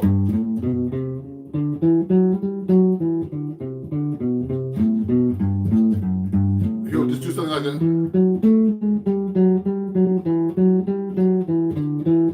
Now they don't also end on the root, everybody. So that's another tricky thing about doing bass lines. You don't want to just end on the root all the time. They might end on the 3rd or the 5th, or 7th or something, and not very common. Like Ron Carter, if you listen to that guy, he does a lot of great bass lines. So it's very important to check out bass players and learn real bass lines from them. So let's get back to this exercise, weekly workout number 1 out of the book. So if you have the book, this is a great opportunity for you to get, to check it out. If you don't have the book, go check it out. It's on my website at ronjacksonmusic.com. So watch this.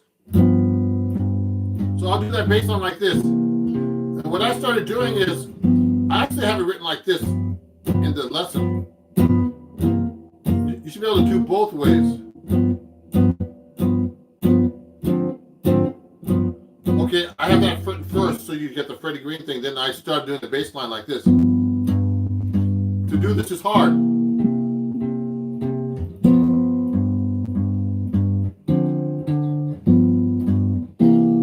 Etc. That's the next part. All roots, etc. I'll go through the whole thing.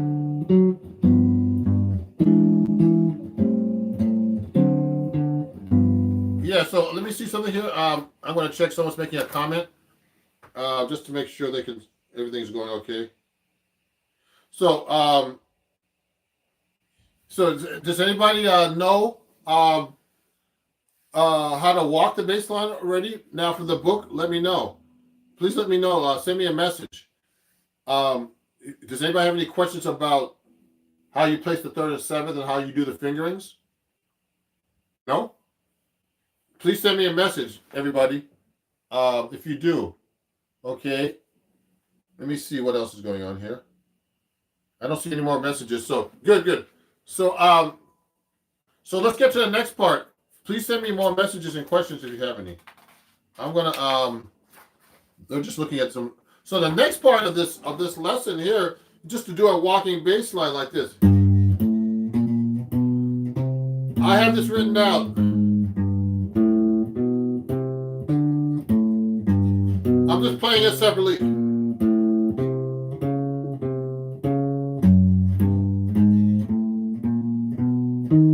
That's what I have written.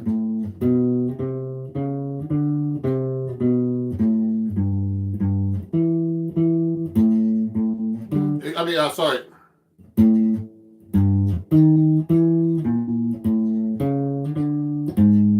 Like that, okay? So what I'm going to do next is that's the bass line I wrote on week 3 of the weekly workout. Can anybody play that already? Yes? Okay. If you can, let me know. And if you have a problem playing that bass line. So what I did was, you got to separate the bass line from these 3rd and 7ths, and you have to be able to play them separately. Okay? And so watch me. Now you got to put that 3rd and 7th in there. Now, what happens is, if you look carefully if you look at between week 2 and week 3, you notice that the 3rd and 7th is only for 2 beats now. Why? Because you don't need to hold that chord that long, actually. Because when you're comping a bass line, you're not going to go and hold it that long. Usually guys will go like this.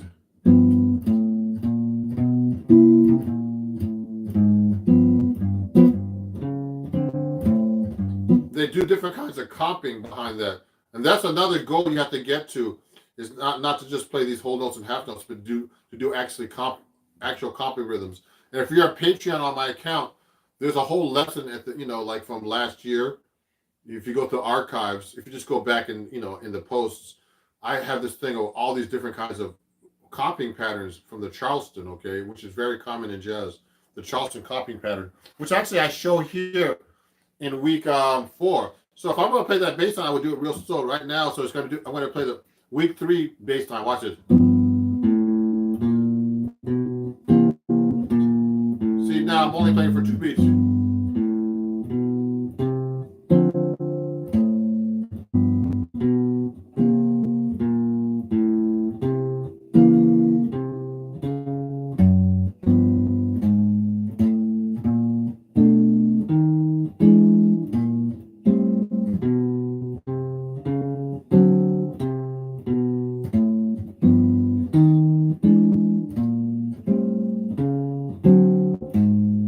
So what I did was, now I started doing these bass lines that connect.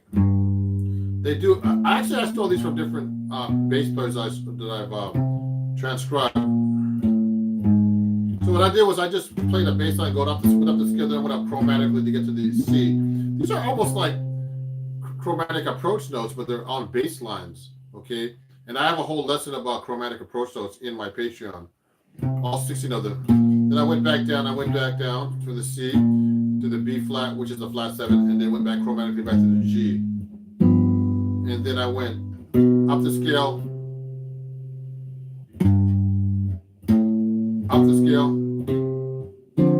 root 5th, then root 3rd, then I went to the C7, flat 7, and then I did C diminished. Then I did an approach note to the G. Then I did a chromatic notes going up to the B, to the E. Then a chromatic approach note to the E7. Then a chromatic approach note from above to the A minor that connected the A minor to the D7. Then down the scale, back to G7. Chromatic approach to the E7. Then a chromatic approach from above to the A minor. The chromatic approach from below to the D7. Does anybody have any questions about chromatic approach notes? Now, if you don't know what that is, we'll talk about it. I'll talk about it for a minute. You can approach a chord tone like a G. Let's say you're playing a G chord. An approach note would be actually playing a note above each chord tone. So I'm playing a half step below each chord tone.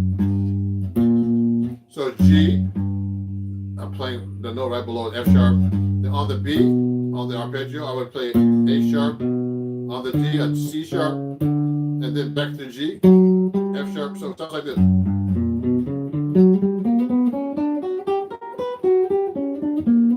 You should be able to do that over any chord, actually.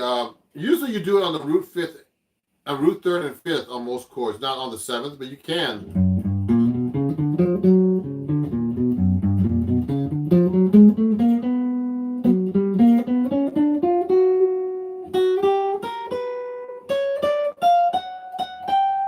Okay, it gets kind of weird when you play the 7th, but it's possible because I do. When you're a jazz musician, you kind of do everything once you know how to do it the right way.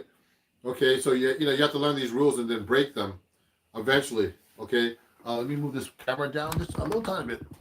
Okay, so you can see my guitar better, and my head's cut off a little bit. Okay, so yeah, so that's the next bass line. So what's happening on week 4? Because I don't want to spend too much time on this because we have a couple more weeks to go. A couple of more lessons. So the last lesson is basically a Charleston rhythm. It's actually like that, sorry. I phrase these things so differently sometimes. I'll go, I might make it short. It's the same rhythm, but I'll go, this is a dotted quarter note to an 8th note. 1 and 2 and 3 and 4 and 1 and 2 and 3 and 4 and 1 and 2 and 3 and 4 and 1 and 2 and 3 and 4 and. So what I'm actually doing is I'm doing a walking bass line under that. So that's hard to do. You got to go.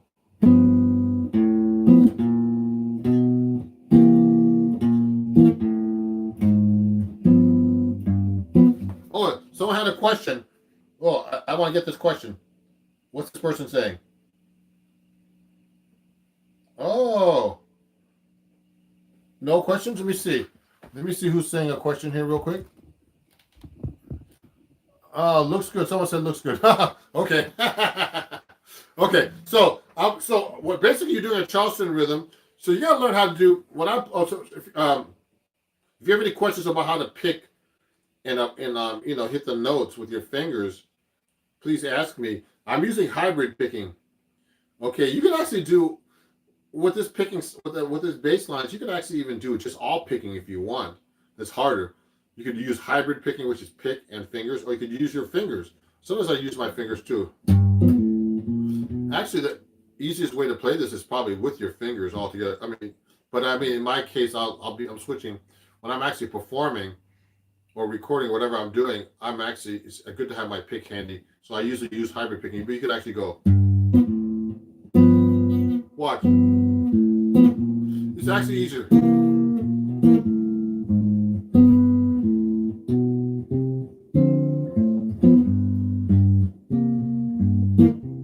So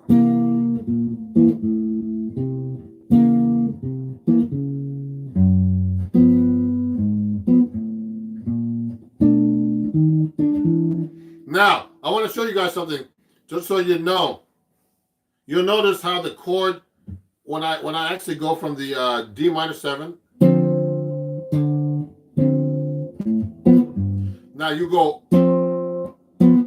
What happens is when you change a chord, when you change to a chord, let's say you go into D minor 7 to G7 for 2 beats each, and you're hitting a syncopation, you've got to hit the syncopation note before you hit the chord because it's actually approaching the next note. So I'm gonna go instead of going 1, 2, 3, it's 4. Instead of going, I have to go to get to that G7 note chord. Okay. So that rhythm, whenever you do a syncopation and it's syncopated up, you've got to play the chord, the next chord before you get to the next. You got to play that syncopation before you get to the next chord. So it sounds like this.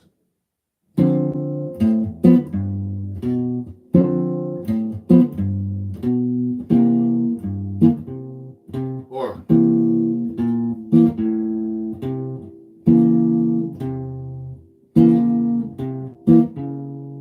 it's hard to do.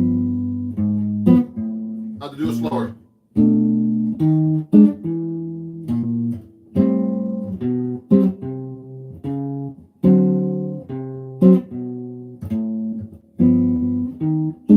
See how I'm anticipating that? So I anticipated that those chords just like that. So that's how you actually do the walking bass lines in the weekly workout for Pass It On page 35 of my book right here that we're going over, called Chords at Your Fingertips. So this is actually for my patrons so they can learn bass lines. And if you don't have the book, please pick it up on my website. And these are for the people who already bought my book. They're invited guests today. I have guests from all over who are private students sometimes on my live lesson, not on my Patreon account itself, where they get all the free lessons that they want that I put out in videos, etc. So I just want to let you guys know, if you all my patrons and everybody whoever's a patron, I started a new thing. I'm going to give you shout outs on Instagram and YouTube on my YouTube end cards. I'm listing you on all my new videos, all my current patrons, okay? And of course, when you join, it might take a week or two just to get your name at the end card, because I got to put your name on the end card and then then edit it into video and everything. But I'll include you and definitely give you a shout out within a week. So thank you for watching if you're a new patron, okay? And if you want to join, just let me know. People who are, just go to my Patreon at patreon.com/Ron Jackson Music, and you can just join. Now, watch this. So the next lesson that I have in here is called Spicing Up Your Playing. It's out of my book, okay? And so jazz is, it talks about jazz is full of harmonies and all that kind of stuff, okay? That sound foreign to most people. Oh, yeah. So someone was mentioning about the new benefits I'm going to be offering through Patreon. I'm going to try to feature some patrons, for example, things like that. Do more interactive stuff with my patrons. So I'm going to be announcing that very soon on my Patreon and in public. On my Instagram and TikTok and everywhere everybody follows me, subscribes to me. If you don't subscribe to me on YouTube already, please do. Thank you for 20,000 subscribers on YouTube. I appreciate that. I just passed that, getting close to 21,000 soon. Okay, and so I'm gonna have some new benefits coming up with Patreon. Okay, because my Patreon's starting to get bigger and bigger. So now let's get back to the playing here. So in this weekly workout lesson, okay. So each lesson lasts for a week here. And we start talking about how to spice up your playing in jazz. So we start off with knowing your diatonic chords. I talked about a little bit about it on a minute ago. You should be able to play like a C major a chord progression in thirds. So that's what I basically do in this first exercise. So this is something that's very common that all students should know how to do. So the diatonic chords in C are just C, D, E minor, F, G, A minor, B diminished, C. Okay, you should know that if you want to play music in general. Okay, and then and see how I played it across the neck.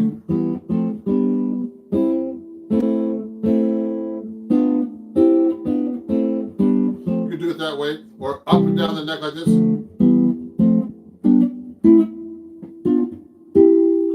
And from any root on the string too, like etc. Now the next thing to do is learn your major sevenths, like this. 1 sec. Okay, so what I did was I just went up the scale like this. These are closed voicings, we call them, or drop twos. Now I have them written out like this on Acoustic Guitar Magazine, the book here. I mean, kind of, you should be able to do any kind of fingering from any root on the string. So you should be able to do from here. See how I just went right to the 4-string root, and from here too. I'm gonna go backwards.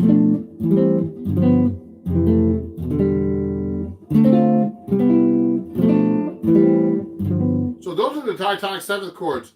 You should be able to play those. Let me know if you know how to play these, and if you don't, if you have any questions about it, I'll show you how to use the fingerings. A lot of this stuff is trial and error, so you need to really practice this, just like I'm doing it right now. Like I haven't done it in a while. It's a real basic technique, and it's not easy. It's kind of tricky. Now the fingerings change, of course, according to the string you're using, of course. So the next part, I start showing like a typical 1-4, 1-4, 1-5 progression. Okay, so it's like this. I'll do it fast.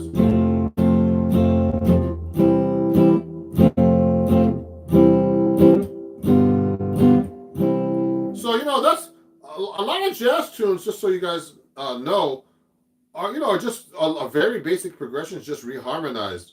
So a lot of jazz musicians like myself, we just like to reharmonize everything. You got to do it in taste. Sometimes if you over reharmonize a song, it just starts to sound like it's like an exercise or something. So your goal is to be able to like reharmonize like this. Just instead of going straight from a C to an F, you could just go throw in that C7. That's what I did in this exercise. Then make the F to a minor, 4 minor, 1, 4, 1, back to G7. Okay, so that's example 4 number in week 1 of this exercise. So that you have to start working on this and doing different keys and different exercises and try to experiment with that. And the next thing to do is to reharmonize this. This is all about reharmonization, adding flavor to your chords and progressions. I can go like C. Instead of hitting the C7 with just the root, I can go to and add the third. See what I did? Then I went to F minor. Then I went to the C. And then what I went to C over G, then C7 over G, then I went to F over A, and then I went to F minor over A flat, and I went like this. C over G, to G7, back to C. Or you can do it this way too. I have it written out like this. So when I read the chord symbols too, I can translate it to different things. What's written here is like this. I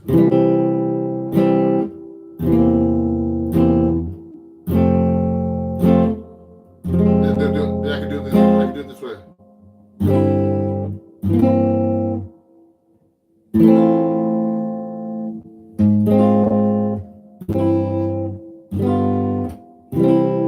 See what I did? I did exactly the same progression, but I started doing all the reharmonizations.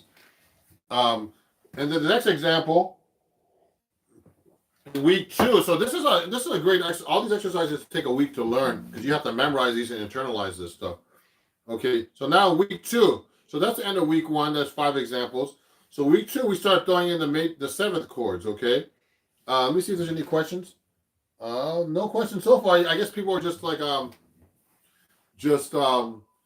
like what I'm talking about and don't have any questions. Okay, so the next thing is so now we'll do this 1-6-2-5 progression. Okay, so you should know how to do that this way.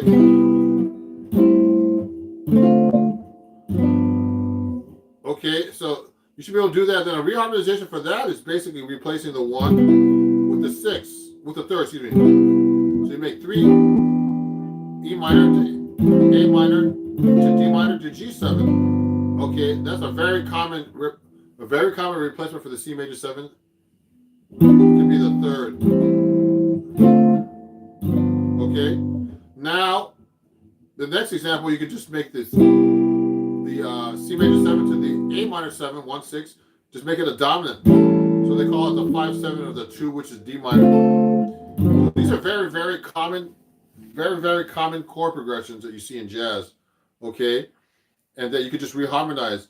What we like to do is instead of playing like the 1-6-2-5, the diatonic chords, we could just go all dominant. We could just do an A7 there, then go D minor to D7, or you can make it all dominant.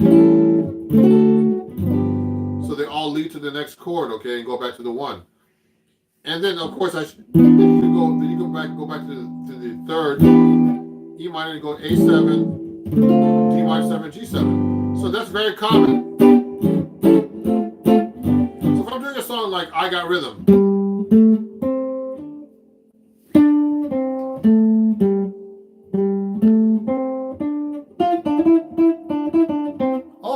so I made a comment. Oh, let me see who said that.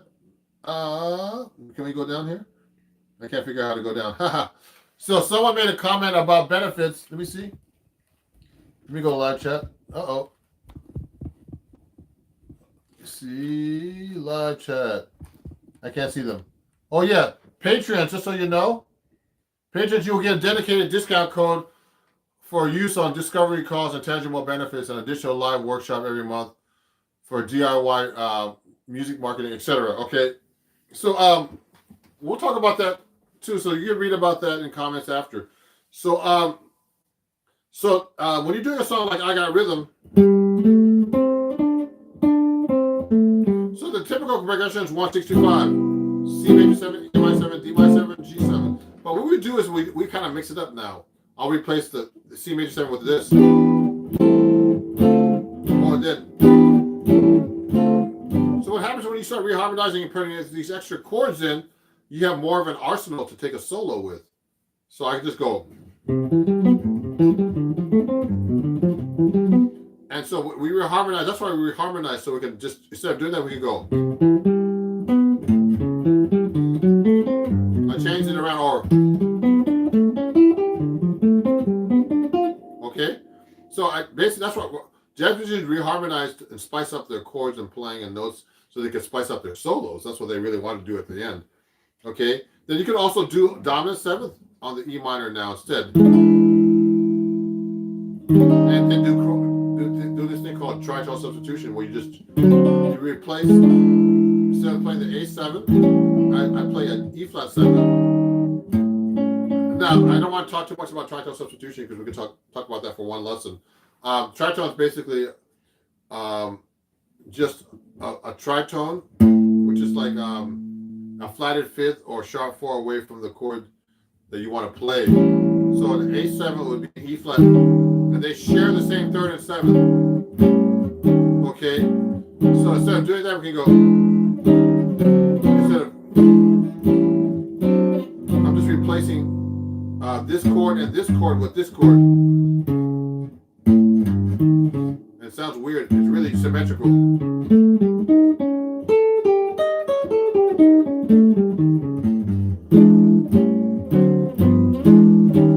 And it leads back to the C. So that's a very common progression. So with the tritone, okay? And I actually showed that in example 12. So the third and seventh are the same. These two notes are the same.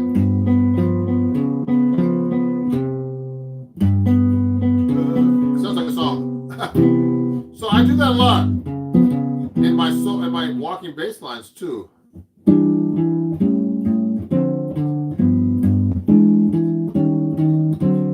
I mix them up.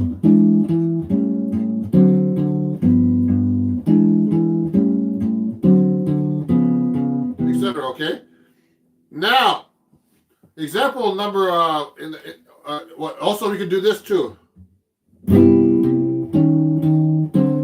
What I did is we can do the C major 7 and do the tritone substitution of the A to the A, E flat instead, the D minor 7 to the D flat. Now, if I'm losing you guys, please ask me any questions about all these tritone substitutions, because I'm getting lost talking about them too. I mean, I know what's going on, but if I was watching this, I'd be going, "Whoa, that's going by fast," and I go by pretty fast because we have to finish at 3. So, now example 4 is just you just instead of playing like the straight C major 7, you can just put a 9 in there, okay, to make it more interesting. So I'm playing a C major 9 like that, and then I'm doing,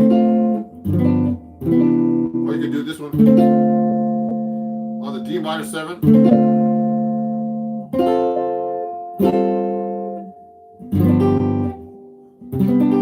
can play a C major 9 like that too. Only thing about the C major 9, there's no third to make it sound like it's a major, that defines if it's minor or major. But it's a nice sounding chord, okay? So that's example number 15 of week 3.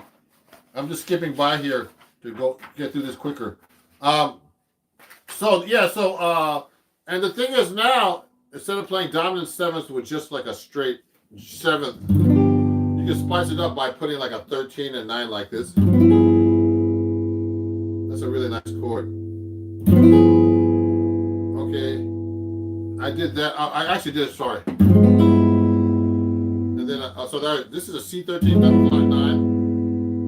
And then an E over a G, which is actually what we call also in jazz. Let me see this one to make sure I'm playing it right.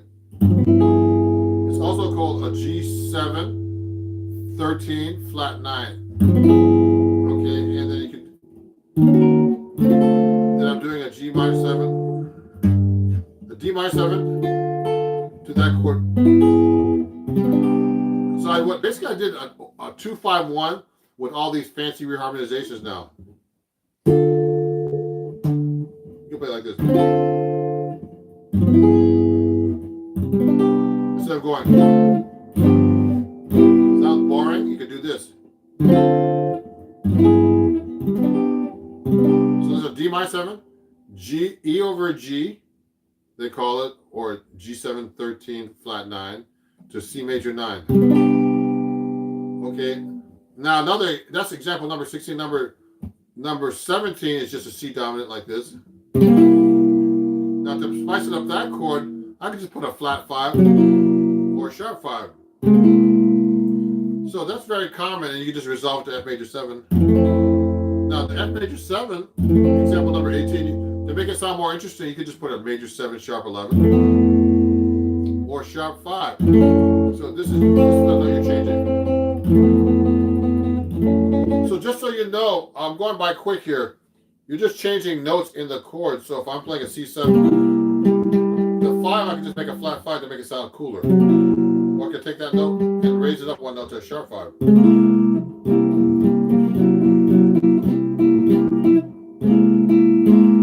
The major 7, just change that note. The C, F major 7 to sharp 11 or sharp 5. So you have to really know your chord tones to be able to play all these fancy chords I'm playing. And also, if you're playing like a regular C chord, these are actually called line cliches, just so you know. Like, so if I'm playing this next example, example 19, and I go to the I can just raise the G, make it augmented, and make that a 6 and go back down. And you hear that a lot in songs, everybody. Like, I believe the children are our future. Da, da, da, da, da, da. You know, it's like a very common progression. There's a lot of songs like that. But what about this? If I do that in minor, you know what that is. James Bond.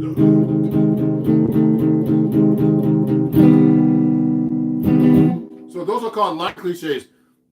So a lot of jazz musicians like to spice up their chords like that because when they're taking a solo, they'll use that line in their solo. They'll go like this. I'm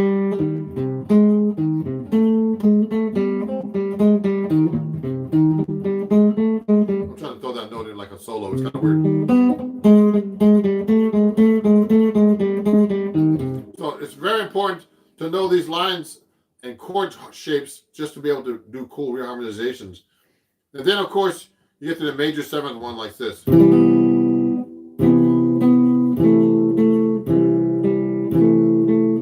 That's example number 20. And the example 21 is a common one.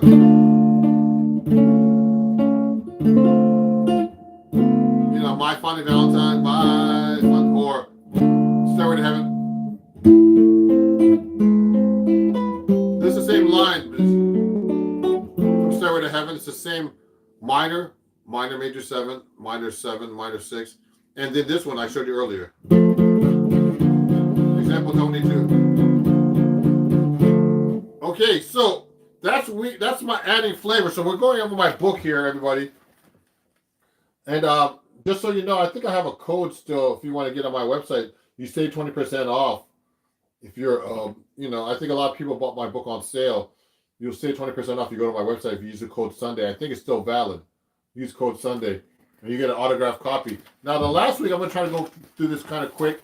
Is we harmonized like Chet Atkins. He was one of my favorite guitar players. I used to know Les Paul, and Chet Atkins was like a great, you know, guitar player that knew how to harmonize and do fingerstyle stuff. So this basically, you know, you take a simple melody in the beginning and you start reharmonizing it and making it more and more fancy. So we take a melody like this. Let me play it for you. Oh, Mary had a little lamb. Okay, Mary had a little lamb. Okay, so you can just do things. We basically just make it into a chord melody thing. So we're gonna go like.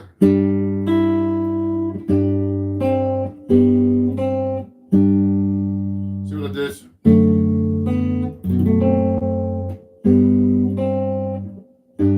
See? Now, it'd be easier if I use my fingers because there's so many notes.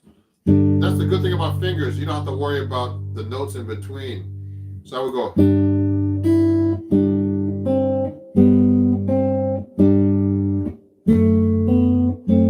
This is example number 2.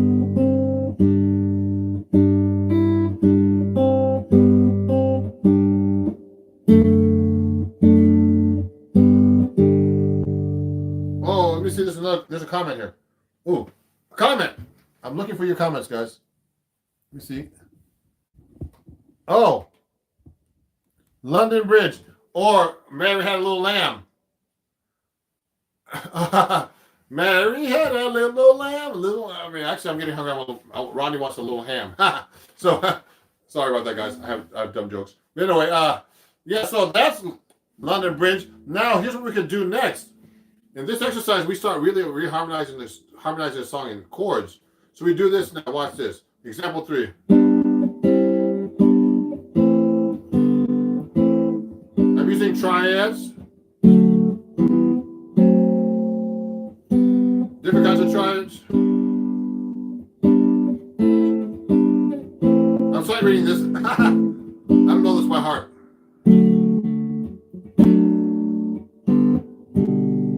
See what I did? So you should be able to do that with your melodies in general, especially diatonic thirds that I'm doing right now. That's what I just did. Okay, and then the next page, it gets really, really fancy here. I'm trying to do this quick. So I'm gonna now. What happens is I start doing this. Watch this. If I do this slowly, it goes like this. We look at this carefully. Now this gets much harder.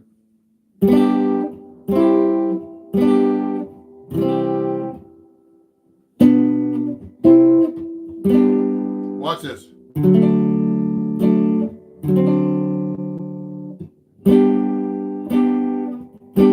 Watch this.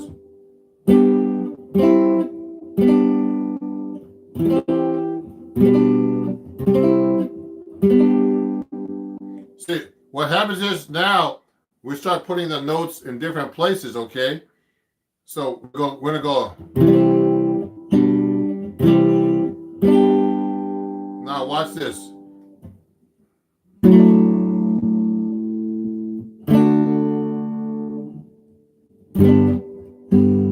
Okay, now example number 5. We're gonna go to this part. Watch this.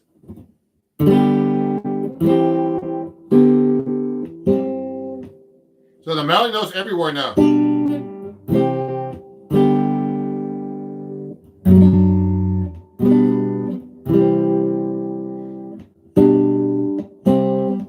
So what happens there, everybody? The melody notes on the bottom now.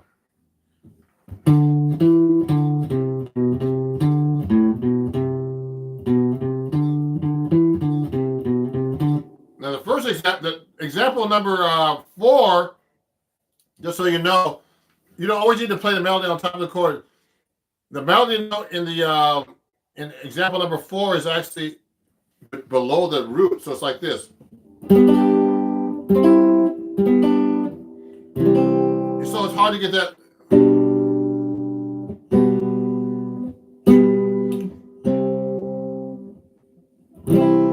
You got to make sure you have that melody note come out when you're playing it in the middle. So that's example number 4. You hear the melody in between?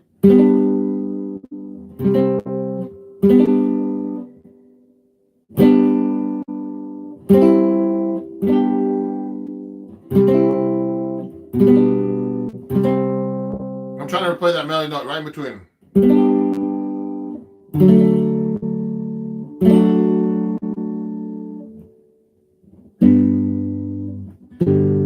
So, and the example number 5, we're going to put the melody note at the bottom.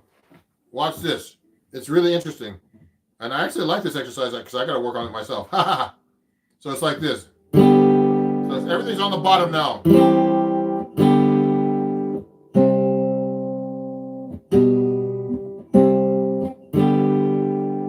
Now watch this.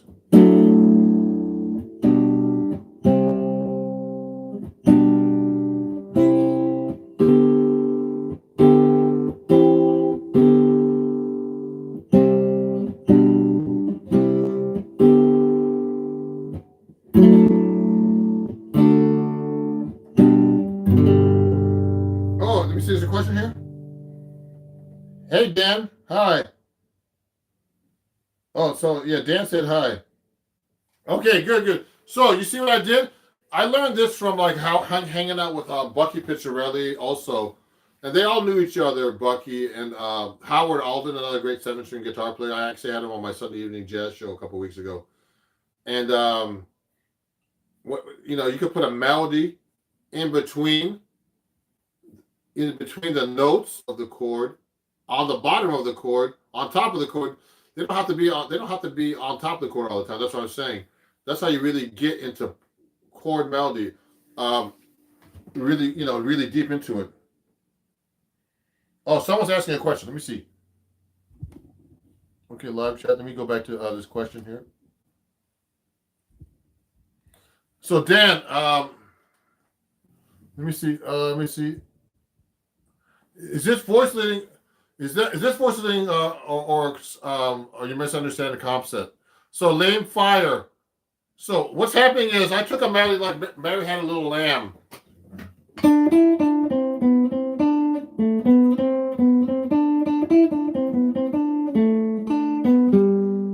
Okay, and what we did was in this weekly workout. It's the last weekly workout in the book that I have called Chords at Your Fingertips. If you don't have the book, because this is like from the owners of my book, like a workshop, also for my Patreon, so you can learn some new stuff too, about reharmonization and all this stuff is in my book.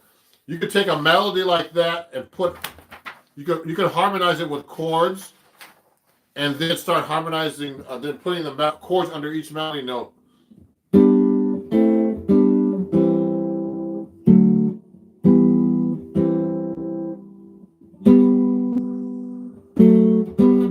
You can do it different ways.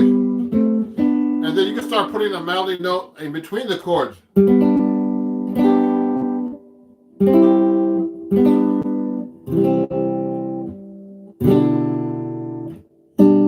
So what? So I put the melody note in between each. I have it actually, this part I have it in the middle. I mean, one note below the root. So see, I'm playing the chord like this. Now I'm putting the melody note not on top this time. Now that's really hard to do, everybody. See, the melody note's still in there. Can you hear the melody notes? Okay, the next part is okay.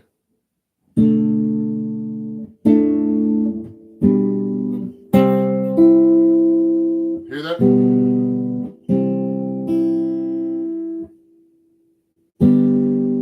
Hear that?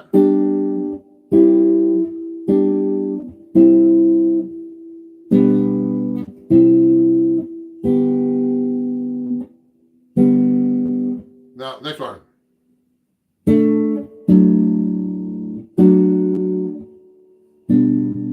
So what I'm doing is, now you can put the melody note on the bottom too. Now watch this.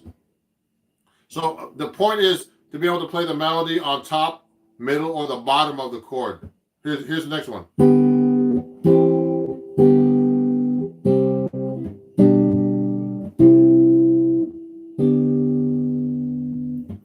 See what I'm doing? Melody notes on the bottom.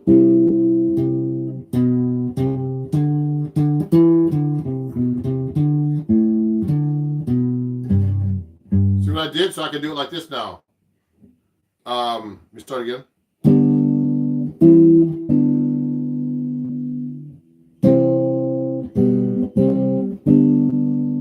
It's tricky.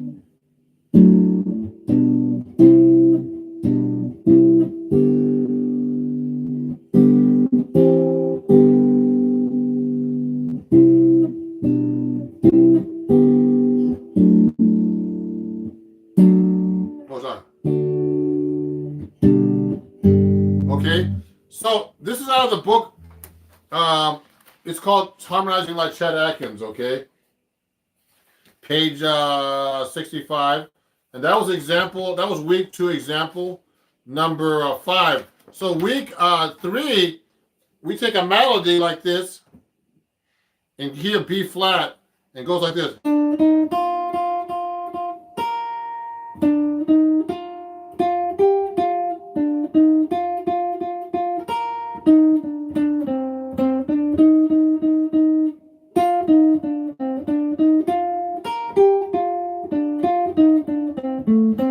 Which is called Billy Boy, okay?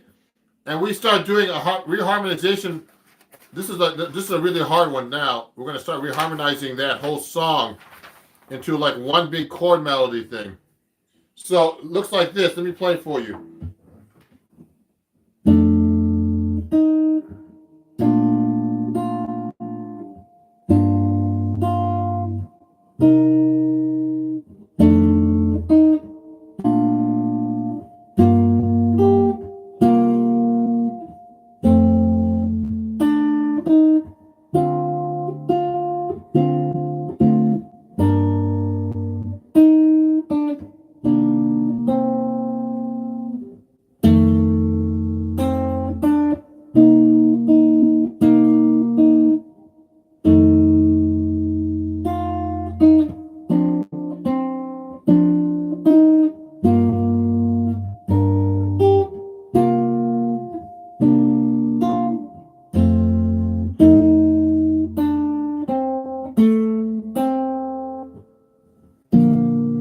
Okay, so that's Billy Boy.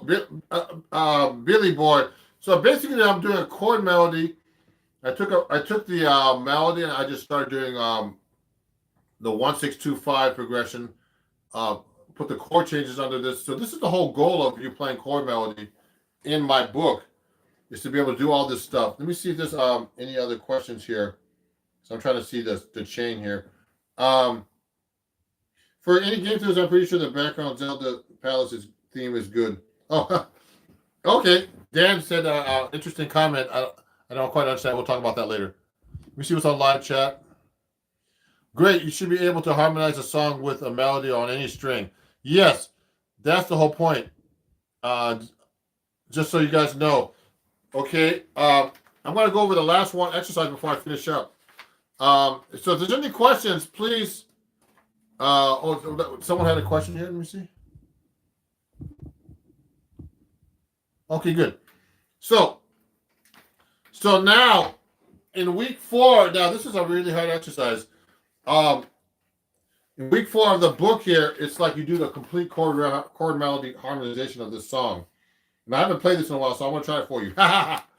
So we're going to do, this is like a real complete chord reharmonization. So you should be able to do chord melody and build up to this. This is like the finale of the book, my piece. So it's going to sound like this. And I actually have this videotaped professionally in the book for Acoustic Guitar Magazine.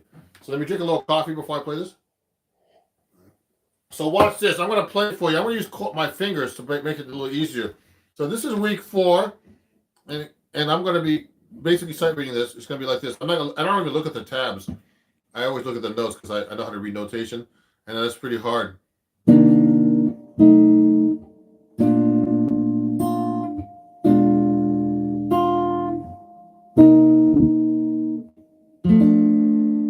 There it goes.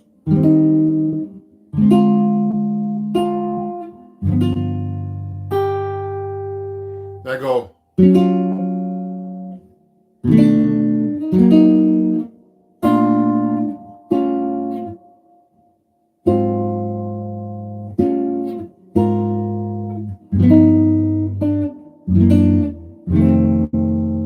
That go like this. Oh, I like this.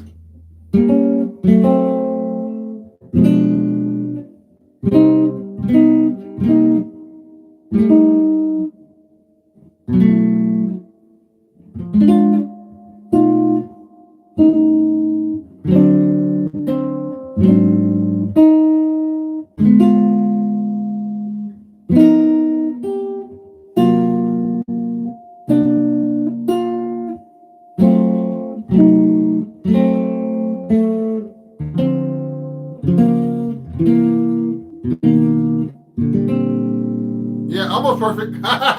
So I basically played almost reharmonized every melody note on that piece for the very last exercise. So, that's pretty complicated to do. So watch this. There's some parts here like, let me try it one more time. I'm going to show you some specific parts before I finish up. So I start off with a minor 9. And then I do a C diminished. And then I kind of do like, that implies F7, so you know. Then I use a sharp 2 diminished, B diminished, C minor. Then I do a 6 chord, okay, F6. Then I do a passing chord.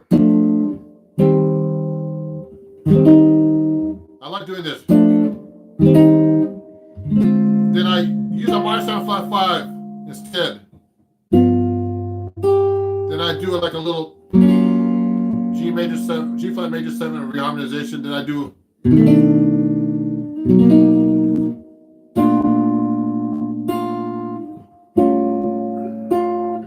so I did like a chromatic passing, descending chord progression like this: B flat major 7, A7, A flat 13, G13, G flat 13. Okay, no G13. Sorry. G7 flat 13. A lot of chords right by here. So it goes like this.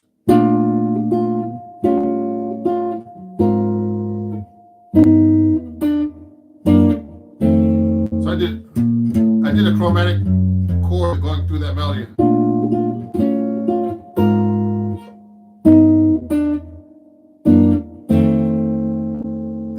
this. I did a line cliche.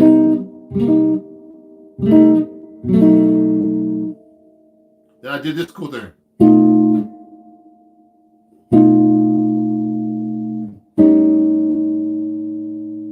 Yeah.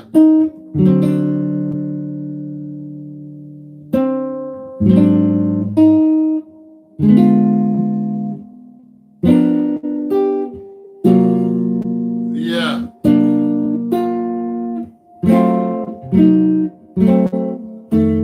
A lot of inversions here. Then I went.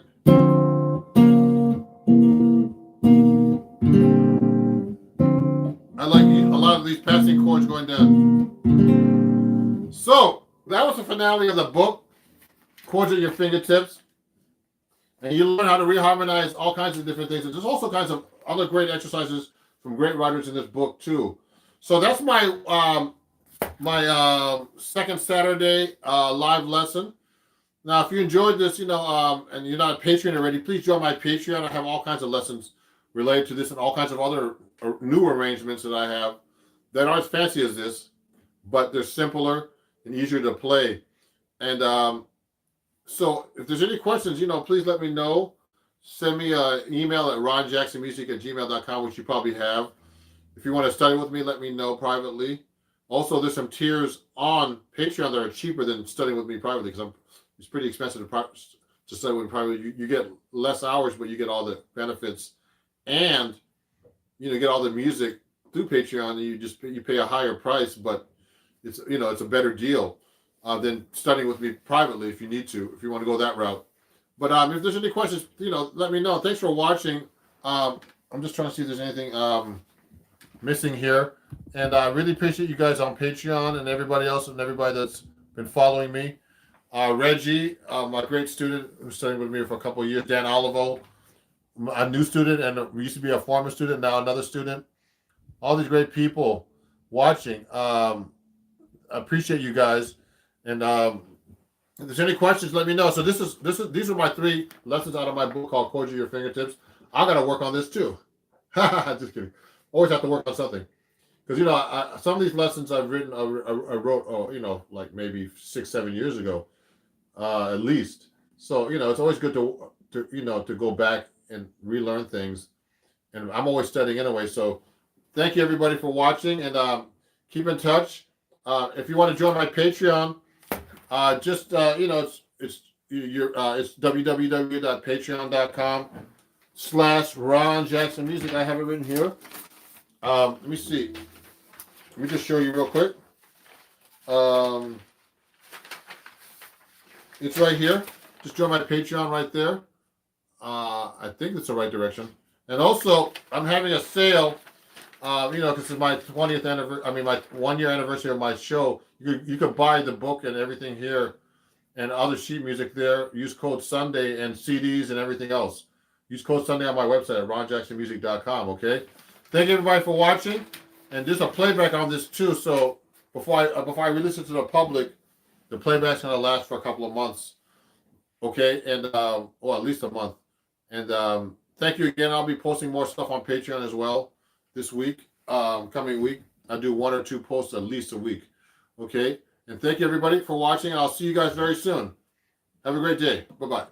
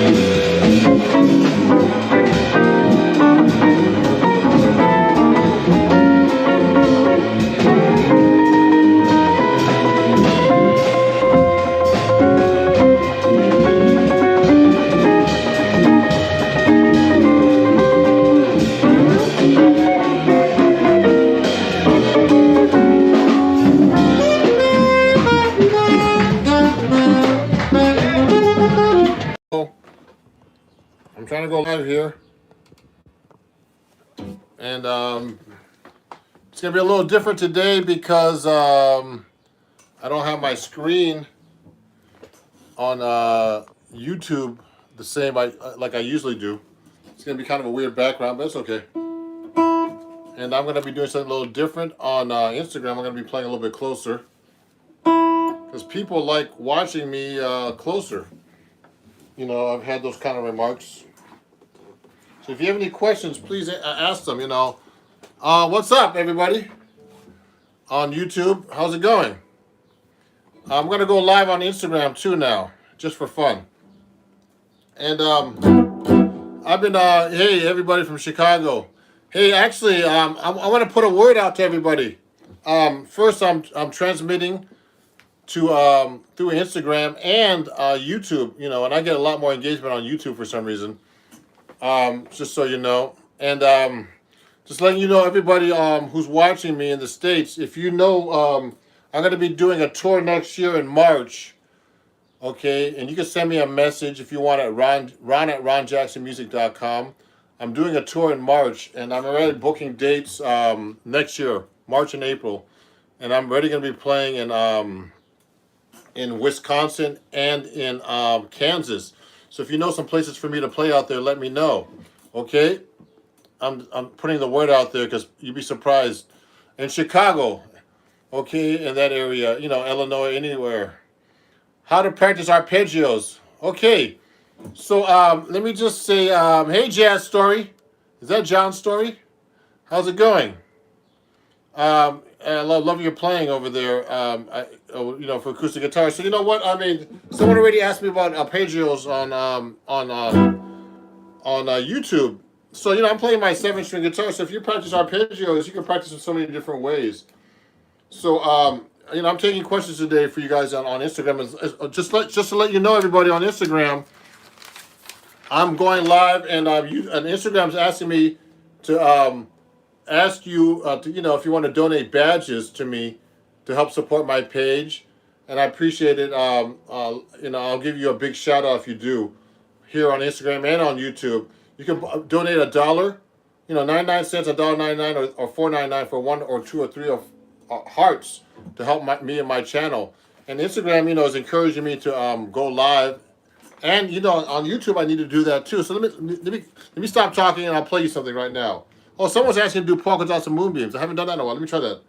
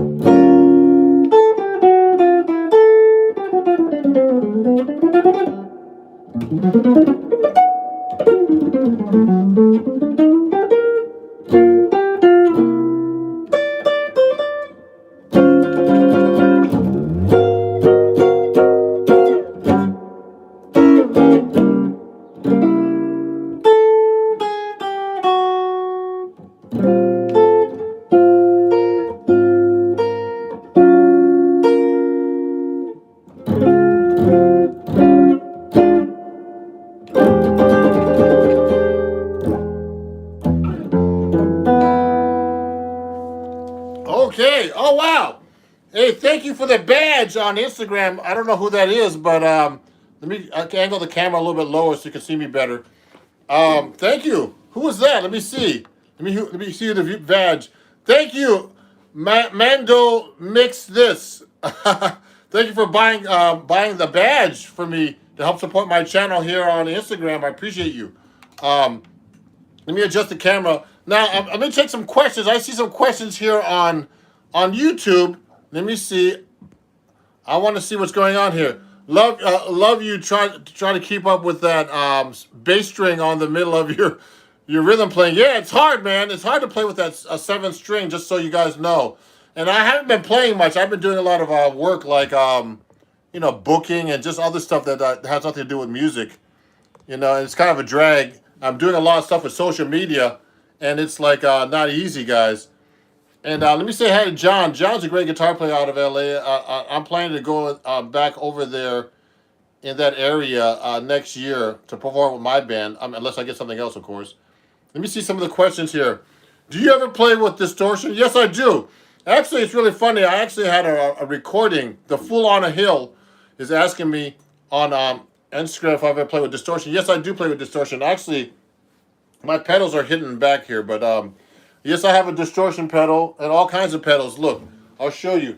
I mean, I have one lying over here right now, like a Boss compressor pedal, and I use and I have a bunch of pedals actually from Seymour Duncan that I use, and I actually was demoing them last week, and I had to do a filming with a friend of mine. We're doing like a film for like a grant we got that's going to be shown all over the country. His name is Greg Lewis Organ Monk, just in case you guys don't know him. And, we're going to have this film that's going to be released all over the country. So check it out. It's a great band. It's all original music. It's called The Breathe Suite. It's about all the people that were, black people of color that were killed by the police. It's sweet that he got a grant for a few years ago, and then we did some video for them. It's going to be great. It has like all these different angles, camera angles from the top of the organ, on the Leslie, all kinds of stuff. I need to get a noise gate pedal, actually. A lot of my pedals are from Seymour Duncan, just in case you guys don't know. Let me show you this. Let me show you my pedal board, guys. Since people are asking about my pedal board, I have one right here. And let me show you what it looks like, guys.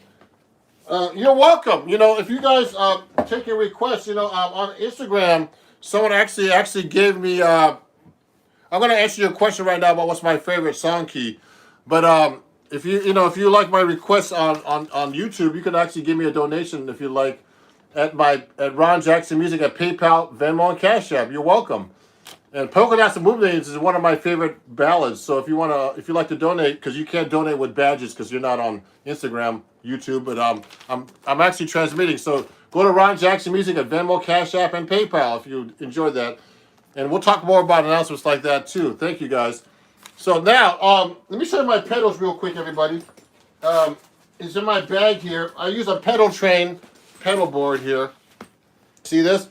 And take a lot of the pedals I got from Seymour Duncan.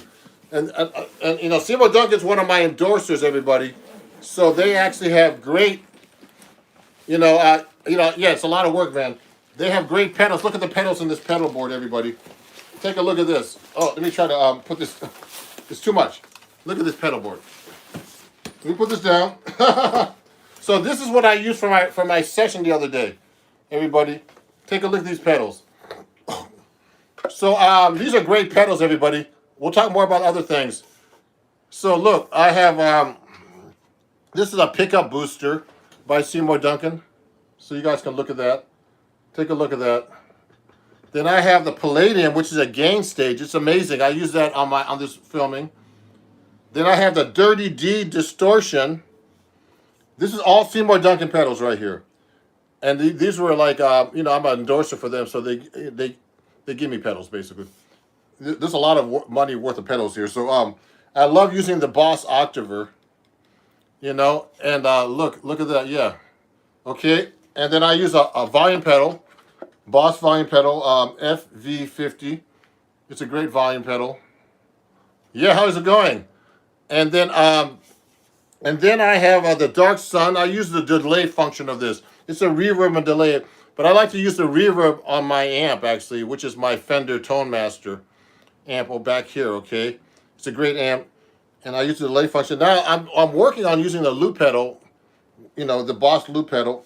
It's a great thing, and I like using this thing. It's a tremolo, so you can make it sound like a helicopter, the guitar, all kinds of cool things. And this is a Catalina, which is these are Seymour Duncan pedals too. This is a Catalina, which is basically a chorus pedal. Oh, these are really cool pedals, guys. So I do use effects sometimes, you know. Usually when I'm doing my jazz stuff, I play clean because, you know, I like to play clean. And also I like to use the amp effects. I like to use my Fender Deluxe Reverb with the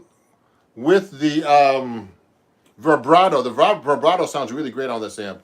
Okay, so let me get back to playing a little bit. So these are the pedals, guys. Check them out. Go support Seymour Duncan. They're a great company. I use all their pickups on all my guitars and their pedals. And Seymour is actually a good friend of mine. He's a really cool dude. He's actually from Jersey, but he lives in you know, way out in California near the beach. He does well, that guy. Really great guy. Really great guy. And you know, and I have the Seymour Benedetto pickup.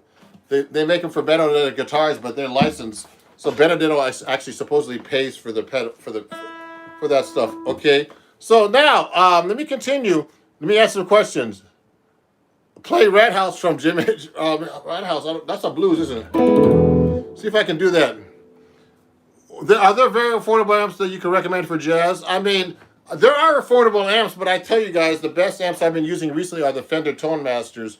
They're like the Fender Twin Reverb, or you know, they're like the tube amps, but they simulate the tubes, and they're great amps. I just bought a couple of them, but they're expensive. They're like $1,000, you know, list approximately. You can get them on sale at Guitar Center sometime if you go to the store directly. And that's what I'm using right now, and I changed the pickup. I use Celestion. I endorse Celestion speakers, so I changed all my peak speakers in the amps because these amps cannot handle you know, the power of the amp. So these speakers are here are Celestion creambacks, but I got the Celestion Neo 250, which is 250 watt speaker, put in this amp, and it sounds great. I almost thought I blew that out the other day on this recording, but I was using distortion with Octaver, which is kind of crazy, and I didn't realize it. But anyway, yo Ron, yo John, what's going on? Great to see you, John. So let me say hi. Let me say something. Look at these comments now on YouTube too. Let me see all the messages. You're from the Manila. Oh, cool. How long have you been playing? I've been playing since I was a kid. Creating ways to use the whole tone scale. Okay, so someone's asking about the whole tone scale, everybody. So let me get back to talking, and I'll answer your questions too on Instagram too. So if I use whole tone, I like doing these. I do this a lot in whole tone. So here's a whole tone scale.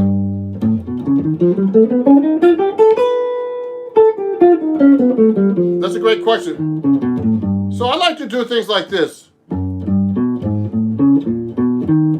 Half step below each, like I'm doing a third.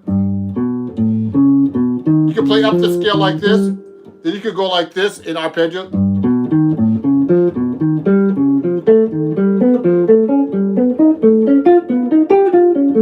Now you can mix them up going backwards and forwards. You could go.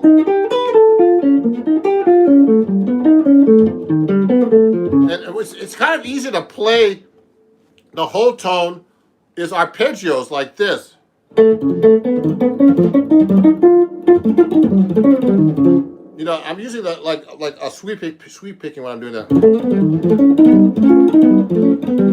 Now that's really great for, you know, for playing cool licks that sound really cool, hip, but they're not like really hard to play.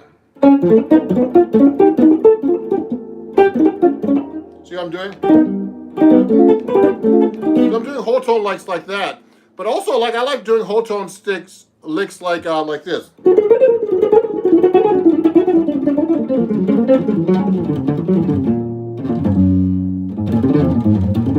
Like that, or like this with chromatics in between. They're easy to play on the guitar because they're like symmetrical. See what I'm doing? So those are kind of cool licks I like to use with whole tone.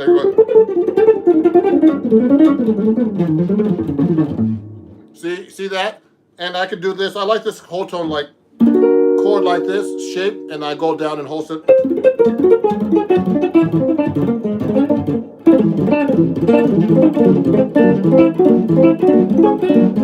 I'm practicing right now, everybody. Actually, so you know, I like to practice these things. Okay. So that's a great question. I forgot. I'm sorry I couldn't see who actually asked that question, but I love using whole tone. Now let me see. There's a question up here that someone was asking me. What's my favorite song key? So you know, my favorite song key just really depends, everybody. So when I'm playing a song, you know, the guitar, it's great to have those open strings. So sometimes I like to use the key of D or A.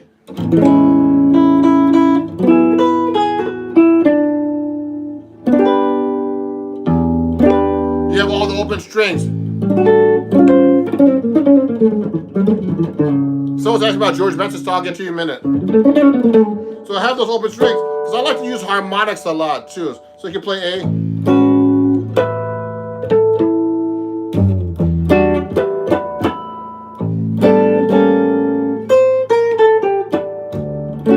I like the D, key of D because of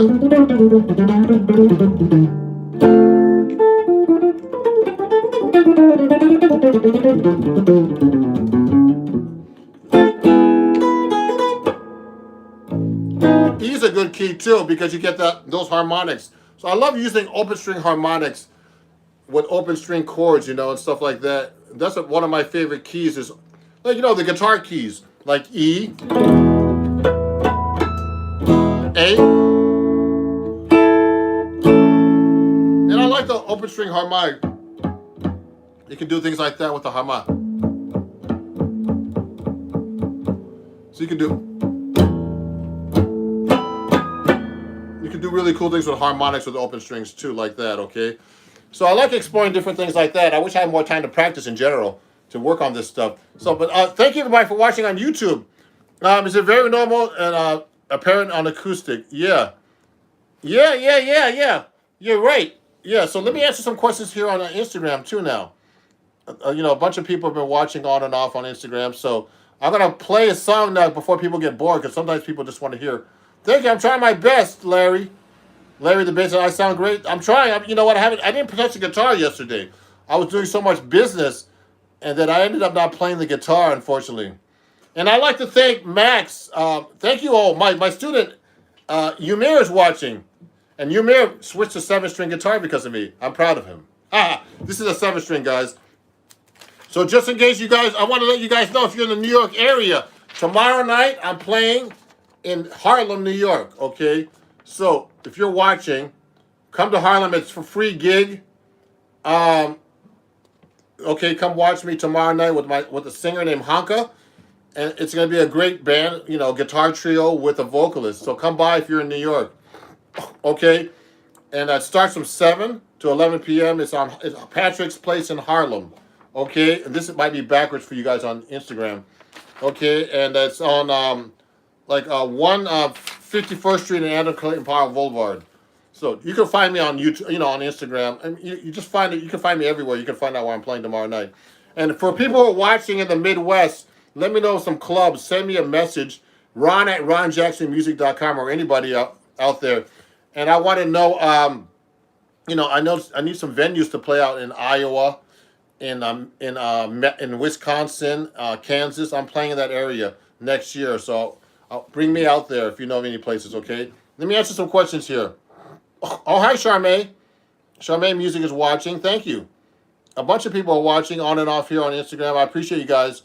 And let me answer. What's a great ballad lines? What are some great ballad lines on, for example, on Stella by Starlight? Okay, let me answer that question. So if I'm doing Stella, let's play that song right now.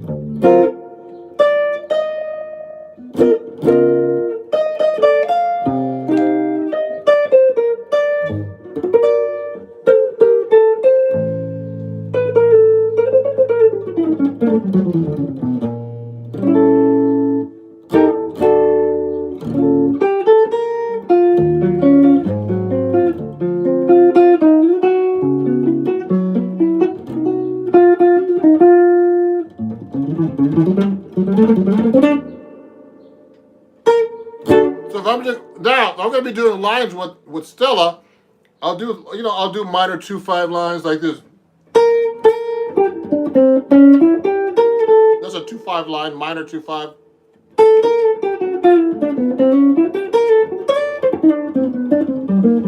These are 2/5 licks. Now I'll play up the scale. Now I'll be doing Lydian Diamond here.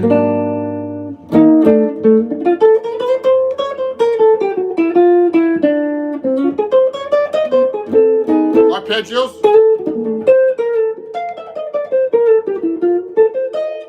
Now hold. Now that was a minor 2/5 lick, everybody. Now when I get to the G7, now I could do altered if I want to. I could do whole tone. People do a lot of whole tone here. I like this lick. That's a whole tone lick.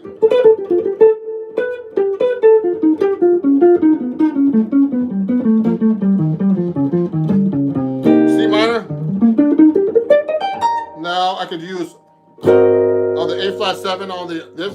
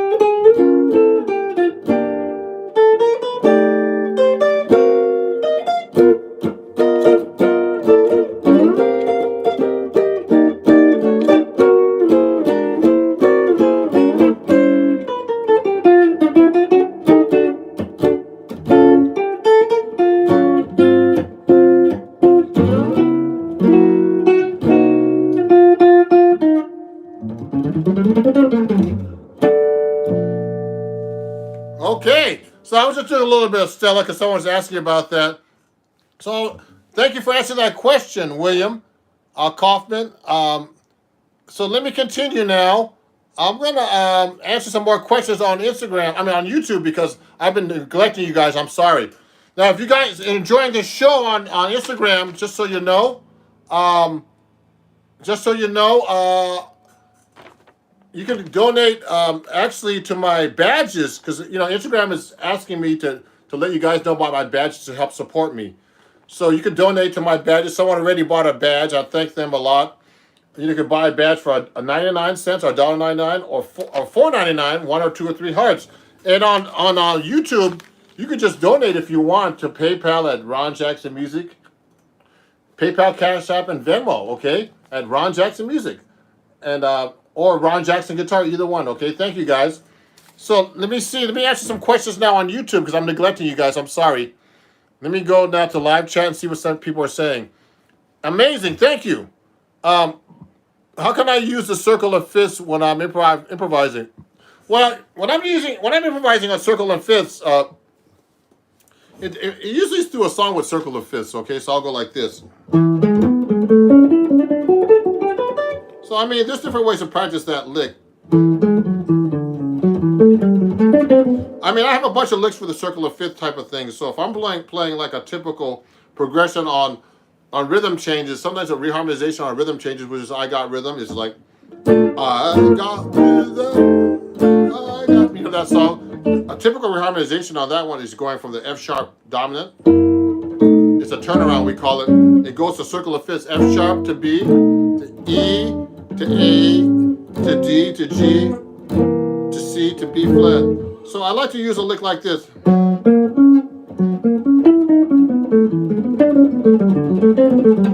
I have different kind of licks that worked out.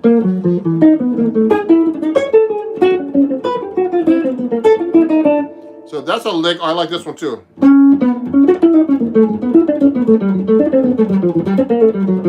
So those are licks I worked out. They're actually cycle licks that I like to work on. So you got to practice these things yourself, everybody, if you want to do these kind of licks over chord changes. So I'll just do like an F sharp. So I mean, I use that a lot. I'll go.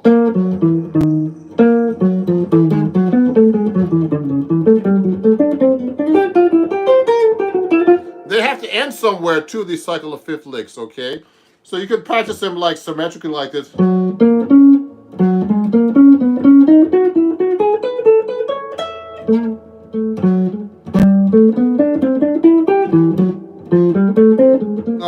It's hard to do.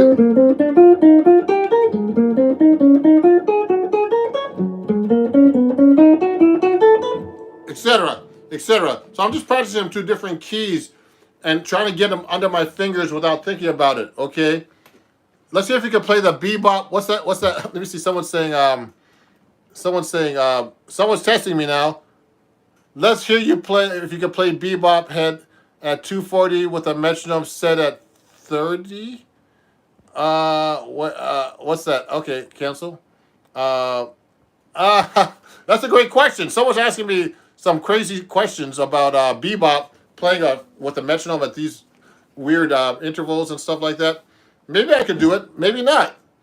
But remember, I'll tell you a story, guys. So I was, when I was at Berkeley, I saw a workshop with Joe Pass. I was actually watching some videos with him last night, and people would ask him the craziest questions, like, "Could you play giant steps?" Like to be doing like that kind of crazy stuff. Like this guy was just asking me. I don't know who this guy's name is. About some bebop stuff. I don't know. So Joe Pass, what he was saying? What he said to everybody, and I have the same answer. I don't have anything to prove to anybody. So he said that he said that to everybody. He just said, I don't have anything to prove, guys. I'm here to give a workshop. He can play. So, I mean, and I can play whatever. It doesn't make a difference. So I'll show you things I can do, and there's things I can't do, and I admit it. And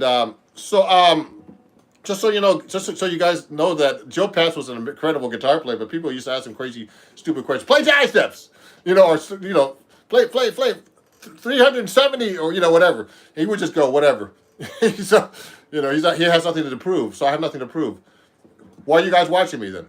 If I have nothing, if I have something to prove, you guys obviously like what I'm doing. So So anyway, whatever. So I'll answer your questions if I can.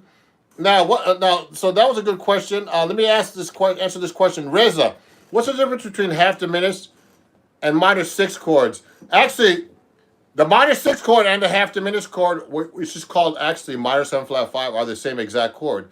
Now, there's a real pain in the butt. These chords, I still have a problem with them because there's so many ways you can think about them. So E minor 7 flat 5 or E half diminished is the same as a G minor 6 chord. Different inversion.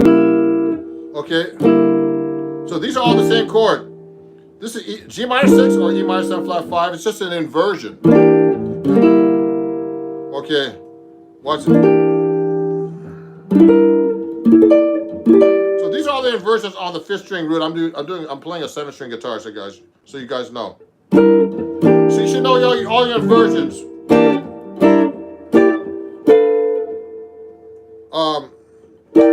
You should know all these, okay? All your 6-string roots, 5th string roots, okay? All your inversions. So they're exactly the same chord, just so you guys know, okay? Great question. Let me see. What's the best patch chords for use? I don't know what that means. What are the best patch chords or passing chords? Is that what you mean? Now, how do you understand how to combine the chords? That's a good question. When you combine chords, I don't know exactly what you mean by that, but so that means if I'm going through it from one chord to another or passing chords, I don't know what you guys. I don't know why. Let me see. Hold on. Oh, there I am. Good. So look at this. Someone just bought this book.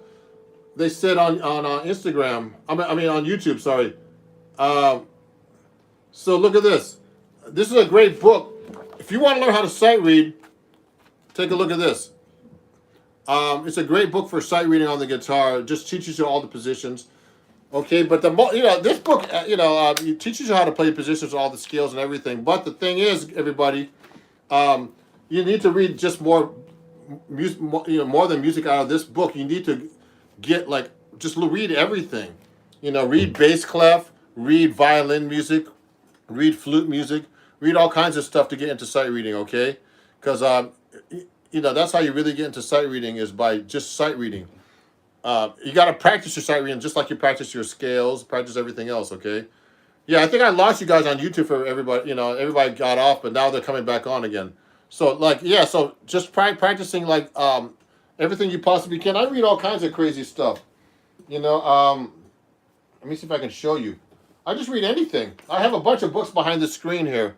But, sight reading books, anything, And I try to read stuff, don't read all the jazz riddles. I have all these fake books. You could try to read bass clef. Try to read bass clef. These bass lines on bass clef. Slash chords. Just try to read anything you can, everybody.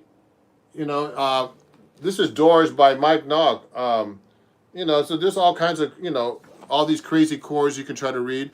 And these are good exercises. A lot of these books have great things to read. We just learn by ear. Someone just made a comment. Can you learn by ear? Yeah, you should learn by ear too. Both. Guitar players always are I'll tell you, everybody. This is real. What happens if you put some music in front of a guitar player? They stop. And you don't want to be like that. You want to be very well-rounded as a guitar player. I think you should be able to read. You should have good ears. You should be able to read tabs.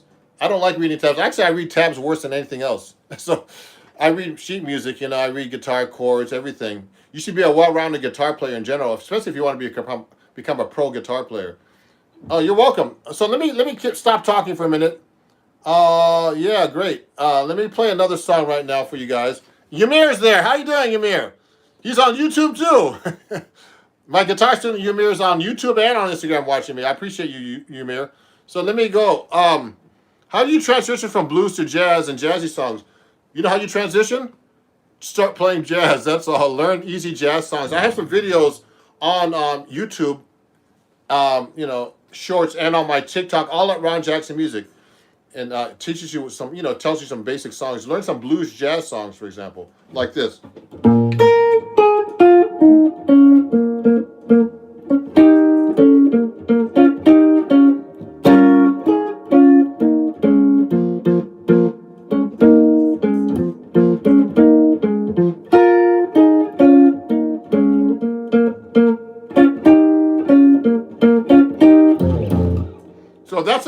very common jazz blues, but the changes are different, you know, in blues, jazz blues. We make it more complicated, you know. Hey, oh yeah. Whatever you, some quarter voicings. I can see quarter voicings. Yeah, great. So I was just playing those in fourths. That's very, you know, easy to play on guitar. So great question, everybody. So I'm going to go on for a little bit longer, and you know, I thank you for all the questions and great, you know, and stuff like that. Let me see what else there is. What other option? What people are saying on YouTube right now. And let me keep playing, everybody, because everybody's gonna get bored if I keep don't play. Can you please talk about slash chords? So yeah, someone's asking me about slash chords. Okay, so I saw some slash chords in here. Slash chords are basically like 2 chords over 1. Okay, look at this. These are slash chords right here. Endangered Species by I think it's Wayne Shorter. I think it's a Wayne Shorter song. Yeah, let me look. Yeah, Wayne Shorter and somebody else. So look at these slash chords. Now, so like someone says G over A. Okay, then the next chord is A over B. So that means, to me, that means G over A is a G chord with an A in the bass. Now, an A over a B is an A triad. It could be any triad with a B in the bass. Now, to me, look at this.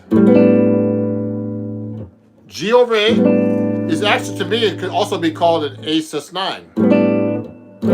And a A over B is a B sus9. Then it has F major 7 over a B. So look, F major 7 flat 5 over B. So watch this. Okay, now that's weird. Now what kind of chord is that?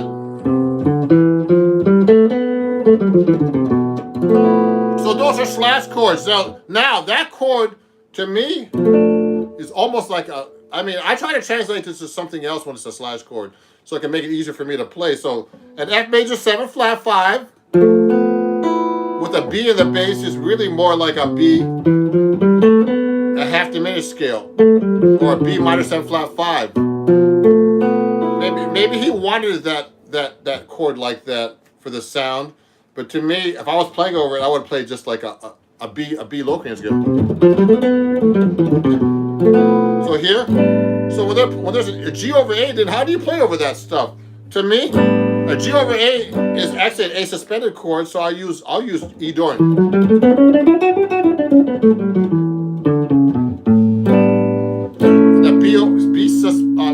A B over A over B, I would use an F Dorian scale too. Oh, it's a dominant scale. Okay, a B dominant. So that's how you go over the slash chords. That's a great question.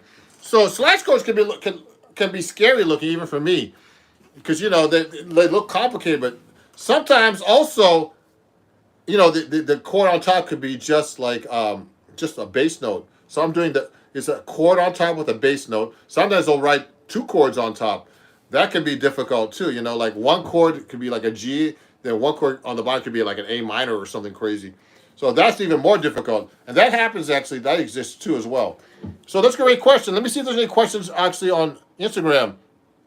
Now, thank everybody, you know, for all the questions, you know, and please share my page with everybody, you know, and follow me everywhere at Ron Jackson Music. I appreciate you guys. You know, I'm almost at 28,000 subscribers now on YouTube, and I'm still at below 25,000 on Instagram, unfortunately, still. So, you know, so please share my page. And if, you know, I'm letting you guys know I'm going to be touring the Midwest in March. So I'd like to know if there's any venues I can play at in Kansas, if you're in that area, Wisconsin, Iowa. I'm working on that today. In the next couple of weeks, I'm starting to book a tour of the Midwest and going west into Hawaii. I already have 4 dates on my tour next year, so keep an eye. Just so you guys know, if you enjoy what I'm doing, also, I have a gig coming up this weekend, and also I have a workshop, a jazz improv workshop on Lively. Now, this is backwards on Instagram, I'm sorry. But it's on July 18th. Go to lively.com Okay, and I'm doing a workshop that's, my first workshop went really well, so we're doing another one on July 18th. So you can go to my website and check that out too. Okay, and it transmits all over the world. So 2 p.m. on Sunday, July 18th, Eastern Standard Time. I had people from all over the world attending that. Oh, cool! You're gonna be in Los Angeles? Great. I'll be in Los Angeles in January if the NAMM show is happening, which I think it will. Okay, I'll be there. I did my tour last year of California. I didn't play in LA, but I played in Northern California. So, send me a message, everybody, if you need me to come play in your area. Ron@ronjacksonmusic.com. You got that? Ron@ronjacksonmusic.com. Okay. So, if you're enjoying this, also I'm having a gig tomorrow night in New York City with this great singer named Hanka. Come to Harlem at Patrick's Place tomorrow night, Saturday, 7 p.m. to 11 p.m. It's free. Okay, you just have to eat and drink something though, of course.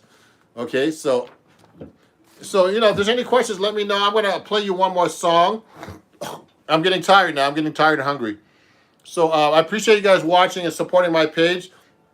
If you're enjoying this, also you can donate $1 or more on my at Ron Jackson Music at PayPal, Venmo, and Cash App.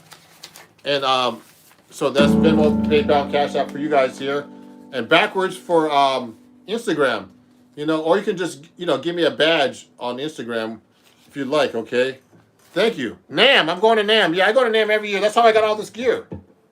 I have a lot of endorsers from going to NAMM, okay? We're there with, oh, cool. Great. That's great. Oh, someone's doing a 50-city tour. Wow, that's amazing. So let me play one more song, everybody, before I finish up. I couldn't answer everybody's questions. Let me see what other questions there are. I'm trying to answer everybody's questions, but let me see if there's any other ones that I missed. Sorry. Oh, yeah, Jimi Hendrix never learned sight reading. Yeah. Oh, that's a great thing. Anonymous. I love Jimi Hendrix. You know what? I'm not knocking people who don't read, actually. I'm just saying, it doesn't hurt you. It doesn't hurt you to learn how to read, But Eddie Van Halen was one of my heroes too, and he didn't read either. So I don't knock people who can't read, because if you can play, it doesn't matter. That's what I'm trying to say. As long as you can play your instrument and do what you want to do, reading has nothing to do with anything. So that's a great point. I'm not knocking people who can't read. I'm just thinking, I think that people who don't read have this thing about not reading. And I don't have anything against that. I learned how to, I didn't know how to read till later myself, until I went to Berkeley, and then I started doing Broadway stuff here in New York. So I think it's important to know how to read if you can. But some people, unless you're going to have amazing ears, it's hard to learn a lot of stuff if you can't read too, So nothing wrong with that. There's some great players out there like Steve Vai. He's like a monster reader and a monster writer, and it's good to know everything. And I know how to play with my ears too, and all kinds of stuff too. So it's important to know how to do everything. That's all. Let me see. Let me play everybody, and then I gotta go get some lunch. I'm getting hungry from doing this. Okay. Thank you, everybody. I went live for you, and it was really fun. And let me just play you one more song. Let me see.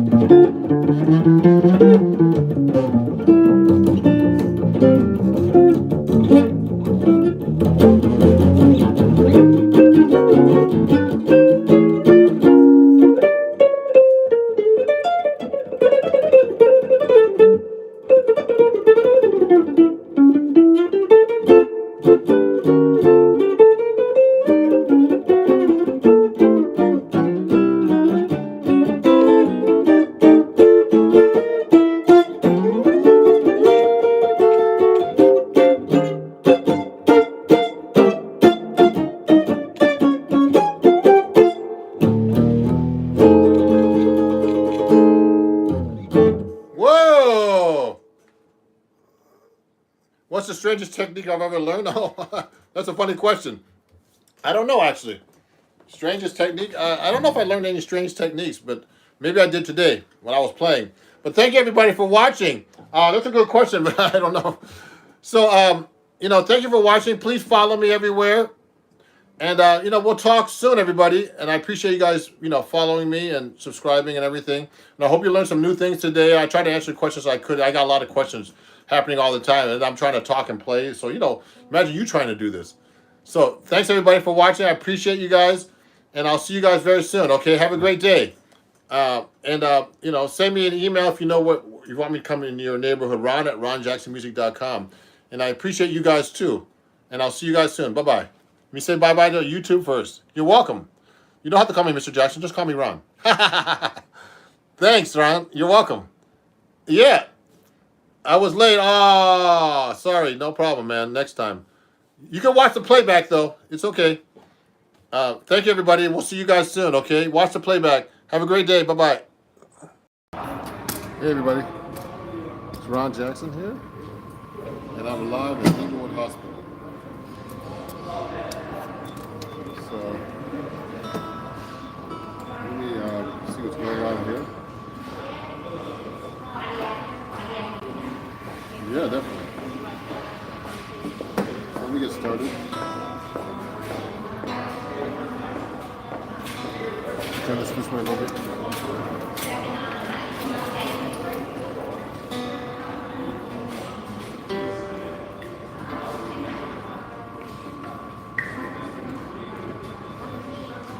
So I'm going to get started in a second. Solo guitar here at Inglewood Hospital. How you doing?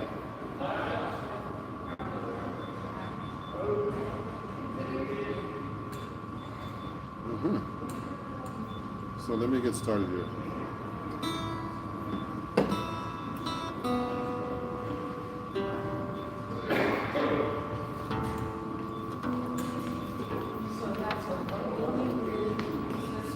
If you want to send me a comment or something, let me know. I'll put it back a little bit more.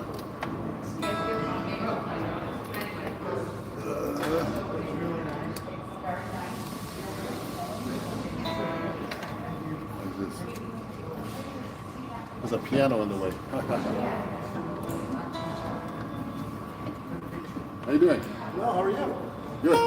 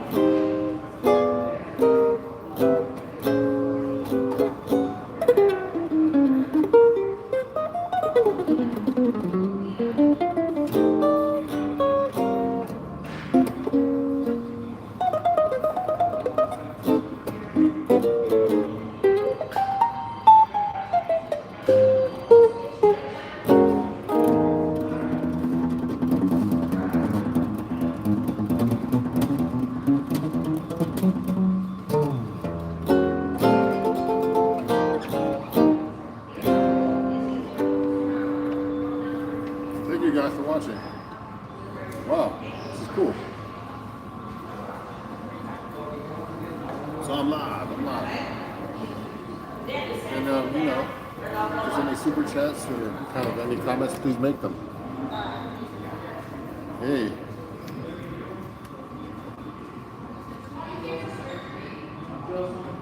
Oh. Okay, good. How's everybody doing? So this is solo guitar here. I do this every week when I'm in town. A solo 7-string guitar gig. So I don't know if you can hear me, but that's what I do every week at Inglewood Hospital in Inglewood, New Jersey. So let me see if anybody sent me any messages here. Let me see. Let me go to my my videos right now and see what's going on here. Okay. You go to my dashboard. I'm actually live right now, and let me see who's watching. Okay. Okay, good. So let me continue now with another song. Let me take this stuff out of my pocket. I have too many things in my pocket. Let me see.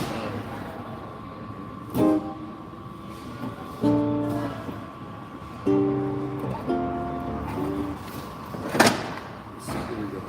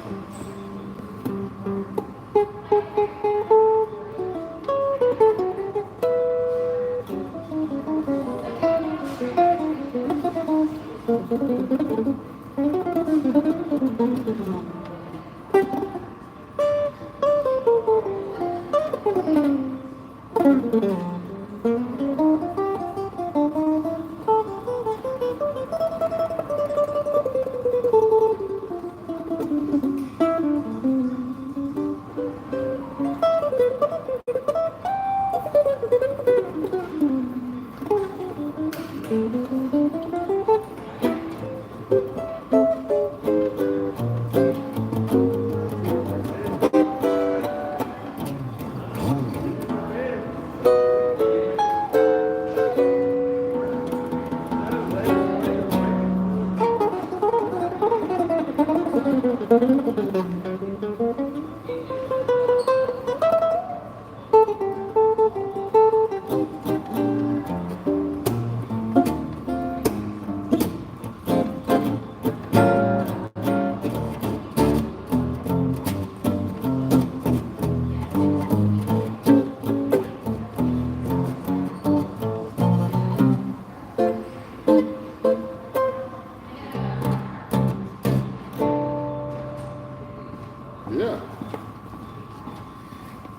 Send me a chat if you can hear me, guys. I'm live. Let me see all messages. Let me see. Oh, hey. Hey, Ron. Any tips for beginners? Bebop? Oh, cool. Hey. Oh, let me see what's going on here, guys. Sorry, I missed the messages. Playing some Eddie Van Halen ain't talking about love. You know, ain't tips for. It's so unusual in that music. No. So you know, 7-string was used in jazz before rock. Just so you guys know. Okay. So yes, 7-string's been around for quite a while, and you know, if you enjoy what you're doing, you know, I have a super chat here. Let me see if I can make a comment.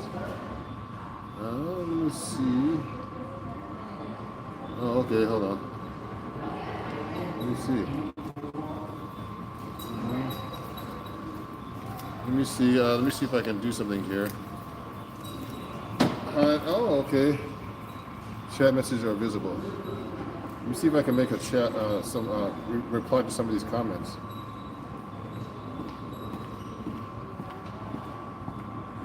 Okay, guys.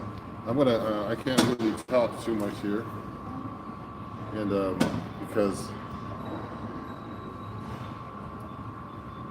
yeah, okay, yeah, so unusual.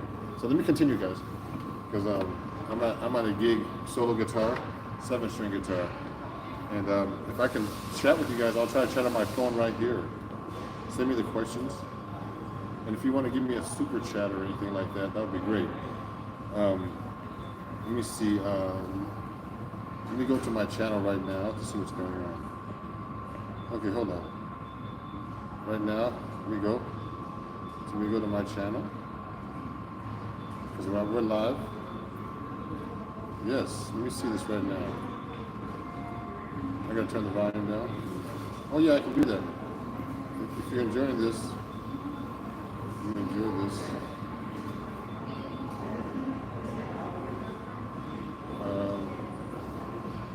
There is super chat.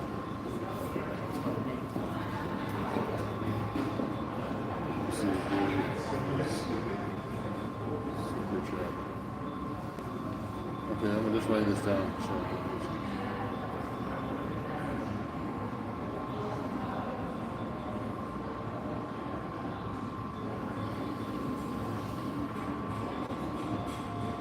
Let me see, yes. Now, let me continue, guys. Let me continue, guys. Okay. I haven't done a boss in a while. So I'm going to use my 8.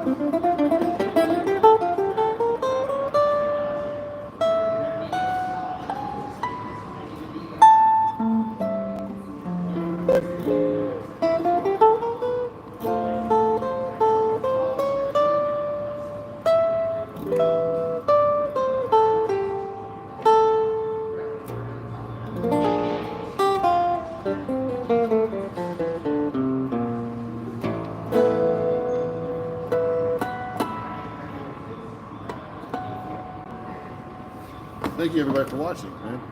This is great. I do a live stream, and you guys are really cool. So I'm gonna take a break soon because it's solo guitar, and I appreciate all the people watching right now on YouTube, all my live streamers. I gotta go live more often. So I'm gonna take a little break right now and come right back, okay? So we'll talk, guys. Let me go and come back and watch this a little later, okay? Bye-bye. I'm gonna go back live in about 10 minutes. Bye-bye.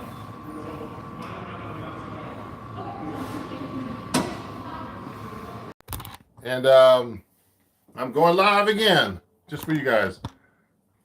Thank you, everybody who came out to my live show on Friday.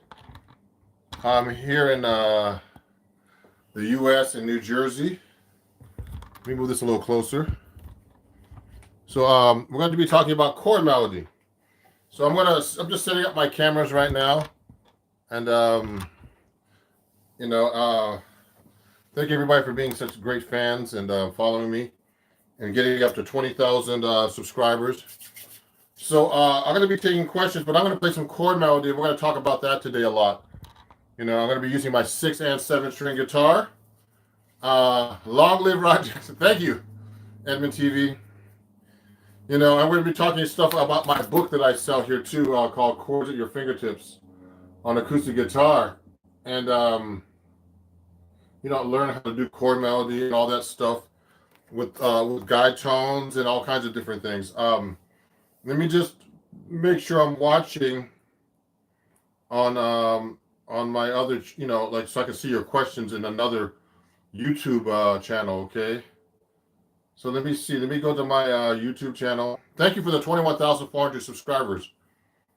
You're the man. Love listening to you. Thank you. You've given me a perspective and helped me improve so much. I'm glad. I'm glad to hear that. I'm live right now. Let me see something. I'm gonna just make sure I watch my own live so I can answer your questions. Here it is. So make sure the volume's down. Okay, good. Hey, Vikpol from India, great. Great to see you guys. Let me take out my guitar. I'm going to play first on my 7 string some chord melody for you. Okay, and then we'll talk about learning how to do chord melody. Let me see if I can move this camera up a little bit so you can see me. Let me take this guitar out right here, my 7 string. Ooh, there's something off this cable. I gotta fix this. So, yay! Hey, Montreal, how's it going? So let me fix this guitar real quick. We're gonna talk about chord melody. So if you have any questions, please let me know, and I'll answer them as best I can. So let me start by playing a song.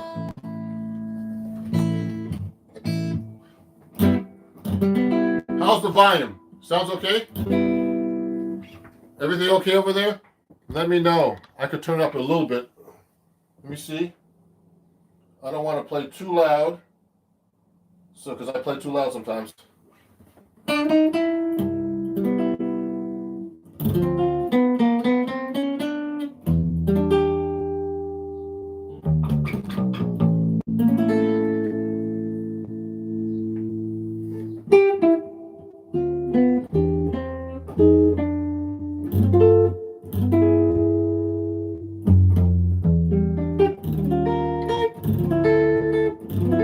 Good. So we'll be talking about chord melody today, and let me play you something right now that one of my arrangements that I have, that I actually have here on YouTube, and it's going to be called Time After Time. And no, actually, let me do that one first. Ready?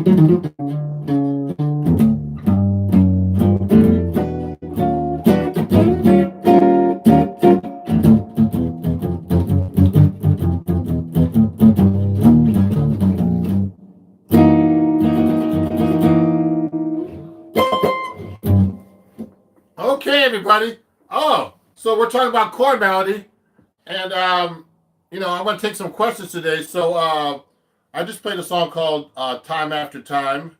I forget who wrote that song, but it's a classic jazz song that I always play. It's one of my arrangements that I really know well, that I kind of created for 7-string and 6-string guitar.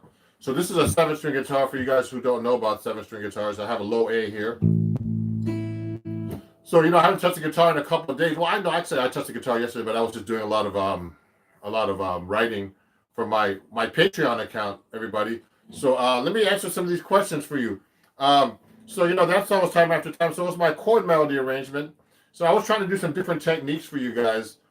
Walking bass lines, inner lines in the chords, seconds, fourths, whatever ideas that came up into my mind when I was doing improvising. So thank you, Henry and VPIL. So let me just answer a few questions here, if there's any. So Glenn from Canada. Oh yeah, great to see you. Alex, sounds great. Thank you. Edmund TV, thank you again. And good to see you live playing. Good. How do you do that? Lionel asked me how you do that. With a lot of practice.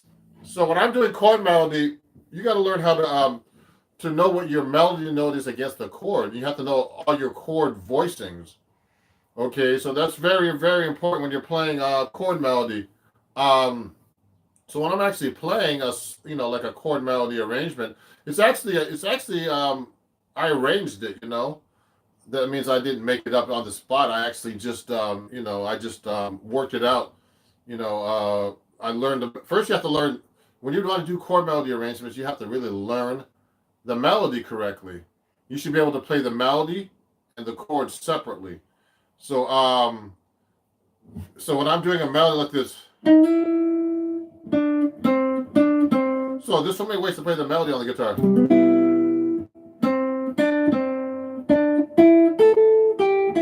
When I play that melody like that, I could play so many ways on the guitar.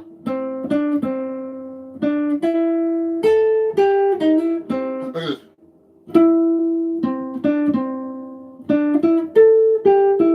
That's the hard part about the guitar. So you have to be able to play the melody on the top of the chord, particularly. Now you can actually play the melody on the bottom of the chord, in the middle of the chord. When I talk about that, I actually have this book. We'll be talking about my book, Two Chords at Your Fingertips, that's on Acoustic Guitar Magazine. That I actually, I wrote 3 lessons, and one of my lessons is called How to Harmonize Like Chet Atkins. If you look closely, and in this book, I take a song like London Bridge is Falling Down, like this. It goes like this.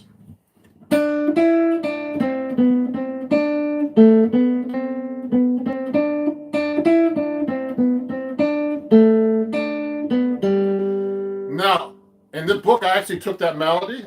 I played it with chords on the bottom.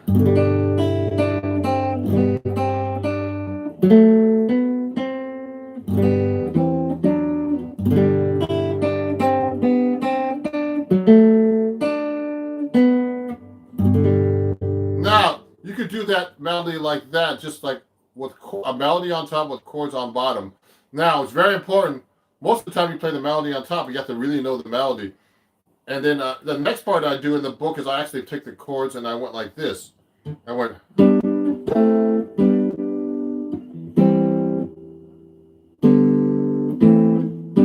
Like that. I'm reading this.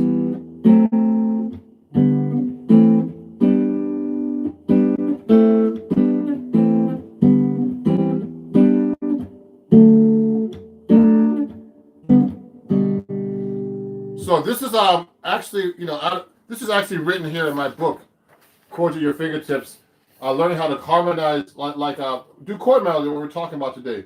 I'm taking a really simple melody like London Bridge is Falling Down, and I play the chords under every note. And that's how you actually learn how to do chord melody too, not just play like a thing like this.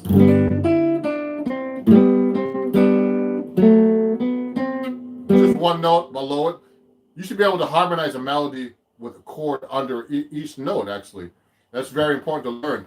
Let me see. Oh, thank you. Let me just look at some of the questions here. So I'm just going through this. I'll take questions while I'm trying to talk to you about doing chord melody. So thanks Roscoe for saying I'm amazing, and thank you Vipul from India. How much of what you're playing is arranged, and how much is at the top of your head? So when I'm doing a chord melody, everybody, most of the time it's pretty arranged. So what I do is I actually work it out where I actually, what's the word? It's really arranged actually most of the time. So what I'm trying to do is actually, in the beginning you have to do arrangements, okay? So it's very important to have them really worked out. I mean, Joe Pass, all the great like solo guitar players, they had their stuff arranged. I went to see a Joe Pass workshop actually, and he was amazing. And he had everything worked out. Obviously, you have to have it worked out, and then after a while, it just becomes natural, and you don't have to think about what you're actually playing. So when I'm playing like a song like that arrangement I just played a minute ago, um, uh, uh, time after time, I actually played that so many times that I know it pretty good. And I have a bunch of solo guitar arrangements like that. So you have to really, the best way actually to learn these things is learn from the masters. If you go to my website, ronjacksonmusic.com, I have tons of, I have about 5 or 6 arrangements for guitar because you have to start learning arrangements from other people. So if you go to my website, ronjacksonmusic.com, and you'll be able to get copies of my arrangements there for like $5-6, okay? And it's on my description here. You have to learn these chord melody arrangements by heart. Now let me see something here. I'm just gonna turn my other phone down so no one starts to disturb us, and put it on silent. So let me see. Let me look at some of these questions. I really wanted to know what your favorite guitar is and the one that you have and one that you don't have. By the way, you're awesome. Thanks. I don't know. I don't have a favorite guitar. I mean, I'm trying to get a Benedetto guitar, a 7-string. So I mean, another guitar I'm using right now. So I'm using my 6-string. I mean, my 7-string. Let me show you the one I got from. Oops, something's wrong with my cable. So let me put this over here. I'm using also this D'Angelico XL that I got. I'm a D'Angelico artist now too. So this is a pretty great guitar, especially for the price range. You could go to my Amazon store and pick this up if you want to. I have an Amazon store, and you just go straight here to ronjacksonmusic.com. Amazon.com/shop/ronjacksonmusic, and I sell all kinds of stuff there, my books and all kinds of stuff. Okay, and it's my Amazon store. And I sell the D'Angelico guitars there on that site too. So this is a pretty good guitar too. You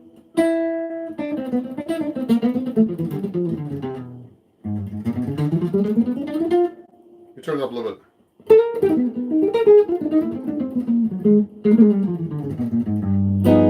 So I play 6-string too, because most of the time, most of the guitar players I teach don't play 6-string. So it's important to know how to play 6-string. So we're talking about chord melody today. So it's really important to learn the melody and the chords separately, then you put them together. Now melody is the hardest part of playing anything, I think, because the melody, everybody knows the melody. So if you mess up that melody, you can be the best musician in the world, and some guy, some average whoever, Joe or Smo, will say, "Man, you play great, man, but you messed up that melody," and he won't know anything about music. So the melody is the most important thing. So when you're playing these chord melodies, you got to hear the melody. And whenever you play a melody, even by itself, you got to play it perfect because everybody knows the melody, So let me see. The Highlighter book, will it help? And how so? Oh, yeah, Dario. Yeah, the book will help. I mean, I've sold like 40, 50 copies already of this book to all my students and fans, and they love this book. It also teaches you all kinds of different cool things. So just go to my website and order it for me directly there at ronjacksonmusic.com. It's on my description here. And this book only has 12 different lessons. One of the lessons is I teach you how to play walking bass lines. So like for example, let's talk about walking bass. So you see me playing walking bass all the time. So Dario, so if I'm not playing a walking bass line, you have to know how to play 2-note voicings on a chord, especially on 7th chords, chords that have 1, 3, 5, and 7, okay, or a flat 7. It's a dominant chord, okay? So a chord that's voiced like this. So the 3rd and 7th is the 2 notes we use a lot on a chord in jazz to get a sound where you don't have to, you eliminate the rest of the notes, and that's the most important sound of the chord. Okay, so if I'm playing up a scale, I'm only playing 3 notes. Like that. So you can do that across the neck.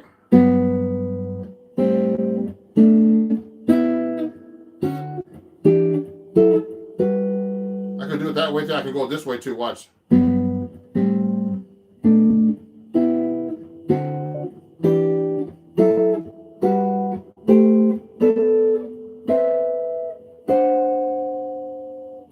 Oops. Oh. So I did the same voicing up and down the neck. So I'm using a root, just 3rd and 7th. And that's really important if you want to do walking bass lines on the guitar. And a lot of chord melody stuff. So if I'm walking a bass line like this, and a blues.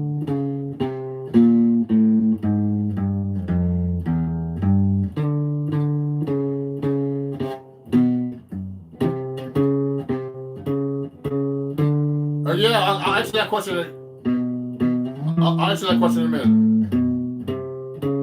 So when I'm actually doing a walking bass line like that in a blues, which is just like 1 in G to C7, G7, C7. That's an easy progression. Okay. Then C7, you know, just a regular blues. Everybody knows the blues, I hope. And so if I'm walking a bass line, I'm just using 2 notes.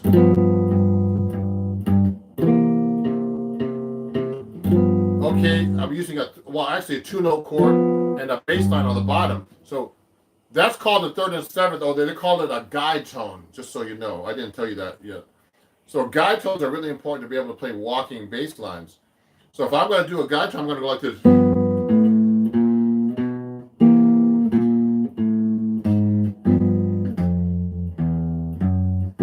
Hear that?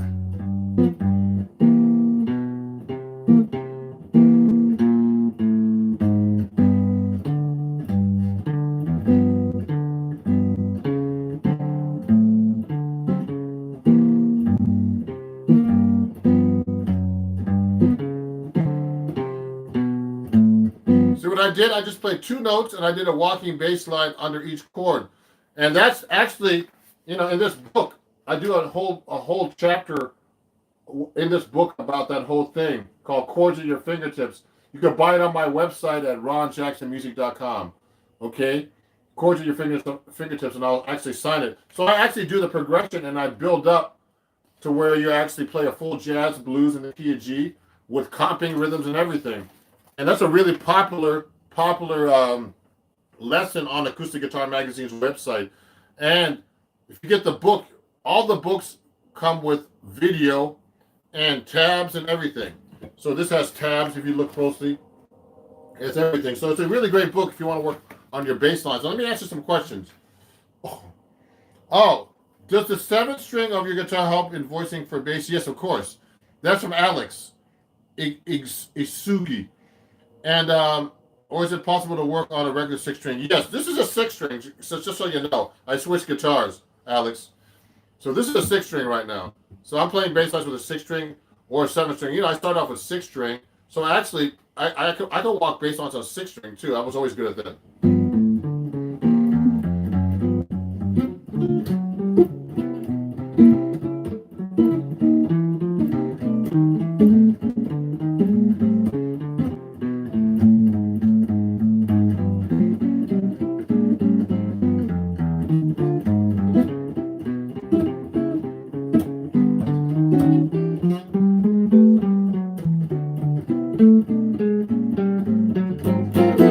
So basically, I can walk on 6 string and 7 string. I mean, 7 string sounds more like a bass because the 7th string on my guitar is really the 3rd string of a bass. I have a low A. So yes, I can walk on 7 string, and it's very important to walk on, you know, learn how to walk on 6 string first. So let me keep answering questions here. Thanks. Is it time to start learning? Okay, this is from Glenn Michael Thompson. Thanks for answering. It's time to start learning and making your own arrangements as well as some from other guitar players. I'll have to check your book out for sure. Thank you, Michael. Yeah, you know what? It's important to learn arrangements first because, you don't really know how to do chord melody arrangements until you look at other people's arrangements.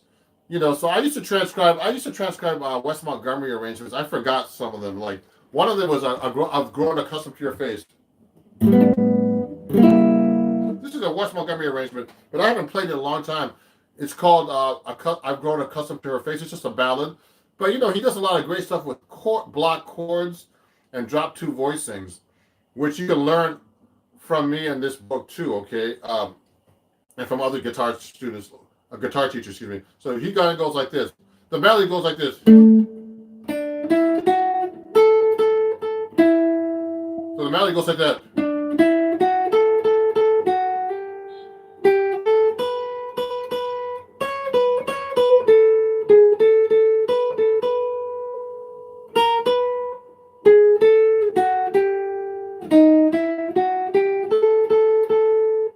So I'm gonna play. So he actually played.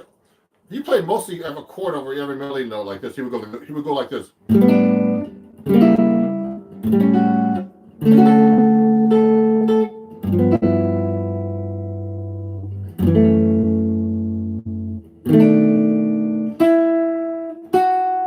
I don't know.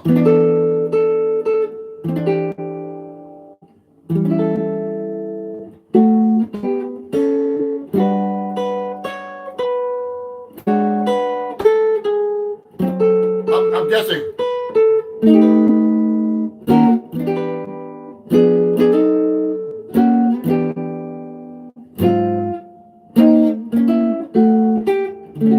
I'm doing it by ear.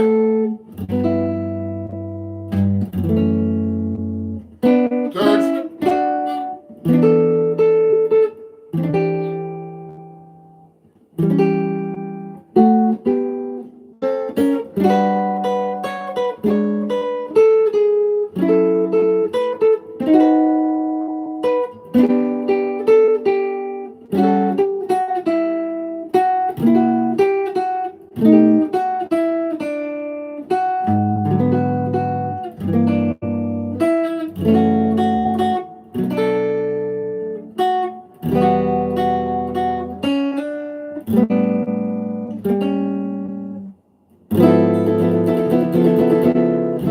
So what I just did was, I was doing that by ear basically, but I've been chord melody arranging for so long, and I know about some of the harmony of the song. I don't know that song that well. That actually, I was just kind of doing it by ear. So when I was doing the chord melody, I was doing a bunch of different techniques. I was like doing like block chords, and then when the melody note came out, I would just do simple thirds. Just down the up the scale.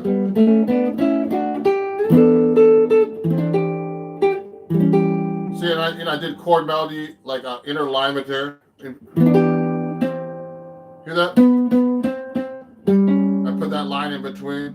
Then I went.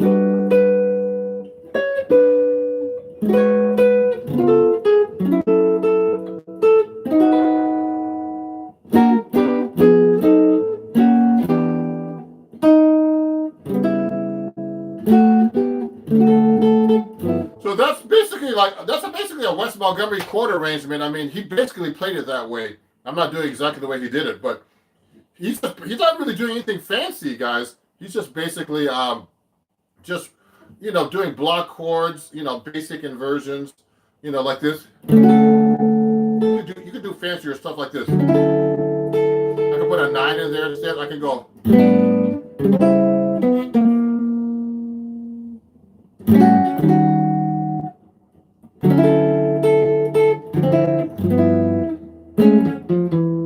I can put all kinds of fancy stuff in there.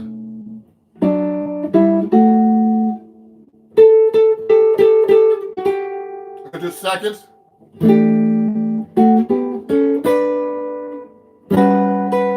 I can put a sharp 4.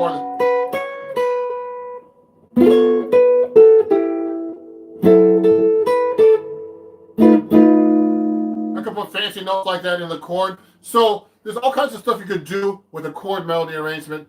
It's up to your imagination at the end, actually. So I have I'm trying to be more imaginative. So sometimes I think I play too inside, And you know, so I try to start doing things like.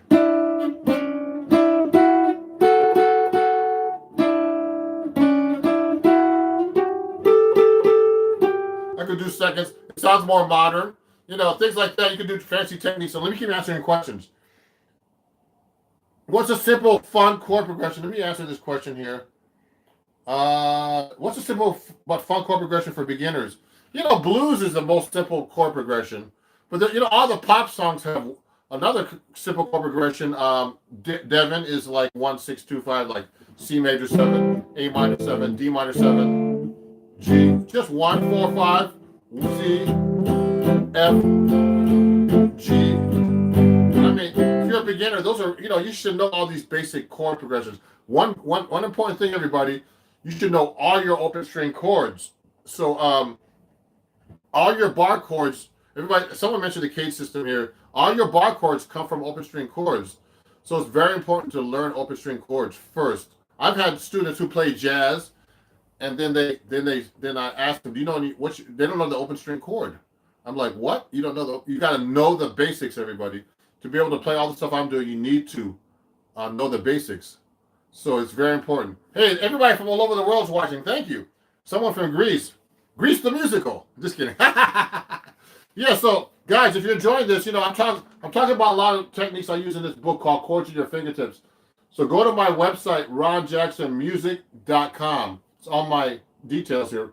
And you can pick up your own book and I'll sign it for you. And it teaches you about chord melody, all kinds of stuff, you know, harmonizing melodies. You know, and there's a chord melody arrangement in here. I might play it for you. It's at the end of the book. It's called Billy Boy. And I'll have to read it, but it's right here at the end here. And it's actually like a combination of the whole book. It's the very last lesson.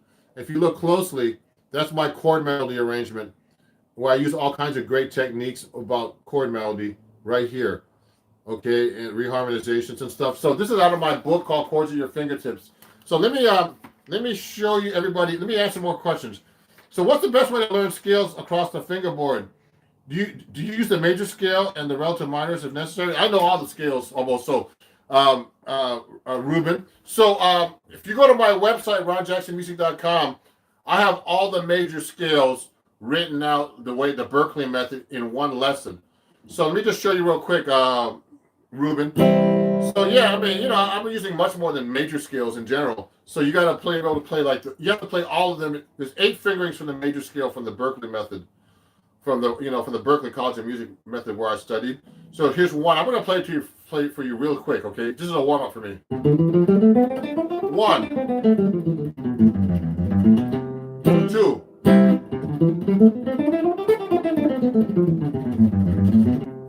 3. I'm kind of playing fast. 4.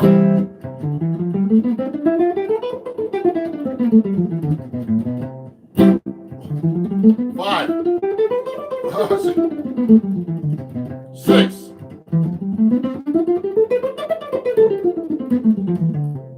7.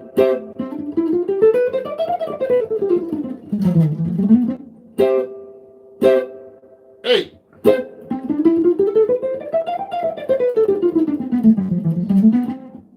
So, you know, I mean, I know those skills pretty well. I'm just playing a little too fast right now because I'm trying to show you in like 1 minute. So, those are the 8 fingerings. And the point is to be able to play like this.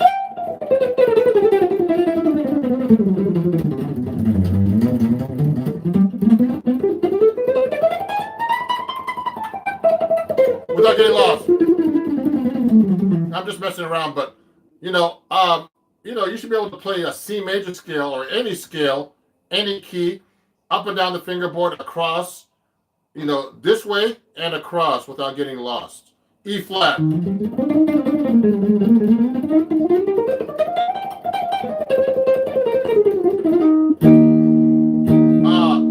G flat.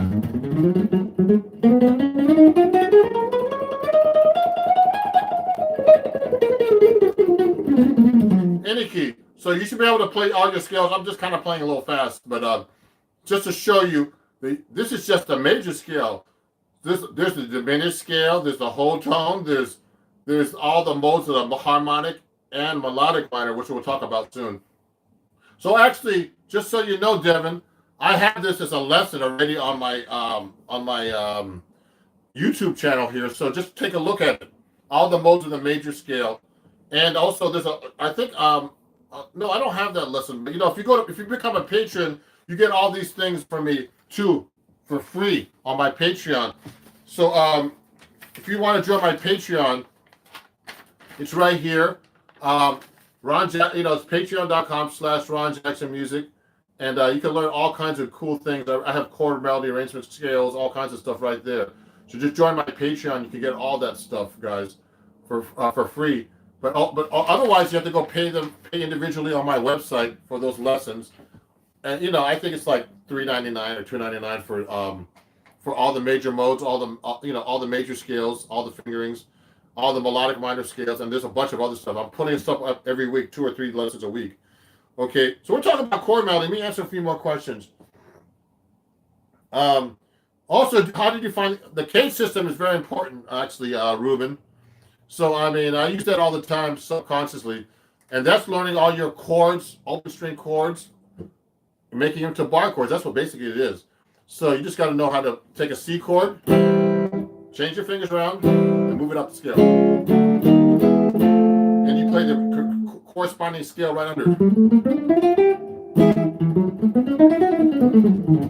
Everywhere.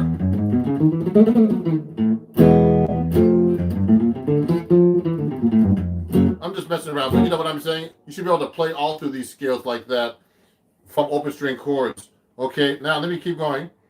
I think you're gonna, yeah, go ahead, Henry. Buy my book. You get it autographed. It comes with, just so you know, everybody, my book comes with, every lesson in this book has video as well. It comes with a video lesson and tabs. And I have 3 lessons in this book, but there's a lot of great writers here. Adam Levy, who played with Norah Jones, Lisa Loeb, and Andy DeFranco. He's a writer. He's a good friend of mine in this book. A bunch of guys, Sean McGowan, Jane Miller, and Jeffrey Peppery Rogers, who used to be the editor of the magazine, Acoustic Guitar Magazine. So it's through Hal Leonard Music, but you can pick it up through me. It's better to pick up through me. Go to my website at www.ronjacksonmusic.com. And I just stopped. I sold a lot of books recently, and people from all over the world have been buying them, from France, Germany, Australia, everywhere. Thank you guys for being such great supporters of my channel too, and help support me by buying my books and donating on my page there, here on my description, and following me and sharing with your friends, of course. Thank you. So let me keep going. Let me see. So rock guitar takes away from the jazz power chord, which technically is a 3rd and 7th partial chord, right? Yeah, rock guitar, Dario, it's a different style, but I'm sure they use 3rd and 7th too. A lot of rock guitar songs have like 5 chords, the power chord. Oh, that stuff. I'm just not the type of guitar to play that kind of stuff on it, but you know what I mean. Feels like Teen Spirit. So it's just like, there's a lot of power chords, but rock has all kinds of stuff in it these days. So, I mean, I love Tosin Abasi from Animals as Leaders. One of my heroes. I want to get his 8-string guitar. So, so these are great guys. So I can't, I used to play rock myself a lot. I switched to jazz when I became an adult, but I was a rocker when I was a kid. So all that stuff is great. And, I can't, they play all kinds of different harmonies in rock now too. So let me keep going. So I see, thank you. You're welcome. Alex, Tuber Official. I love you, my friend. Okay, cool. Let me keep answering questions here. So thanks for the live show. I love it. Great, Anthony. Thanks for watching. Climate change. Yeah, I'm good. So, you is from the United States, right? Yeah. So you is from the United States. Well, what's from the United States? Me? I live in the United States, but if you were getting my book, I ship it all over the world. Okay. So just so you know, and my stuff you can just download on my website. Hi, Greece. I love you, Ron Jackson. Thank you, Luis. Do you think playing very jazzy kills the emotion? No. You can play jazz with emotion. Just so you know, GC. Yeah, GG. Okay, Louis. I've got guitar. Of course, I'll buy the book. Dario, buy the book. Yeah, go ahead. Devin, thanks. Hi from Italy, Silvio. Man, you basically taught me how to play jazz solos on guitar. Thanks so much for your video. So, excellent. Thank you. Thank you. Excellent says I basically taught him how to play jazz. So, like, okay, let me show you another chord arrangement. So, we're talking about chord arrangements. So, this chord arrangement I'm going to play you for right now is called Loose Step.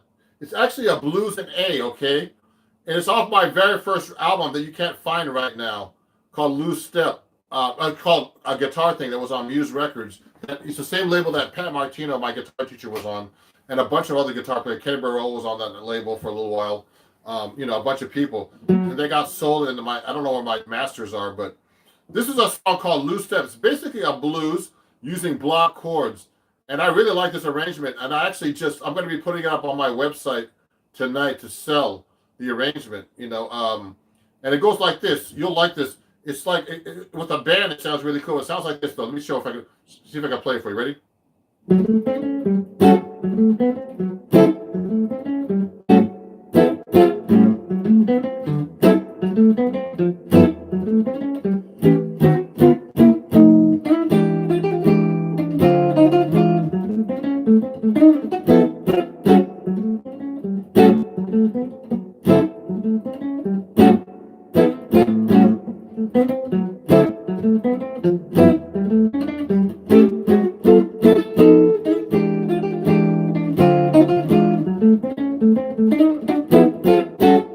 So that's just a blues in A. It's tricky because I'm playing 6/7 string a lot. So I play this differently on this is a 6-string guitar. I play this differently on a 7-string. So this has a lot of block chords. So just an A blues, A, D, A13. Then I do that kind of thing. I'll flat through. Then I go D, then G7. Then I do this chromatic thing from A.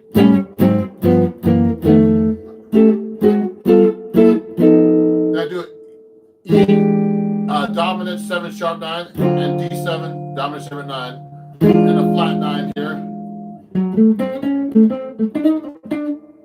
It goes like this. Okay, let me try that one more time for you guys.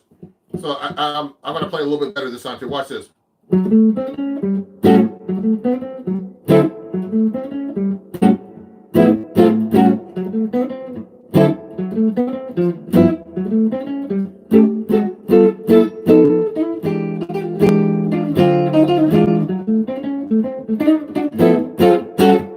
Okay, so that's how it sounds on 7-string guitar. On 6-string guitar. Let me show you how it sounds on 7-string guitar.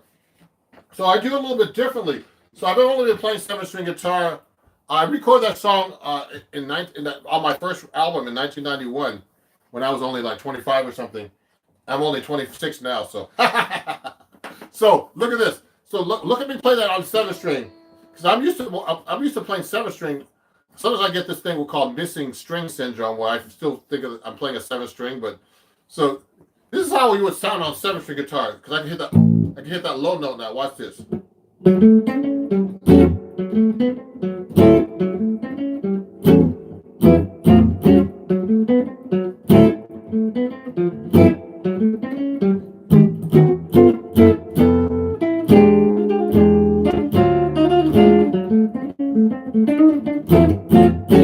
Hear that low note? So I got that note. So that's the really cool thing about the 7-string. You get those low notes. So sometimes when I play switch between the two guitars, it's confusing because sometimes I'll be thinking I'm hitting the 7-string, but I'm playing a 6-string. But that low note brings it to the surface, doesn't it? Yes, doesn't it, Carl? Yeah. It's tricky though, because you gotta miss. When I'm hitting all these strings on top, you gotta not hit all these other strings except the 7. Like that. You see that? Let me answer some more questions. Yeah. 4, 5, 6. Let me see. Oh, how do you use melodic minor with natural minor chords? You know what? That's a good question, Shadows. I just throw melodic minor on any kind of minor chord. See, when you're playing a minor chord, they tell you to play natural minor, but a jazz musician would pick from any minor actually, according to what they hear. So you could use all of them, any minor actually. So I mean, I use melodic minor, harmonic minor, Dorian, Phrygian, Aeolian, anything. Just because it depends on what your knowledge is. So if I'm playing A minor.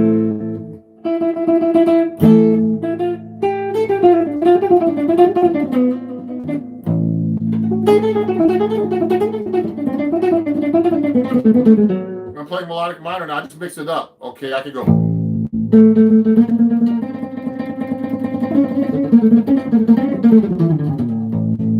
I just mix all kinds of minors in there. Okay. I just did a little Phrygian.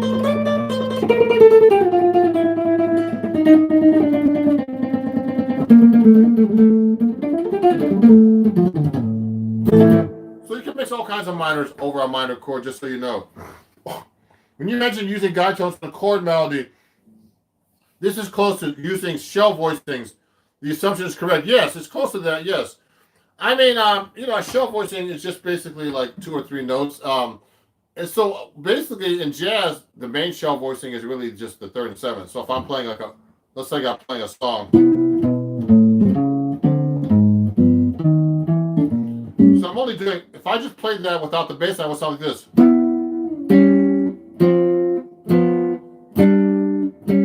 I'm just playing 2 notes actually with the bass line on the bottom. You hear it? So I'm just playing.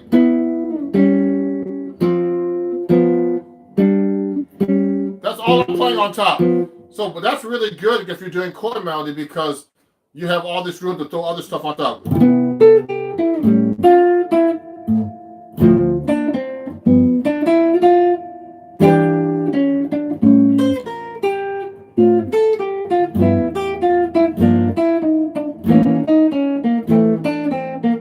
what I'm doing? I'm kind of throwing notes on top of that now, off the shell voicing or the 3rd and 7th.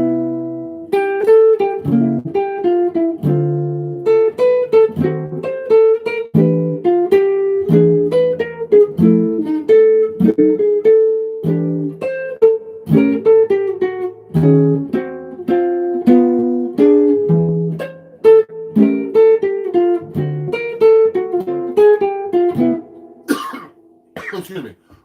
I need some water. So what's happening? I have some coffee here. Yeah, so what's happening is when you play the 3rd and 7th on the bottom, on the top of the chord, you can put melody notes and all kinds of cool things on top with the bass. So I'm going.